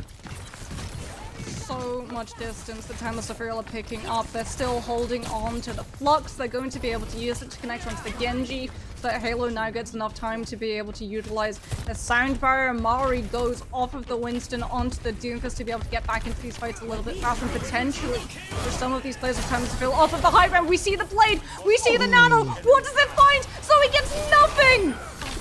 Maybe Zoe's expecting Z there to be in the backline. They're finally able to get some kills due to Timeless playing some so split. I guess that goes to show that you really can't counter the Nano Blade engage without a support ult there. So Halo holding on to that. They at least got to come back through, and they still have a big advantage with that meters.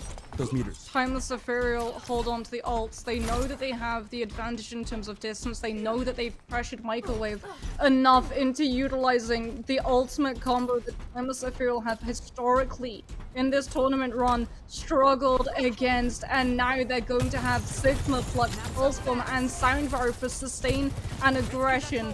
All they have to deal with is a rally. Overclock is done with the Pulse Bomb, delays Microwave's contest even longer. And that's at least the takeaway that Microwave could be happy with. So pushing the cart, gives Zoe that space to take out Wisp. One trying to deal with the Tracer of Bun. Or sorry, Wicked trying to deal with the Tracer of Bun, meanwhile on the outside. And they still have a lot of the space, right? Zoe got that opening kill. Can they find any more? A Sniper on the low ground. They're just able to back up, right? It doesn't seem like Microwave's able to take advantage here. Death with the overclock. Can they find the kills? Just an Immortality field for now. I mean, do they take that? Just an overclock for Immortality field? That's not going to be a good trade. Jeff doesn't know what Bun is. Yeah, can't find Bun That now. is like 50% of the overclock was being utilized to make sure the Tracer wasn't flanking through, and as a result, they don't have it to play aggressive and stop Timeless Ethereal playing off the Sigma Flux. Only towards the cart. Alright, drops down, but falls to Sniper. The poke too much. 7 seconds left. Microwave without their Doomfist. What do they do? Mana boost on to Zoe. But it's against a beat drop. And the rest of Timeless committing to every single ultimate. I don't think there's much Microwave could do at this point. Timeless Ethereal have cemented themselves in this upper bracket finals. They're gonna beat Microwave 3-1 and move to the grand finals. Sniper, honestly, really impressed. Has to be the MVP for me. Coming in with that Sigma, able to find the accretion. In the second to last fight, Microwave are posturing up for a dive. They've got Zoe going through the underneath of the building to try and push off of all of that disruption caused by Mari, but an accretion actually connects onto the Doomfist, and as a result, the Genji isn't able to commit in and has to back on off, and that hesitation never helps a dive composition. If you're hesitating, but you're already in an off angle to try and jump in off of something created by the rest of your team, you're entirely split away from them, and as a result, Timeless Ethereal, even though they didn't find kills off of the stun, they still get to take a fight where they have a numbers advantage and they just steamroll over that dive. It looks entirely different to the matchup when we saw these two teams go head to head last time. Yeah, I mean, that was really fantastic from Timeless Ethereal. Really good team overall, right? I mean, these guys have been performing at such a high level for so long. Right, I mean, even though Microwave were always throwing that counter punch, right, consistently coming back, keeping it close, eventually the dam just broke Moxie, and Timeless Ethereal were just able to rush on through. Well, a huge part of it was fun with this one angle every single time. She would be playing on the underside of ramp, and like you said, Microwave would commit 3 out of 5 players to try to deal with this Tracer, and it just left Mari absolutely no sustain. Even though you're on the Winston, you have that bubble to give yourself a little bit more downtime to be able to drop in and try and find that safer disengagement or stick in the front line a little bit longer so your Ana doesn't feel that same insane amount of pressure. If you don't have a support to be able to fall back onto, that bubble is not going to be lasting long, especially against all of the burst potential that we've already talked about, right? You're running going into a Sojourn. If that alt fire is available and that Winston bubble is removed, that Winston is going to be following very shortly after. Timeless Ethereal, a very smart team, going to show that they may have struggled in the past against the Genji, but they've gone back to the drawing board and they've worked out multiple solutions to it now. And they have. I mean, they got to feel good going into the grand finals. But we have one more match for you guys later today. Also, we have some more around the corner. In the meantime, we're going to a short break. When we come back, we'll break everything down. See you guys in just a bit.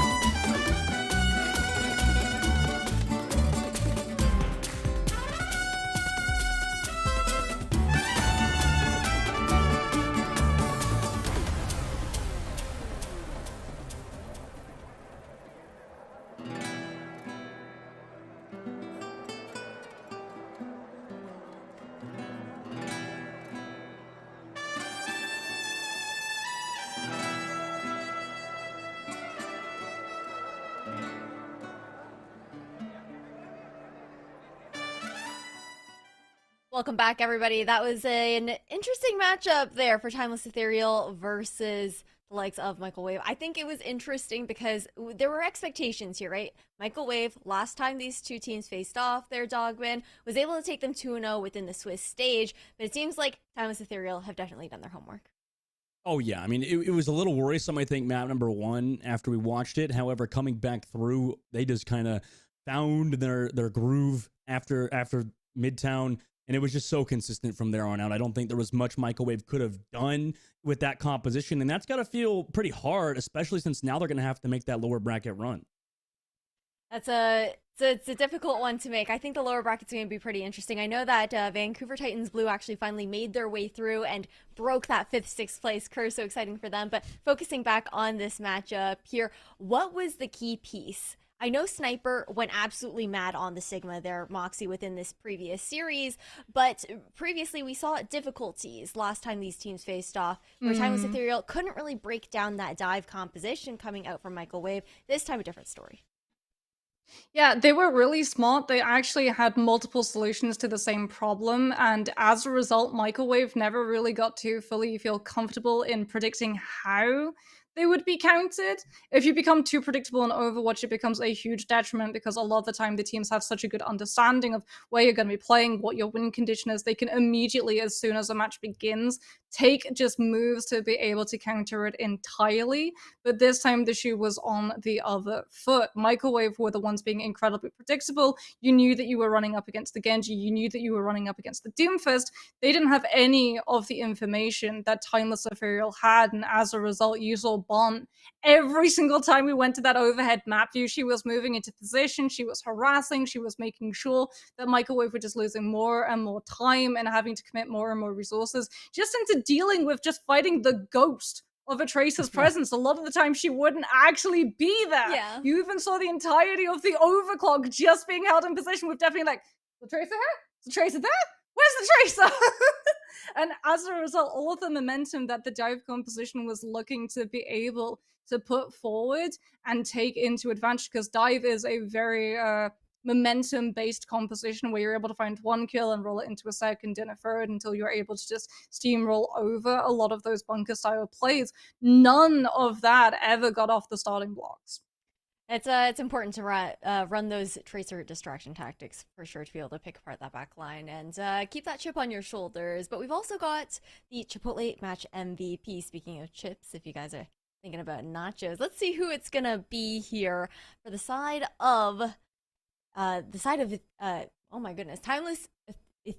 I can't even speak right now. Timeless Ethereal, Timeless yeah, Wisp. Ethereal Wisps went absolutely mad, especially on that Sojourn. We saw so much poke happening, so much damage, so much value coming from this player, Dogman. Yeah, I 100%. Wisp is, I mean, you could really give it to anybody on this team. You know, we were talking about Bun earlier, Sniper. Wisp as well had such consistent performances with their overclocks, and then also just having the support of Z and Halo is another additive bonus. This Sojourn player for Timeless has been so good and so consistent to the tournament. I think that Death really was doing their hardest to match them, and they were at points, but realistically, Wisp is one of the best Sojourns, if not the best in the entire tournament. So consistent of a Sojourn player. We saw with just the final blows has been an absolute important stability piece for this team. That's a big part of it, but we also get to call into an interview here again with another player on Timeless Ethereal. It's going to be Z this time around. Z, congratulations on this win and managing to find yourselves in the grand finals as the first grand finalist here for the last major here within Calling All Heroes. How are you feeling? Thank you. I'm feeling good. We played two pretty good teams today, and they weren't easy series by any means, but I feel like we learned a lot as a team, and we kept talking, and second series especially, we really locked in and were able to, I think, play some really good Overwatch. So I'm happy. Yeah. No, you guys definitely played some banging Overwatch within this series. I'm kind of curious about how things went for the team, how discussions went leading up to this weekend within playoffs, because you guys did fall to Michael Wave during the Swiss stage last week. And was it discussions throughout the week about, okay, this is how they like to play. They like to play a little bit more divey and counter-stratting that, or were you guys more so going on the fly and just seeing how they're playing today in particular? So yeah, I think that loss during Swiss stage kind of rattled us, and we were like, wow, this season is going to be harder. We need to lock in a little bit more. And we also made, in my opinion, a pretty big error when we played them in Swiss. We matched them on Doom Comp when we had never practiced Doom Comp as a team. We kind of just were like, oh, we're better players. We can just beat them through learning on the fly. And I think that ego kind of costed us during the Swiss. So yeah, this week we really practiced against Doom Comp and how to live as Sig Comp, because we didn't want to switch up our Sig Comp because we're all on our best heroes. So just that practice really helped. No, all noted on that. I mean, it's all about being able to play your game at the end of the day when you're playing Overwatch, ensuring that you guys are comfortable and able to adapt more on the fly in that kind of sense. But I think Justin has a quick question for you as well while we're here. Oh yeah, I mean, see, you played perfectly, I think, in that series, and for you, I think you changed up your play style throughout it on that segment. Like I think on Colosseo, you played like aggressive, and at one point, Zoe like lost you. Was that on purpose? Were you like mixing and matching how you played that Baptiste throughout the series? Because on top of that, your cooldown usage was really, really good. Just trying to deal with also the Winston dives. Was this on purpose? Your overall play style and the changes that happened? Um, like not intentionally, but I'm sure subconsciously, like especially on BAP, you have to into dive comps, you have to like take every inch that's given to you. You have to use all your cooldowns uh defensively, and then once you live their dive, you can start like shooting back basically. And so as soon as we live their dives, that's when I start looking for aggressive opportunities. And I don't know. I think I just got lucky a lot of times. My cooldowns were hidden. I didn't really miss any lamps, but um, yeah, I think just subconsciously.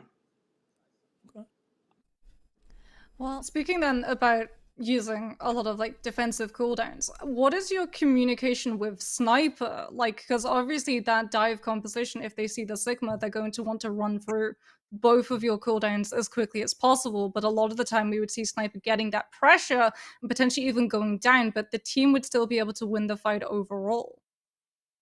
So into Doom Comp, they basically either have to look at me or look at Sniper. And I think a lot of the damage that they do to Sniper, as long as he's in my line of sight, so I can heal him with like my biotic launcher. As long as I can do that, it's like fake damage, basically. Like they aren't gonna kill him, Mm. they're kind of wasting their time. And so it just forces their hand a lot. And I think yeah, I think it's just really easy to play a game like that. I always tell Sniper whenever I don't have cooldowns, and then make sure that he's always in my LOS. And basically, what he just has to do is hold off their backline with shield. Because as soon as their Ana can't heal their Doom, it's really easy to shoot him, and like that's when the damage is permanent. You know. Good stuff. Good stuff overall. You love to hear about all the cons that go on within the team and whatnot. We're not going to keep you here too much longer. I know it's been a long day for you guys within the tournament thus far. But one last question before we end up heading out. I actually got to know. I'm not sure which part of the world that you're situated in right now, but for the Chipotle Real Talk interview, I wouldn't be wrapping it up unless I asked you what your typical Chipotle order is or would be. So I like to get rice, no beans, chicken, queso, some veggies, shredded cheese, and then like green salsa is like my go-to. Sometimes I'll switch it up a little bit, but that's like the standard. Very It's solid solid. order. Yeah, that Yeah. sounds good. I'm hungry now, to be honest. But and then one last thing here, Z, if you're still here, I just wanted to give you one last chance to give any thank yous or shout outs here before we head off. I just want to thank my team. Always learning, not really getting tilted at each other, even though it's like a harder season. Like learning and developing as players is always so fun, especially in a cohesive unit. So I just want to thank them for playing really strong and playing really hard the entire day. Well, it's awesome just to be able to see you guys adapt from last week to this week, even though the competition is starting to get so close between all of these teams here within Calling All Heroes, Radiant Heroes. But a big thank you, Z, for taking the time to do this interview with us. Rest up tonight and good luck on tomorrow's games. Thank you so much. See you then. Whew, okay. What a nice interview. Yeah. I mean, it's really nice to hear that there's a clean line of communication between the Baptiste and the Sigma. A lot of the time, if there's a disconnect between the two running that Sigma, whose sole job a lot of the time is hold off the dive, so everyone else gets to survive without any of this attention diverted its way, does mean that the team can crumble between that Doomfist and the Genji. So lovely to hear that they identified very quickly, okay, we can't go into this matchup with egos, we have to play what's comfortable to us so that we can stop what's comfortable to them. No, that is for sure, but we do have some more Calling All Heroes pending for you guys. Challengers might be done for Saturday thus far, but Rising is still pending here within the stream. So you guys can stay tuned because we will have the upper finals between Fable Rising versus LFS 4.5K right on the other side of this break.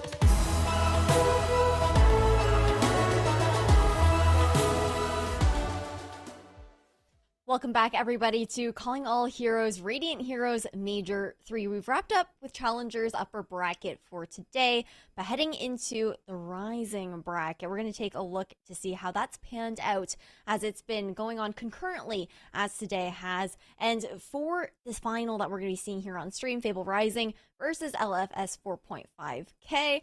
I mean, Dogman, how are you feeling about how this bracket has actually played out?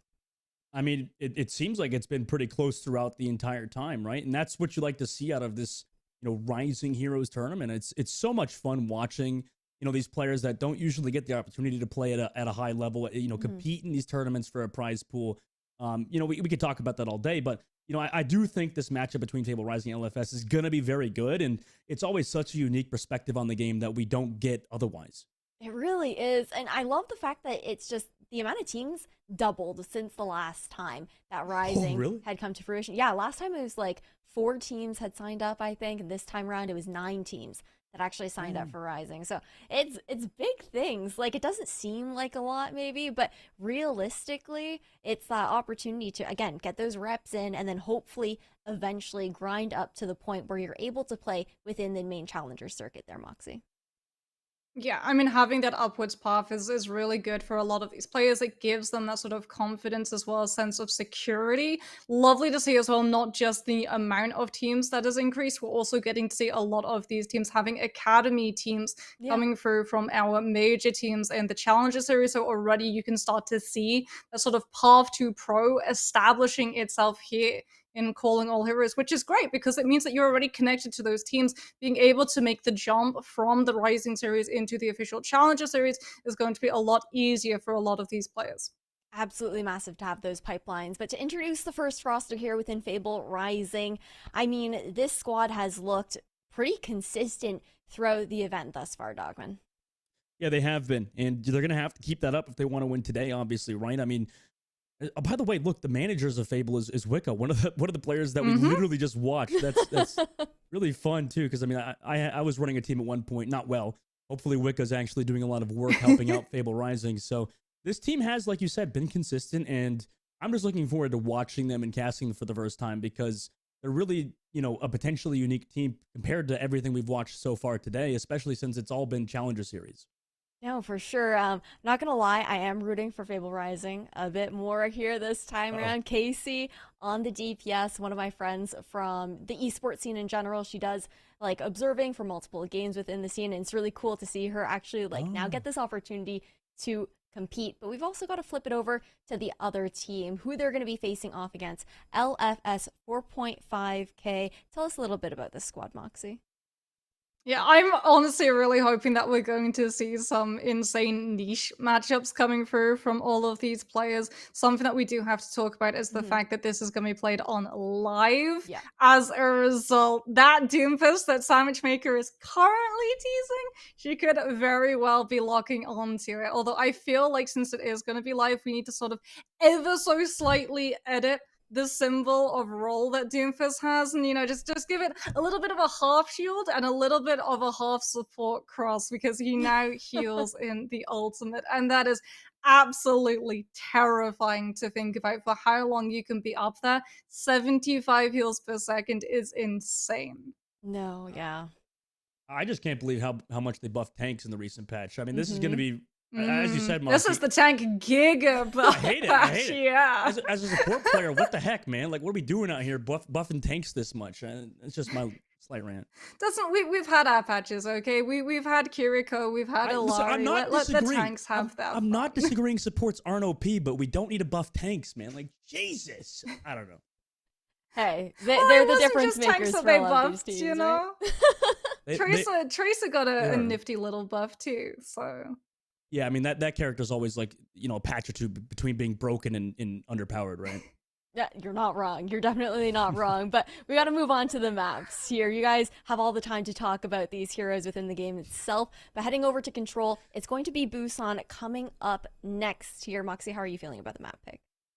I'm anticipating a lot of dive. I'm very happy. I'm anticipating a lot of dive. Even our Challenger series when they're not playing on live, they've still been running the Doomfist on Busan, and a lot of it I feel is anticipation of this moment because Doomfist, as Dustin has said, has been significantly buffed. Well, I'm going to have to say goodbye to you guys, and I'm excited to see how going on to this live patch ends up panning out here for these rising squads. You two, take it away. Thank you, Ash. I appreciate it. I'm sure she's also glad to leave us too because, you know, obviously we're a bit on his. We were sometime, about to just start up an entire dev talk. we are. I mean, I feel like me and you have a lot of like good disagreements about patches in this game, and it results in some definitely. It's really funny as well because we're both support mains. Yeah, I mean, it's very. I mean, supports are really strong in this game too because I mean the main thing is Moxie's like the self heal, right? I mean that's huge. Just that passive. It's so strong. I think is it the strongest passive in the game? It must be, right? I mean, I would say the tanks getting less knockback is also pretty significant, right? If you think about the amount of times that you have to sort of approach a lot of these tricky chokes that have environmentals, especially since we have so many characters that have knockbacks. We've seen the dog again. I love seeing that dog, by the way, as the front. I know it's a bit of distraction, but yeah, both teams, like you said, we're probably going to see some of that dive coming through. You know, in depending on, you know, obviously the ranks of the players, it can really change how you play that dive, right? I feel like depending on the level of Overwatch that we're playing, it always can change to be a bit more individualistic compared to, you know, maybe some of the higher ranked players that play very, very coordinated together. And if you're not, then it can get really scrappy. Yeah, especially if we're going to see both of these teams lock the Mei. There are a lot of fights that you can take on downtown Busan in the open, where if you're able to kite the other team, the Mei loses a lot of that power. Okay, yeah, there we go. We're seeing the Mei because it's not downtown. I got baited by the overhead view. It's actually going to be Mecha Base. As a result, every fight that you take here becomes a lot harder to be able to dodge around the strength of the Mei wall with how this map has been designed. To the left side, able to setting up their Sojourn, building up towards those railgun shots. Nice wall from Duck, moving from LFS, still walled off. In fact, just waiting out the full cooldown for both Mei walls. Really doing a lot of work there. Meanwhile, LFS are the ones to go aggressive first. Samemaker going aggressive, hit by the accretion, but nice immortality kill to keep him healthy. But again, those Mei walls get so much value. Willowtron and the rest of Fable Rising just able off that amazing Mei wall to just run over LFS and get the objective first. It was not just the Mei wall, it's also the fact that Willow is able to pressure with the endothermic blaster and force Lammerth into using the immortality field a lot earlier than Fable Rising. As a result, when Sandwichmaker gets walled off yet again with it cycling back into cooldown, no one on LFS is able to peel for the rematcher, as well as just waiting for LFS to walk through the choke. Are they going to spot the Mei's position? Otherwise, it's going to be another dead rematcher because that choke, the ceiling is so low, you can't use the exo boots to jump over the wall and land on top of it. Look, LFS is splitting up. They sent actually the Lucio and Sojourn on off angle. So they're poking up. Oh, there's the Mei wall. They break through it this time. No, Samemaker gets the immortality field after it. Now the Gravitic Flux comes through. Perfect ult rotation. I don't think LFS can deal with it. They do find one. The Sojourner move for Fable Rising. However, it just might be too late. Leafy Eagle's able to find the follow-up kills, and Fable Rising now crossed the 50% margin. You can definitely see the influence coming through from a player like Wicker, right? Like you said, the cycling of those abilities from Fable is perfect. Willow with the wall forces LFS into using all of the bursts. Sandwichmaker already having to use the Nemesis form to be able to block and sustain through the damage. Immortality field gets invested. As a result, Sleepy Eel knows that they're free to use the Sigma Flux as LFX will drop in the amplification matrix, but Willow, another huge play, comes in with the Blizzard to stop any momentum. A great beat, re-engage, Sandwich staying alive, getting the heals from their supports as well. They're able to go aggressive off of it. It did force the beat drop out of Echo. It was a bit delayed, and Willow hits the headshot. What a shot from them. No longer they have a Lucio in this fight, so the speed ain't there. And LFS are just going to wipe, but they're dying with ultimates. 90% on the board. This is going to be a weird recontest, or it just might not happen. Oh, and they stole that! And they had Blizzard! We're going to see the overclock invested from Fable, the amplification matrix too. Yeah, LFS just weren't able to touch. Oh, communication potentially being an issue there, is you have to use something. It was a lost team fight regardless, but maybe you want to toss out something. I mean, at this point, you're saving ultimates for next map, and it doesn't work like that in this game, Moxie. No. When you swap a hero on, the map that you're playing, you do retain hold charge, but unfortunately not when we swap map types, as we can have a look at the stats. Willow coming in doing only 1,900 damage, but here's the thing, 8 eliminations, 1 death. Because Fable Rising were able to win the first fight, they immediately get all of the power with the Mei composition and just holding choke. That's crazy too. They only had 2 deaths. Yeah. 2 deaths, Moxie, that entire round. I mean, you could believe it, but that's still crazy. Think about how much LFS had to invest just to break through the choke. Everything was immediately used before the fight had even started. As yet again, Fable Rising with the Mei looking to wall LFS off. Well, I mean, all that damage coming through on LFS. They have to walk out low HP. Immortality Field keeping them alive. It seems to be a consistent factor. Is that Immortality Field? Well, Lammer. Meanwhile, Willow rotates around this left side, walled off. Away from Sleepy, but nice Immortality Field on their front line from the Baptiste. Keeps them healthy for now. His ultimates have been built up on both sides. No deaths just yet. Both teams kind of just trading off damage. Damage goes low, and Sleepy heals with the accretion. Finds the opening blow. Duck falls too, knowing things are pretty much just lost at that point. The rest of Fable rotate towards that point, and they're surely going to cap it. Well, here's the interesting thing. LFS should be finding way more value with Duck on the Mei in comparison to Willow when you look at the tank matchup. Right, we've talked about it. Sigma, the kinetic grasp does not actually stop the Mei primary. The Fable Rising are doing such a good job at controlling the distance with the poke coming through from the Soldier Mei and Sigma that Duck is never in the forward position to be able to use the primary and pressure Sleepy Eels. Point holding, Fable Rising. Amp ready. And they don't even need it. Echo's able to find Sandwich off of some damage from their Sojourn. And now LFS just back up for now, Mox. It was the wall. Yet again, Sandwich Maker moved through a choke, did not have the Lucio speed boost. Caught walled off from the rest of her team, and Fable Rising yet again win a fight with 1 cooldown, still holding onto this choke. Lameth again having to use Amp just to get through. Yeah, they're able to do so, but all that damage coming through. Immortality will get far back. They're able to stay alive. T-Top surely going to need to be top to stay alive, but the Sojourn Overclock is here from Kit Kat. Can't go aggressive because they don't have the heals. And Duck's able to get taken out by Echo. Where was the counter beat from maybe Ana in this fight? Because now daggers come through, 60% being built on the board. At least they're getting some ultimates out now, but Fable Rising continue the reign. Counter beat was being held for Sigma Flux for next fight.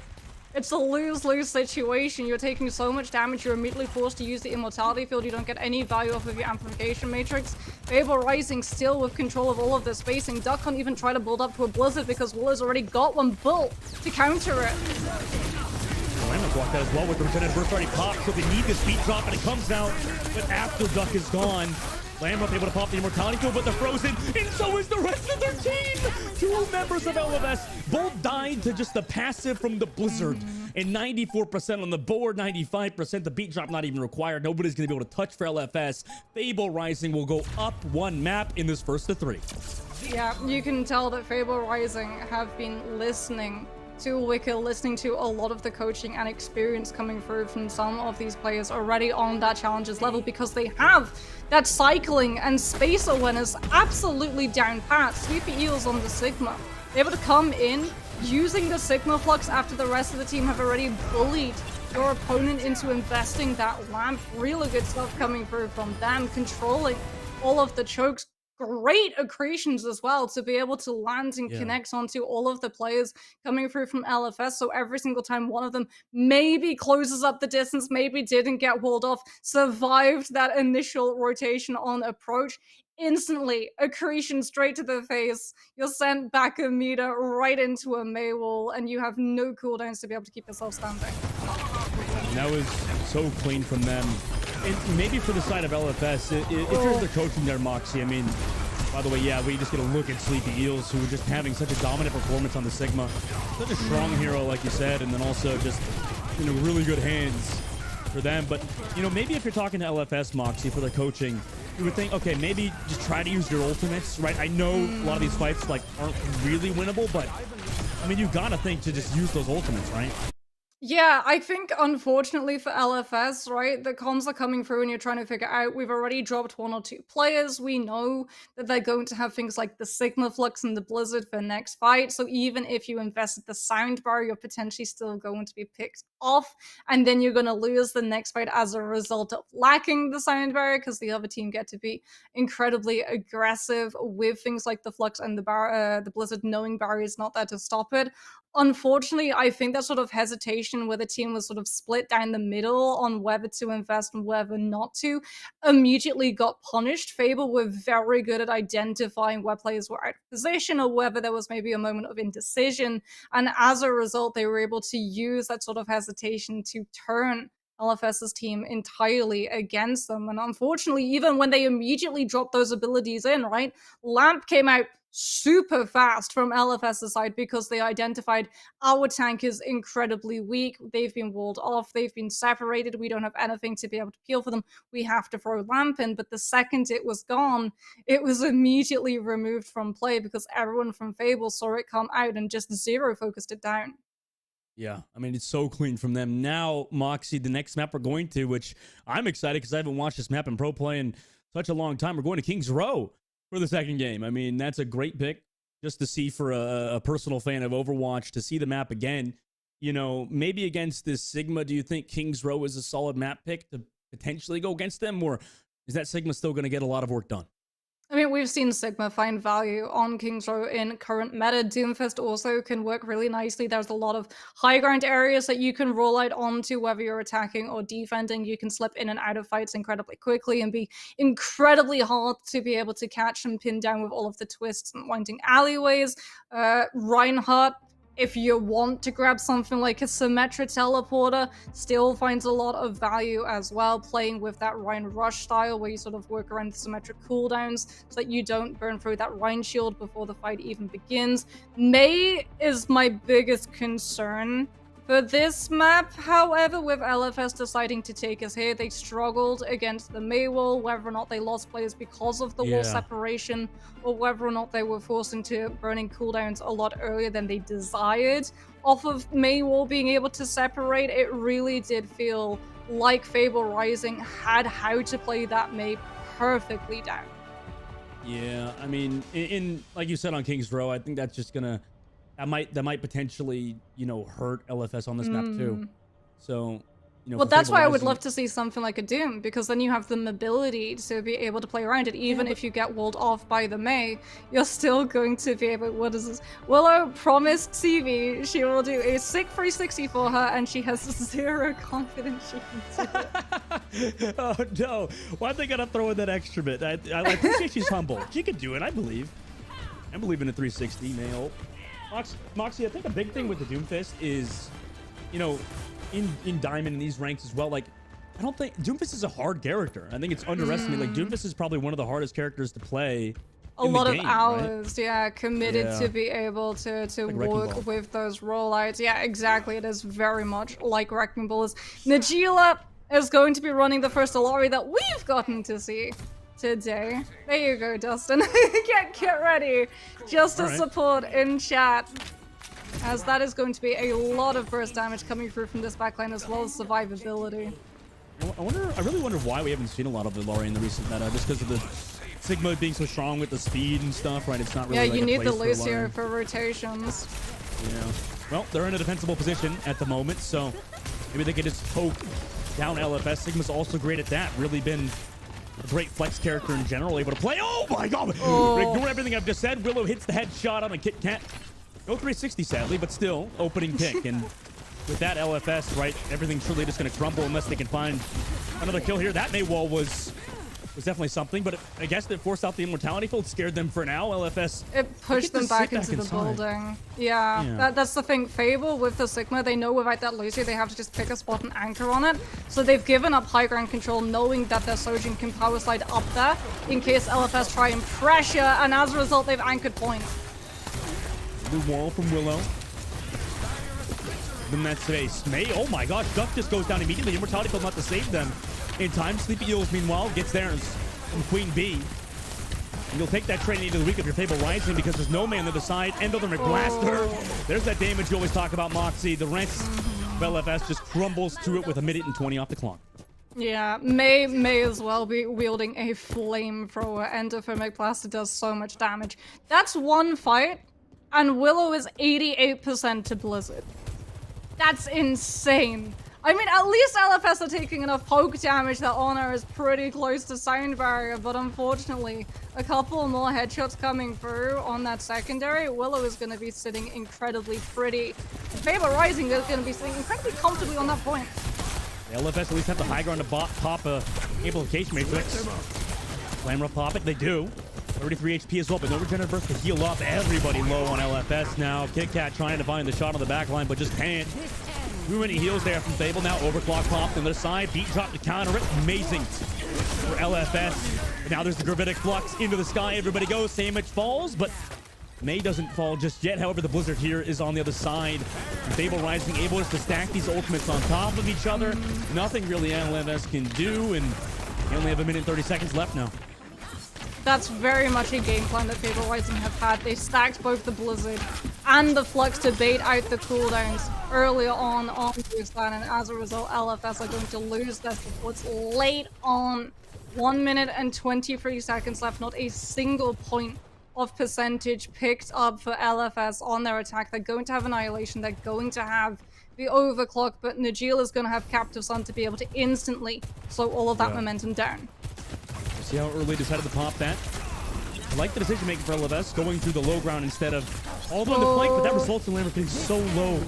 They had to use the immortality field, but there's the Overclock. Big Cat could go big. That's the opening pick. They needed 55 seconds left. Can they get any more? Fable plays back. They want to wait for the team member to come back out of spawn. Looks like no, they just want to fight here and now. Captive Sun now comes through. Where do they go with this? Waiting for that ice block to come out. It connects onto two, but do they have to follow up damage? Willow's able to find Lambert. Another one is found, but nobody else can get kills. The rest of LFS are on the objective, and by this point, Sandwich Maker's damage is done. Wait, they're committing ultimates. Wait, it's the Blizzard, and oh my god, they're able to come back. Fable with that ultimate. Anma just gonna stagger out. 20 seconds left. Oh, no. They live with their lives. No. What a clutch from the DPSs of Fable, but Duck's able to get one on the re-engage. They're gonna come back in this fight, Moxie. Yeah, but they walled the corner, so the May's not in position to be able to contest that point. They're gonna have to throw Blizzard immediately as Duck makes her approach. You can see LFS looking for that contest. Good wall, blocks Fable's back off. There we go, now they could use it. Out of the point, Sleep Eel goes, has the support there, but the Blizzard stopped Queen Bee from getting any more advancement towards the point. Overtime ticking down now. LFS just had that defensible position. Now Fable Rising have to regroup for that Streets phase. Honor is going to have as well the Sound Barrier to try and snowball because it took so long for LFS to pick up point A. They need this next fight to be clean. That's exactly what they needed. KitKat takes down her mirror, and LFS have been able to push their way through one of the hardest chokes in game. That's huge. It means that they don't have to worry about the May walls coming through from Willow. Nice shot. That's two so far for KitKat, by the way, after the overclock, so maybe they've built some confidence needed to continue their reign. However, Fable Rising here, Moxie, I mean, they've got ults ready to go. I mean, we've already seen the stack of the Flux and the Blizzard. We could well see the stack of the Flux into the Overclock so that the Sojourn is able to rip through those low health targets. Oh no! Almost gets her head clean off by peeking that off angle on stairs. But KitKat's still able to find the kill, so the flank Lucio was unsuccessful. KitKat still on the low ground, able to find the kill, and they're actually winning in terms of cooldowns right now. Overclock now from KitKat to continue their reign. Jumps over the top side, and oh my god, they're able to hit so many good shots in this one. 3 for them. Sleepy Eel just has to back up around the corner, play for their lives, but they definitely could get staggered here. They have We're so many starting to see ults, but the couldn't use them. power of this Ramattra though. Vortex into Overclock to slow all of the players from Fable Rising so clean. KitKat able to line up her shots as a result. However, Fable Rising coming in with the overcontest. They've got 5 ultimates and Dustin, they're gonna use them. There's that Captive Sun. It doesn't do anything against Sandwich Maker, like you said, just getting so much value on the Ramattra. KitKat as well. Through that, able to get the kills. Blizzard's here on the point, but it's far too late, Willow. I mean, you've got no teammates. As much as you've clutched earlier, now it's not winnable. And LFS, Moxie, against the odds, now have 2 minutes in third phase after their overtime take first. Yeah, but Fable Rising coming in with that contest, they did trade 3 ultimates, but they have slowed LFS and burnt them out of getting to play aggressively with the space off of either the overclock, the annihilation, or the sound barrier. As a result, if we go back to that default setting, the defensive team's always going to have that advantage unless KitKat can try and find these opening shots. Cat drops, able to build those shots, and eventually the Name Matrix will run out. Fable Rising look to re-engage with their ultimates. Immediately popping their overclock. Now goes aggressive, but takes those pummels to the face, and no heals are there! The Immortality Field, where was it? No Sojourn in this fight now for Fable Rising. They're able to trade one. Willow has been just as good with the right clicks as having a Sojourn Railgun shot. That actually gives them the edge. And with that, Queen Bee's able to find Sandwich Maker. KitKat falls, and with the carries down of LFS, everybody's just going to get staggered now. 1 minute and 12 seconds left now for LFS. LFS unfortunately tried to use the Blizzard as well to turn a couple more kills into their favor, so Fable Rising weren't able to hold on to this main road approach. Sandwich Maker now off the Ramatra onto the Reinhardt. More coverage with that shield on the approach, but it also means a lot more pressure when it breaks.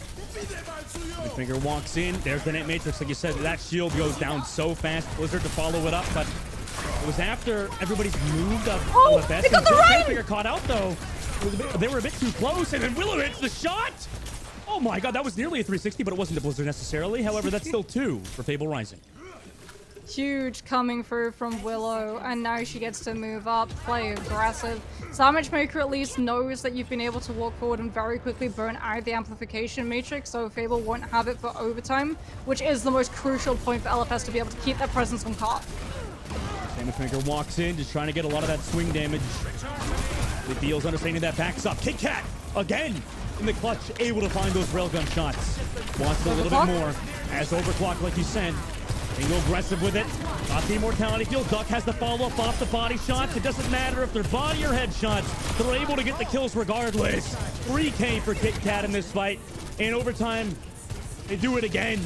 I mean, Sleepy Eels staggered out as well. I mean, who's giving it a touch now? Fable Rising. Yeah, Captive Sun, but Captive hasn't Sun. been able to do anything else in the past. Captive Sun comes back. But Immortality Field is here. It only gets onto the Lucio. If Ana can separate, it won't get much value. Ana falls, but it doesn't matter. Sandwich Maker with the pressure on the cart gets it done. LFS, against all of the odds, are able to cap full out on King's Row. So it's a huge gamble going for the Reinhardt without that Symmetra, especially when you know you're playing into a team that has so much poke pressure, coming out with both a Baptiste, an Alari, and a Sojourn.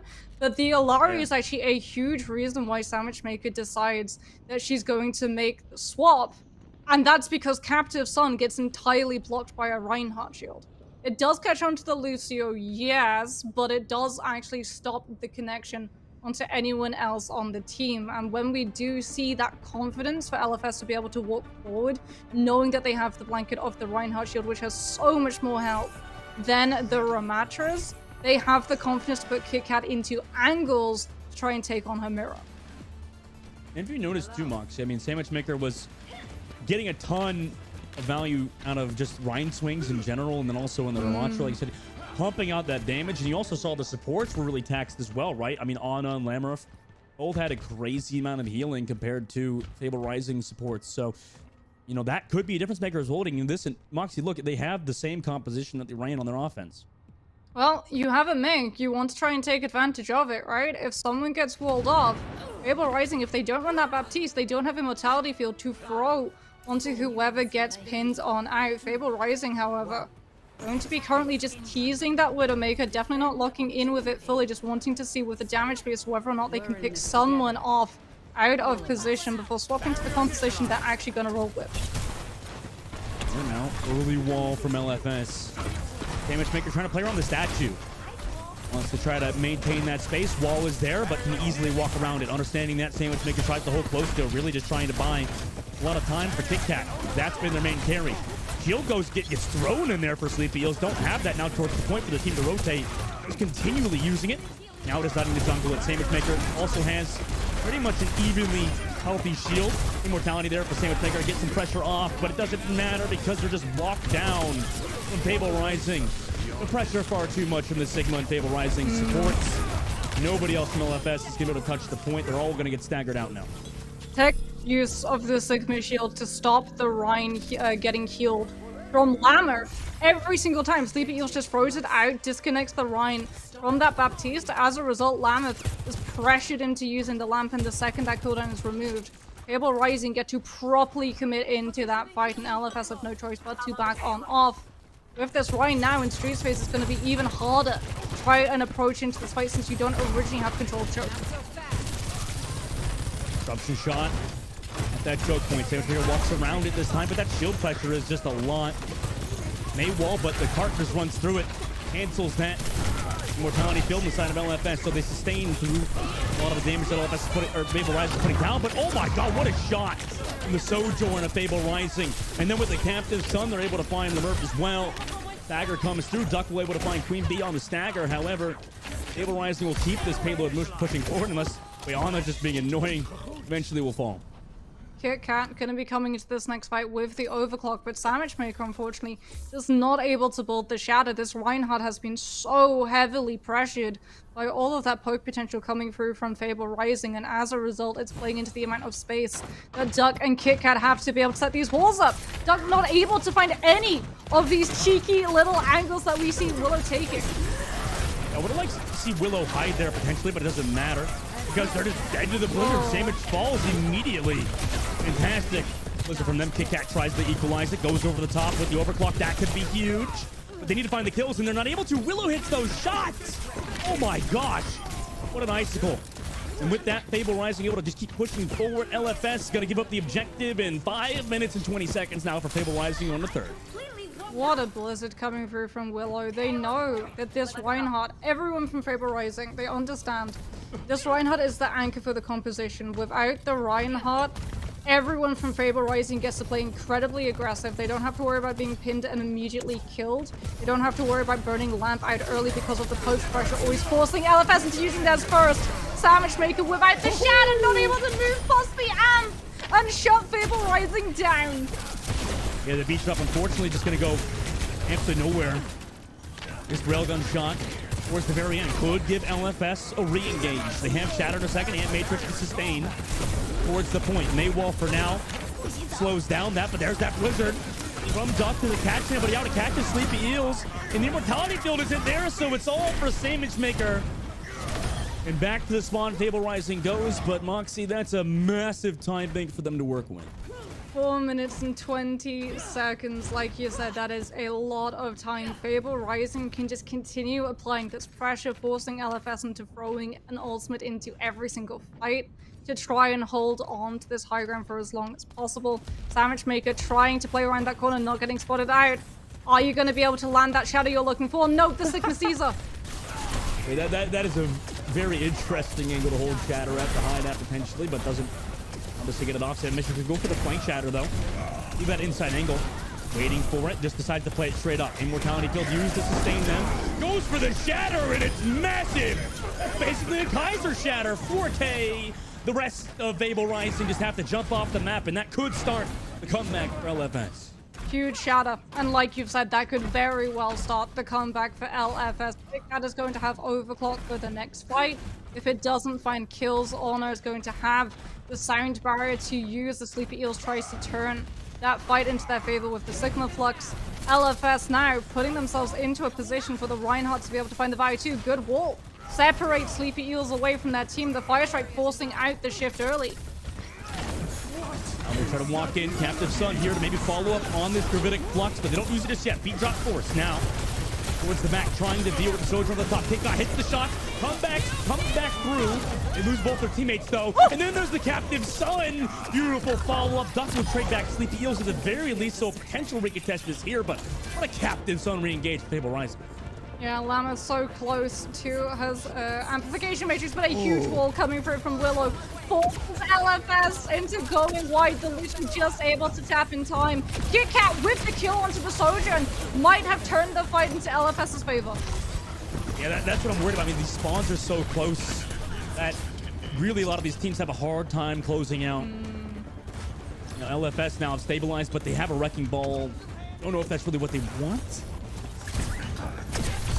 I mean, the Wrecking Ball's going to be able to disrupt. Every single time Fable Rising try and get into position, you can send the Wrecking Ball through, especially when you want to have Amplification Matrix. It might not find kills, but it's still delaying Fable Rising from being able to make that move.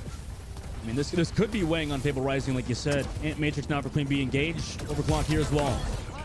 When they go with it, Damage gets rid of the pylon over the top, but there's that Ant Matrix, and there's the Overclock to follow up on up falls. Immortality field down. Really, there's not a lot of sustain here for LFS, so it's all on the Damage Maker to create a lot of space, in which they're doing so at the moment. Good Cat's able to find Queen Bee, so a lot of the heal's gone. Still have the pylon, though. Will is able to find Duck, and no more Tracer now for LFS. It's all on Kit Kat, but there's no heals for them. And Sleepy Heals will get the follow-up kill. Ana comes to delay. Wrecking Ball to just stall. They need to get this down. They want a chance here. LFS on their attack to have a potential to attack. They need to get down below 14 seconds.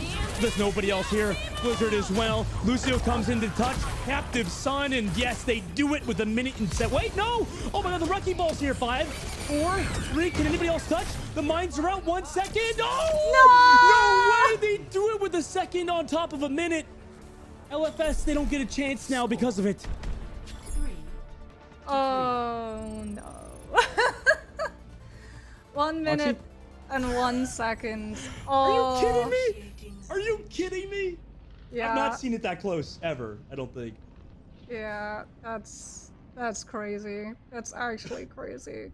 It's really sad too, because LFS off of the Hammond mines coming through from Sandwich Maker, it really looked like they were going to be able to push it into OT. I'm just impressed. I mean, you said it yourself. King's Row defensive spawn points on C are incredibly close, and so many of these heroes, like LFS, when they swap to all of those really mobile heroes, they know they have Amplification Matrix. They know that they're sacrificing being able to poke through Amplification Matrix by going for that longer stall potential. So when Amp comes through, it's not for LFS to try and find kills for, it's literally just to try and burn the clock down that Fable Rising have access to. And once Amp is gone, it just becomes coordinating players to be able to tap on with that card. And like you said, it is so impressive that they're able to do that. A lot of it comes down to target focus and mechanics and all these different things that I'm sure these players are focusing on learning. Widow shot, by the way, ready to go. But obviously nobody's going to fall for the Widow Swan shot these days. We're in this together. All of us. Yeah, it's not quite 2017. It is 2023, and as a result, we're going to be seeing the Sigma Sandwich Maker yet again on that Reinhardt, trying to find value. Cut off from the team by the Sigma Shield again! Yeah, Immortality built immediately there to keep him healthy at the very least. But that cooldown's now gone.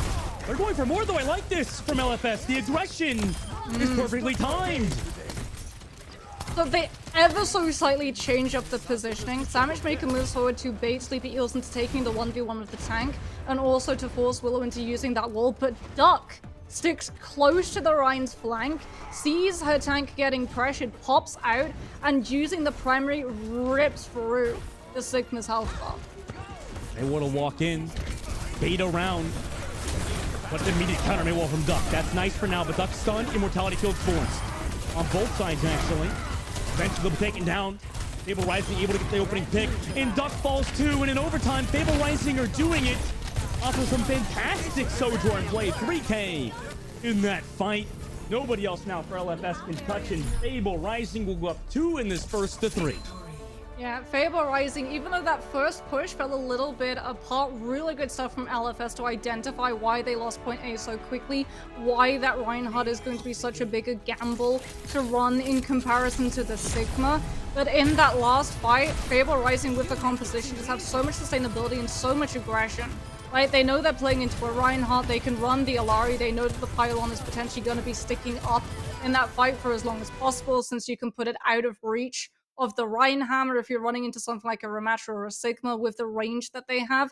A lot of the time that pylon goes down because the tank is in the forward position to be able to dispatch it.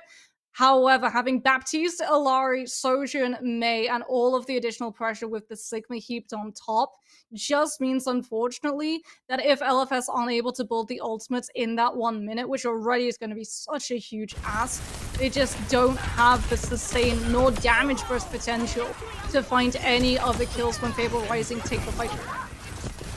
And that was so clean from them. And, you know, besides Willow, sorry if I pronounced it right, it's Casey Honeycrisp, right? I mean, such good Sojourn play.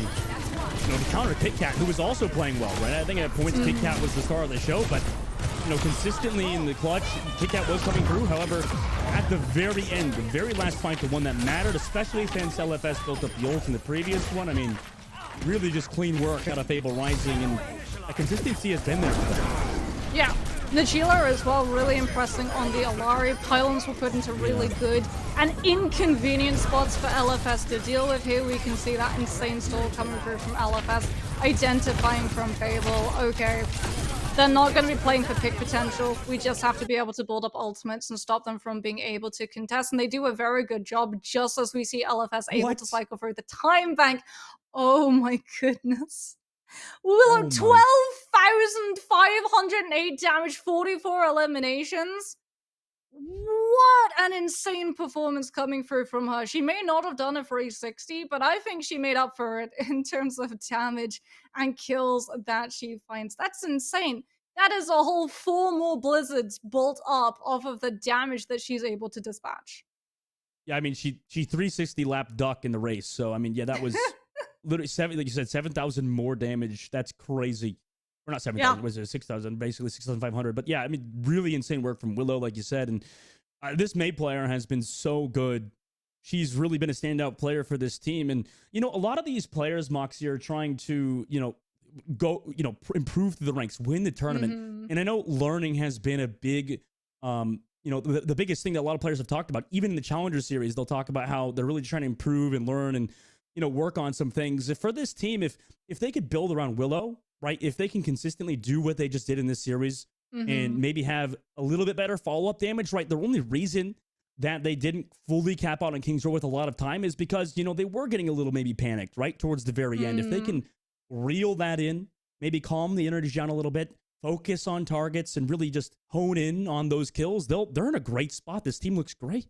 Yeah, I would say, honestly, this team is the epitome of what Calling All Heroes is trying to build as well, right? These are players who are maybe not quite ready to make the jump into challenges, but you can definitely see that given enough time and given enough sort of notice and a lot of help and experience from some of these other players coming from the Challenger Series, they will be ready to make that jump between Rising and push on up into the Challenger Series. The foundations for an incredibly strong team and strong players as a result are already being laid. And it is wonderful to see, because not only is it there for us to see, but it's very obvious that Fable and all of their players and coaches and staff have picked up on it as well.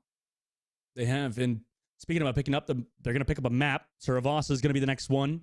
Obviously picked by LFS because they are down 2 in the series. This is the map decider. Flashpoint of all things. Moxie, what do you think? This has been like the consistent map 3 in the scene, in tournaments, in the scene generally in Overwatch, right?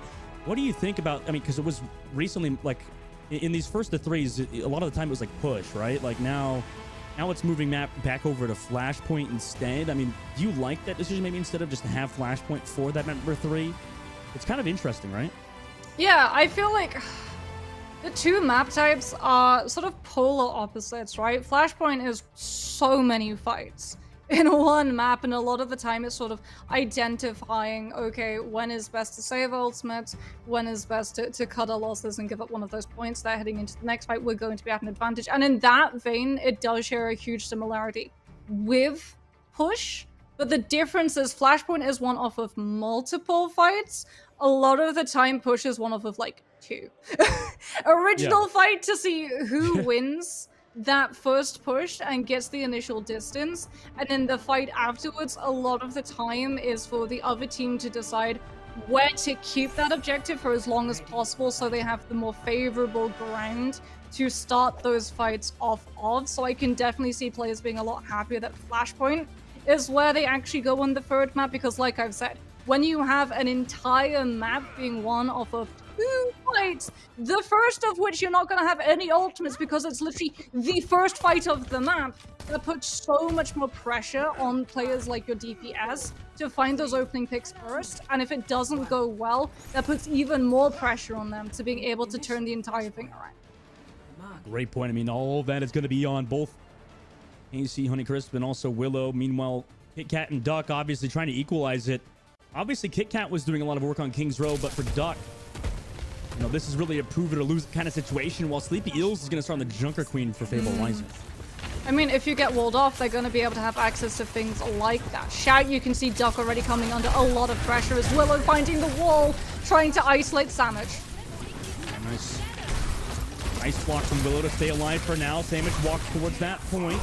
Without the immortality field, is there enough healing? So much pressure is on the supports. Unfortunately, for Sandwich Maker, they'll fall to KC Money Chris, and now Fable Rising just going to walk forward. No pickoffs either. I mean, that was basically a flawless engage. Fable Rising have identified that Sandwich Maker on this rematcher is able to be pulled out of position, and they've doubled down on it. Sleepy Eels with the Jagged Blade is going to be displacing this rematcher and yanking them after things like Immortality Field have already been bullied out of LFS's side by Willow with these walls. Already you can see the difference as well in terms of damage. Below 71% to the Blizzard in comparison to Duck, who's just not been able to find an angle or get close enough for fear of being yanked in by the Junker Queen. We talk about KitKat being a carry. They've got the overclock for this fight. 60% nearly on the board. And you mentioned only 2 fights. This is the second one, so if LFS lose this, it's pretty much all but over on this first point. Overclocking KitKat pop. Immortality able to keep Sandwich Maker alive. Can they find the kill? Sandwich Maker falls. Junker Queen on the other side, low. Will fall to the mid-air shot from KitKat. That's an amazing equalizer. But no more railgun shots left, right? You burnt that. Overclock, and Willow with the default icicle, able to find one, make it 2. 92, 93% on the board now, and with those shots from Willow, they don't even need to use ultimates. The overclock was popped for LSF, but they don't even win the first point, and now they, Fable Rising, win point number 1. There's just so much sustain and damage, even lacking a tank. Fable Rising have just all of the self-heal with the Mei, all of the mobility with the power slide coming through from Honey Crisp. And as a result, they're still going to have things like the Blizzard and an overclock to take this next fight. LFS not able to rotate in time either because they died late. As a result, Fable Rising with control of the spacing, which gives them such a huge advantage yet again. Yeah, all of those ultimates, and especially coming into Junker Queen ult, that's going to be scary. Amplification matrix there from Lamruff. At least they have a beat to potentially counter, but overclock. And KC on the other side, able to get rid of the immortality field. Also poke down Sandwich, unfortunately misses the second shot, but we'll hit that last one now. Ant Matrix used, beat drop, re-engage, counter aggression, but that is immediately misplaced because KC Money Chip, Honey Chip, able to hit that shot on the Sandwich Maker. The rest of LFS fall, and really good ult usage for Fable Rising. Only had to use 2 there. Yeah, the fact that Sleepy Eels is able to hold on to their rampage and Honor invested sound barrier in that fight, Dustin. That anti-heal is going to potentially connect onto every single member of LFS if they try and take that same rotation on side angle. And as a result, they're having to mix up how they rotate to this point, and that means more percentage for Fable Rising for free. LFS now have to set up. This fight matters again, just like the previous point where KitKat tried to clutch up with the overclock. It's going to be a very similar situation. They don't have the overclock this fight. They've got Ducks, Blizzard, but nice disengage from Fable Rising to give up that space temporarily. Allows them to potentially come back, but Duck was able to find the kill. Counter Blizzard from Willow. That's one. And they get a second. Oh no, it's into the Ramatra ultimate. Sandwich is so low. Able to find Sleepy, but Echo's there with the trade. Willow's still here on the point. Eventually will be taken out by Duck, and luckily for LFS, in the clutch fight, they're able to win it. 99% Fable Rising were able to build. However, LFS are now in control. Cost them 2 ultimates. KitKat going to have to make the heroine play this next fight. It's Fable Rising. They've got the sound barrier. They're going to be able to use it to play counter aggression to the overclock to get Sleepy Eels into position to use that rampage. The difference is LFS winning that fight now can position themselves so that they don't all get hit by it. Both Lucio's beat drops have been so well timed that maybe even KitKat's overclock could be negated. So Sleepy Eels ready to go with that. Oh, so low. Falls down to 20 HP, but able to get it back with her own healing abilities, and then also with the beat drop through that damage output. LFS gets deleted. Nobody else here besides Ana. KitKat, I mean, sure, potentially could come back and touch, but no, is not going to be here. And Fable Rising will capture the point. Overtime slowly going to get ticked down. Fable Rising now have 2 of the 3. 1 point left now they need to capture to win this map. So here's the thing. It didn't matter how many Rampage hit in that fight. It just needed to connect onto 1. and it connected onto KitKat as the overclock came through. Fable Rising saw that anti-heal effect, knew there was no sound barrier, jumped on the Sojourn to shut down the ultimate, and as a result are able to win out the fight entirely. LFS not going to be able to rotate onto the point to be the first ones there either. Oh, that is going to be incredibly detrimental to getting Duck into position for the Blizzard. The deal on the left side. Poking out. Raidiant swing. Find the damage. Necessarily just yet. Also doesn't have a lot of heals because of it. Now has to back away from the Matrix. Can't do so. Damage will find them, but took a lot of damage in the meantime. We're able to heal up, however. Willow able to hit the shot on the KitKat after KitKat found one. So LFS still has the first advantage in this fight. Has to do with the Blizzard though from Willow. They think they can win it. Beat drop here to sustain. The boop actually would make things awkward because Sandwich can't get headshot there after that boop. So now LFS will actually slowly get staggered out. Still, the Blizzard got its value. They're even in this fight now. Duck does trade it back though. LFS trying to continue on the point without their tank player. Willow will get found by KitKat. Ana is found by Sleepy Eels though because they're back. Immortality killed also the delay. And Fable Rising could still win this. It's stalling. Clock coming back. Yeah, they're stalling out. The delay comes through from Sleepy Eels. Amazing work from this Junker Queen. Fable Rising now 25% left.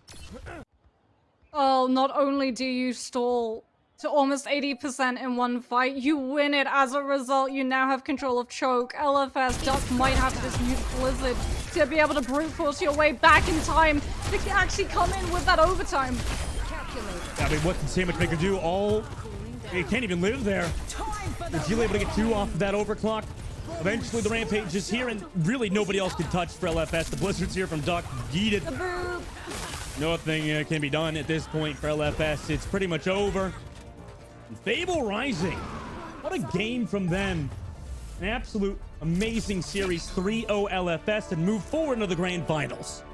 What a performance coming through from this team. Definitely my favorite in terms of who's probably going to be walking away with that Rising title. Sleepy Eels picking up play of the game on the Junker Queen. This is going to be the Rampage.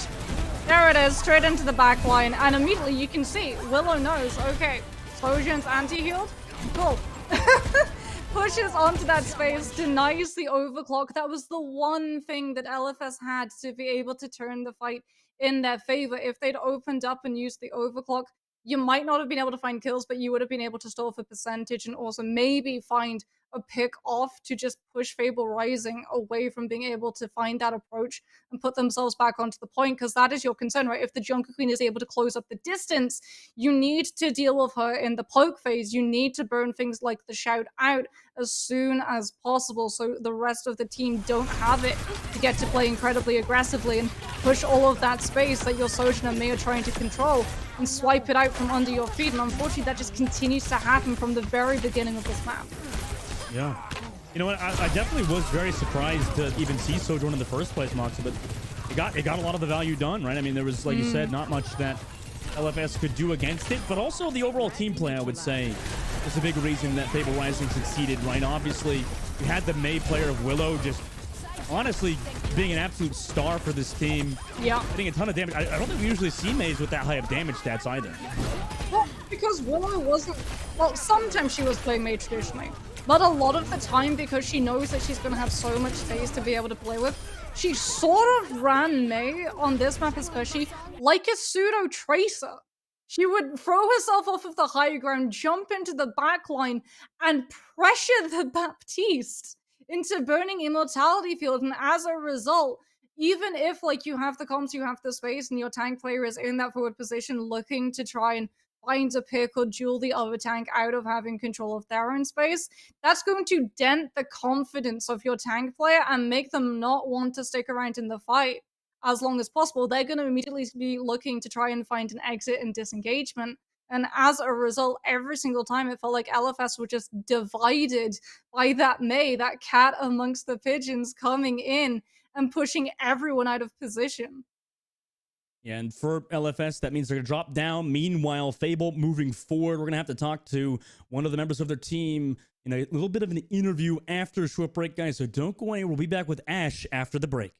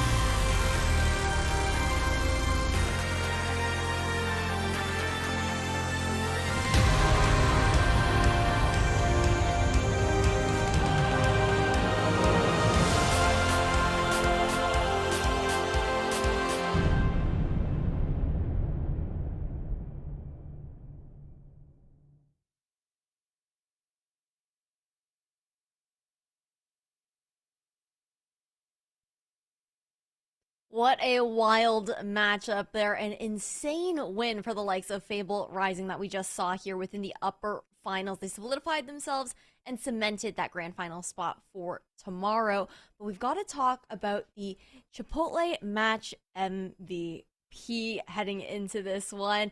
It was a crazy game, and I think without a doubt, it is going to be Willowtron there, Moxie.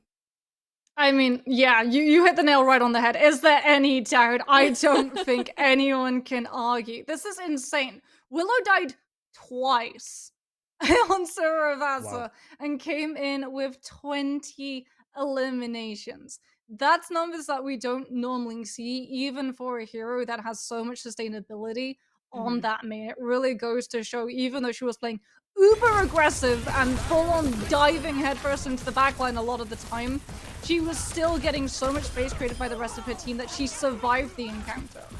Yeah, we were talking about it a little bit in the green room as well, about the fact that she was playing in a non-traditional, almost May play style, in a sense where she was going for those flanks, going for those isolation plays, and the walls in the micro plays coming out for her from her were out of this world, like something that you don't expect within this Rising division here, Dogman. The fact that overall, I think the communication on this squad is at a different kind of level. It really is. And if you have a May player popping off as much as Willow was, you're going to have a good time. So, yeah, fantastic work from them. Yeah, but we have an interview ready, so we're going to get a chance to talk to Najila here on the side of Fables Rising. How are you doing, Najila? Congratulations on your win and cementing yourselves within the grand finals. Yeah, I mean, that was an insane game from you guys. Yeah, thank you so much. First of all, I really love playing with this team. Willow definitely deserves the match MVP there. She really pops off for us pretty much every game, and playing with her is always a pleasure. I want to hear a little bit about how you guys have been able to take points away from the main Fable squad within Challengers and in that kind of sense, the relationship that you have with that team. Because I think everyone, not only the audience, us on desk as well, could very much so tell that your team coordination and synergy, you're able to focus on heroes within the game and really just like nail it down was above the level of this division in a sense. Yeah, I'm friends with some of the people on the main Fable roster. I love all of them. But our biggest thing is we scrim a lot. We practice a Wow. lot, and we work on Yeah. playing together as a team all the time. You know, our coaches are always talking to us about communication and talking to our teammates. And for me, like the biggest thing when I first started was we do the 3-2 split sometimes, and talking to the person on the two with me, and that was a big thing for me to overcome. But clearly we've gotten a lot better at it, so I'm really proud of all of us. And Najil, I mean, you specifically on Baptiste, I think, have a lot on your shoulders, right? I mean, it's just like, at least when you guys were playing, I noticed that the immortality field was like living such a long amount of time, and you were really holding it for the perfect timing. What does it feel like in these tournaments to have like probably one of the strongest abilities just cooldown wise in the game? Is there a lot of pressure on you as a Baptiste player to use that at the right time, or are you feeling relatively consistent with it? I feel pretty consistent with it. Honestly, there's not too much pressure when it comes to my lamps. When I get them off, I get them off, and if I don't, we'll make up for it in other ways. We're not too worried about it. My favorite thing about the lamp though is just throwing it on the May wall when our tank gets walled off, and it's perfect. No! It covers them, That's so fun, and yeah. the other team never thinks to look up and shoot it on the May wall. So yeah, I mean, there's some pressure playing Bap Lucio. I mean, you have to output a lot of healing, and the ammo nerf for Bap really hurt this patch. Oh yeah. But yeah, they took away like 3 whole bursts, and it's pretty rough. That's But brutal. we make it work. Love hearing that you guys So are able to make it work. Sorry for Speaking them. then Go about playing on the live patch, obviously Rising is sort of separate in terms of that challenges, which challenges playing on the OPR client and playing on the previous patch. Other than running into some unfortunate troubles with the Baptiste nerf, was there sort of anything else that came alongside this patch that the team was sort of concerned about potentially running into, or were happy that had changed because it felt that they'd sort of enabled some more of your compositions? I would definitely say that we would have preferred to play on OPR, but being on live doesn't change anything. We're here to play and we're here to win. So we're gonna deal with whatever changes we get thrown at, and we'll make it work. Um, the BAP ammo nerf really sucks. I know May also got an ammo nerf, and there was a few buffs that to other characters, namely in the tank department, that we don't really enjoy, but you got to do what you got to do. And I think that we're going to come into grand finals and we're going to take it home. Ooh, I absolutely love hearing that confidence from you guys. I mean, it's really exciting to see you guys play, and I think that the fact that a team like yours that is putting in that effort within scrims does have that coaching backing you up definitely brings another level of competition to the rising scene where it's going to force a lot of your competitors to learn, and I think that just helps so much with the growth overall. So I also wanted to know kind of what does rising mean to you as far as calling all heroes go? I want to hear from you as a player what having this opportunity to compete means to you guys. Yeah, so I only started playing Overwatch a few months ago, actually. What? Yeah, I've been playing Overwatch for maybe 3.5 months. I played, 20 hours of Overwatch 1. So this is really the first time that I'm getting to get out there and compete, and it feels great. I mean, first of all, it's amazing to have such a welcoming space for everybody to come compete and to grow as players. And I think it's a wonderful opportunity. But for me personally, it's a really big deal. I love the fact that we have Rising, and I definitely think that you all will see me playing in Challengers soon enough. Ooh, okay. Well, I can't Yeah. wait to see that. We do have to unfortunately wrap up the Chipotle Real Talk interview though. And before we go, I'm gonna ask you one, your Chipotle order if you do order Chipotle, and then two, to give any thanks and shout outs before we end it off. Yeah, okay. I get the chicken burrito with white rice, black beans, guac, and the queso sauce. It's pretty good. And then I always get a side of chips and queso just because, you gotta. As for shout outs, my family and my friends, I love all of them so much. And of course, my teammates. I wouldn't be here without them at all. Our coaches and our lovely, lovely manager, always finding us good scrims and making sure we're staying on topic and off tilt. Well, thank you so much for taking the time to have an Thank you interview guys so with much. us. And Thank GG's you. today. Good luck on tomorrow, and we'll hopefully see you again soon. Thank you so much. Oh, that was guys, but Yeah. the day is about to wrap up. So why don't we take a peek over towards the bracket just to see how today ended up panning out as we lead into tomorrow. So when we're looking at the Challengers series, I know we were just on Rising, so we're backing up a little bit to what happened earlier today, just a series before this. Moxie, tell me a little bit about your expectations as far as like, did you expect the bracket out to pan out this way? I did not expect Timeless Ethereal and NYXL Embers to go to a 5-map series, especially with how close some of those games really did become. It definitely looks like Timeless Ethereal have been able to get over the difficulty of that Genji, but it'll be interesting to see moving forward whether or not NYXL Embers is going to change up that composition to deal with it too. But I'm not gonna lie, I hope when they run into Microwave that they run it so we get to see the mirror matchup.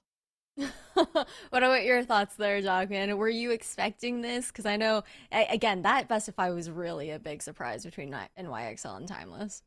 Yeah, I mean, I think leading into the tomorrow's games, really, we just have to see what happens with NYXL Embers, right? And how they could do versus Vancouver Titans Blue. That's going to be a massive game, and after that one potentially, if I know I don't want to count out necessarily Vancouver Titans Blue, but depending on if NYXL Embers wins that game against Microwave, that would also be a fun matchup. So realistically, how anything goes tomorrow, I think it's going to be a good day. It's going to be a fire day regardless, but we do have a little bit more left as we wrap up this post show for you guys. So we know that Overwatch 2 games are a symphony of chaos, but there's always a moment of silence before the beat drops in any bangers. Let's see what the Be Quiet play of the day is. Okay, we got some Tracer gameplay, so things are looking good here so far, Moxie. Oh, it's a pulse bomb. 100%. It's a sneaky pulse bomb. There it is. Right on the Ana. It's a slow mo. Oh my god. Hey, Bun. I mean, Bun is really just one of those players that you have to watch out for, right? Without an absolute doubt. She has been quite the star throughout the entirety of Calling All Heroes. But overall, we got tomorrow to look forward to. We've already shown you guys the bracket. It's going to be an action-packed day. I think every single match is going to absolutely heat up. So again, Dogman, Moxie, thank you so much for joining me on the stream and joining me on the desk. Big shout out also to CB and Tala, who were with me earlier today. And of course, a big thank you to you guys at home who tune in and help make this all possible alongside the players and teams who compete. So we'll see you guys tomorrow. But for now, good night.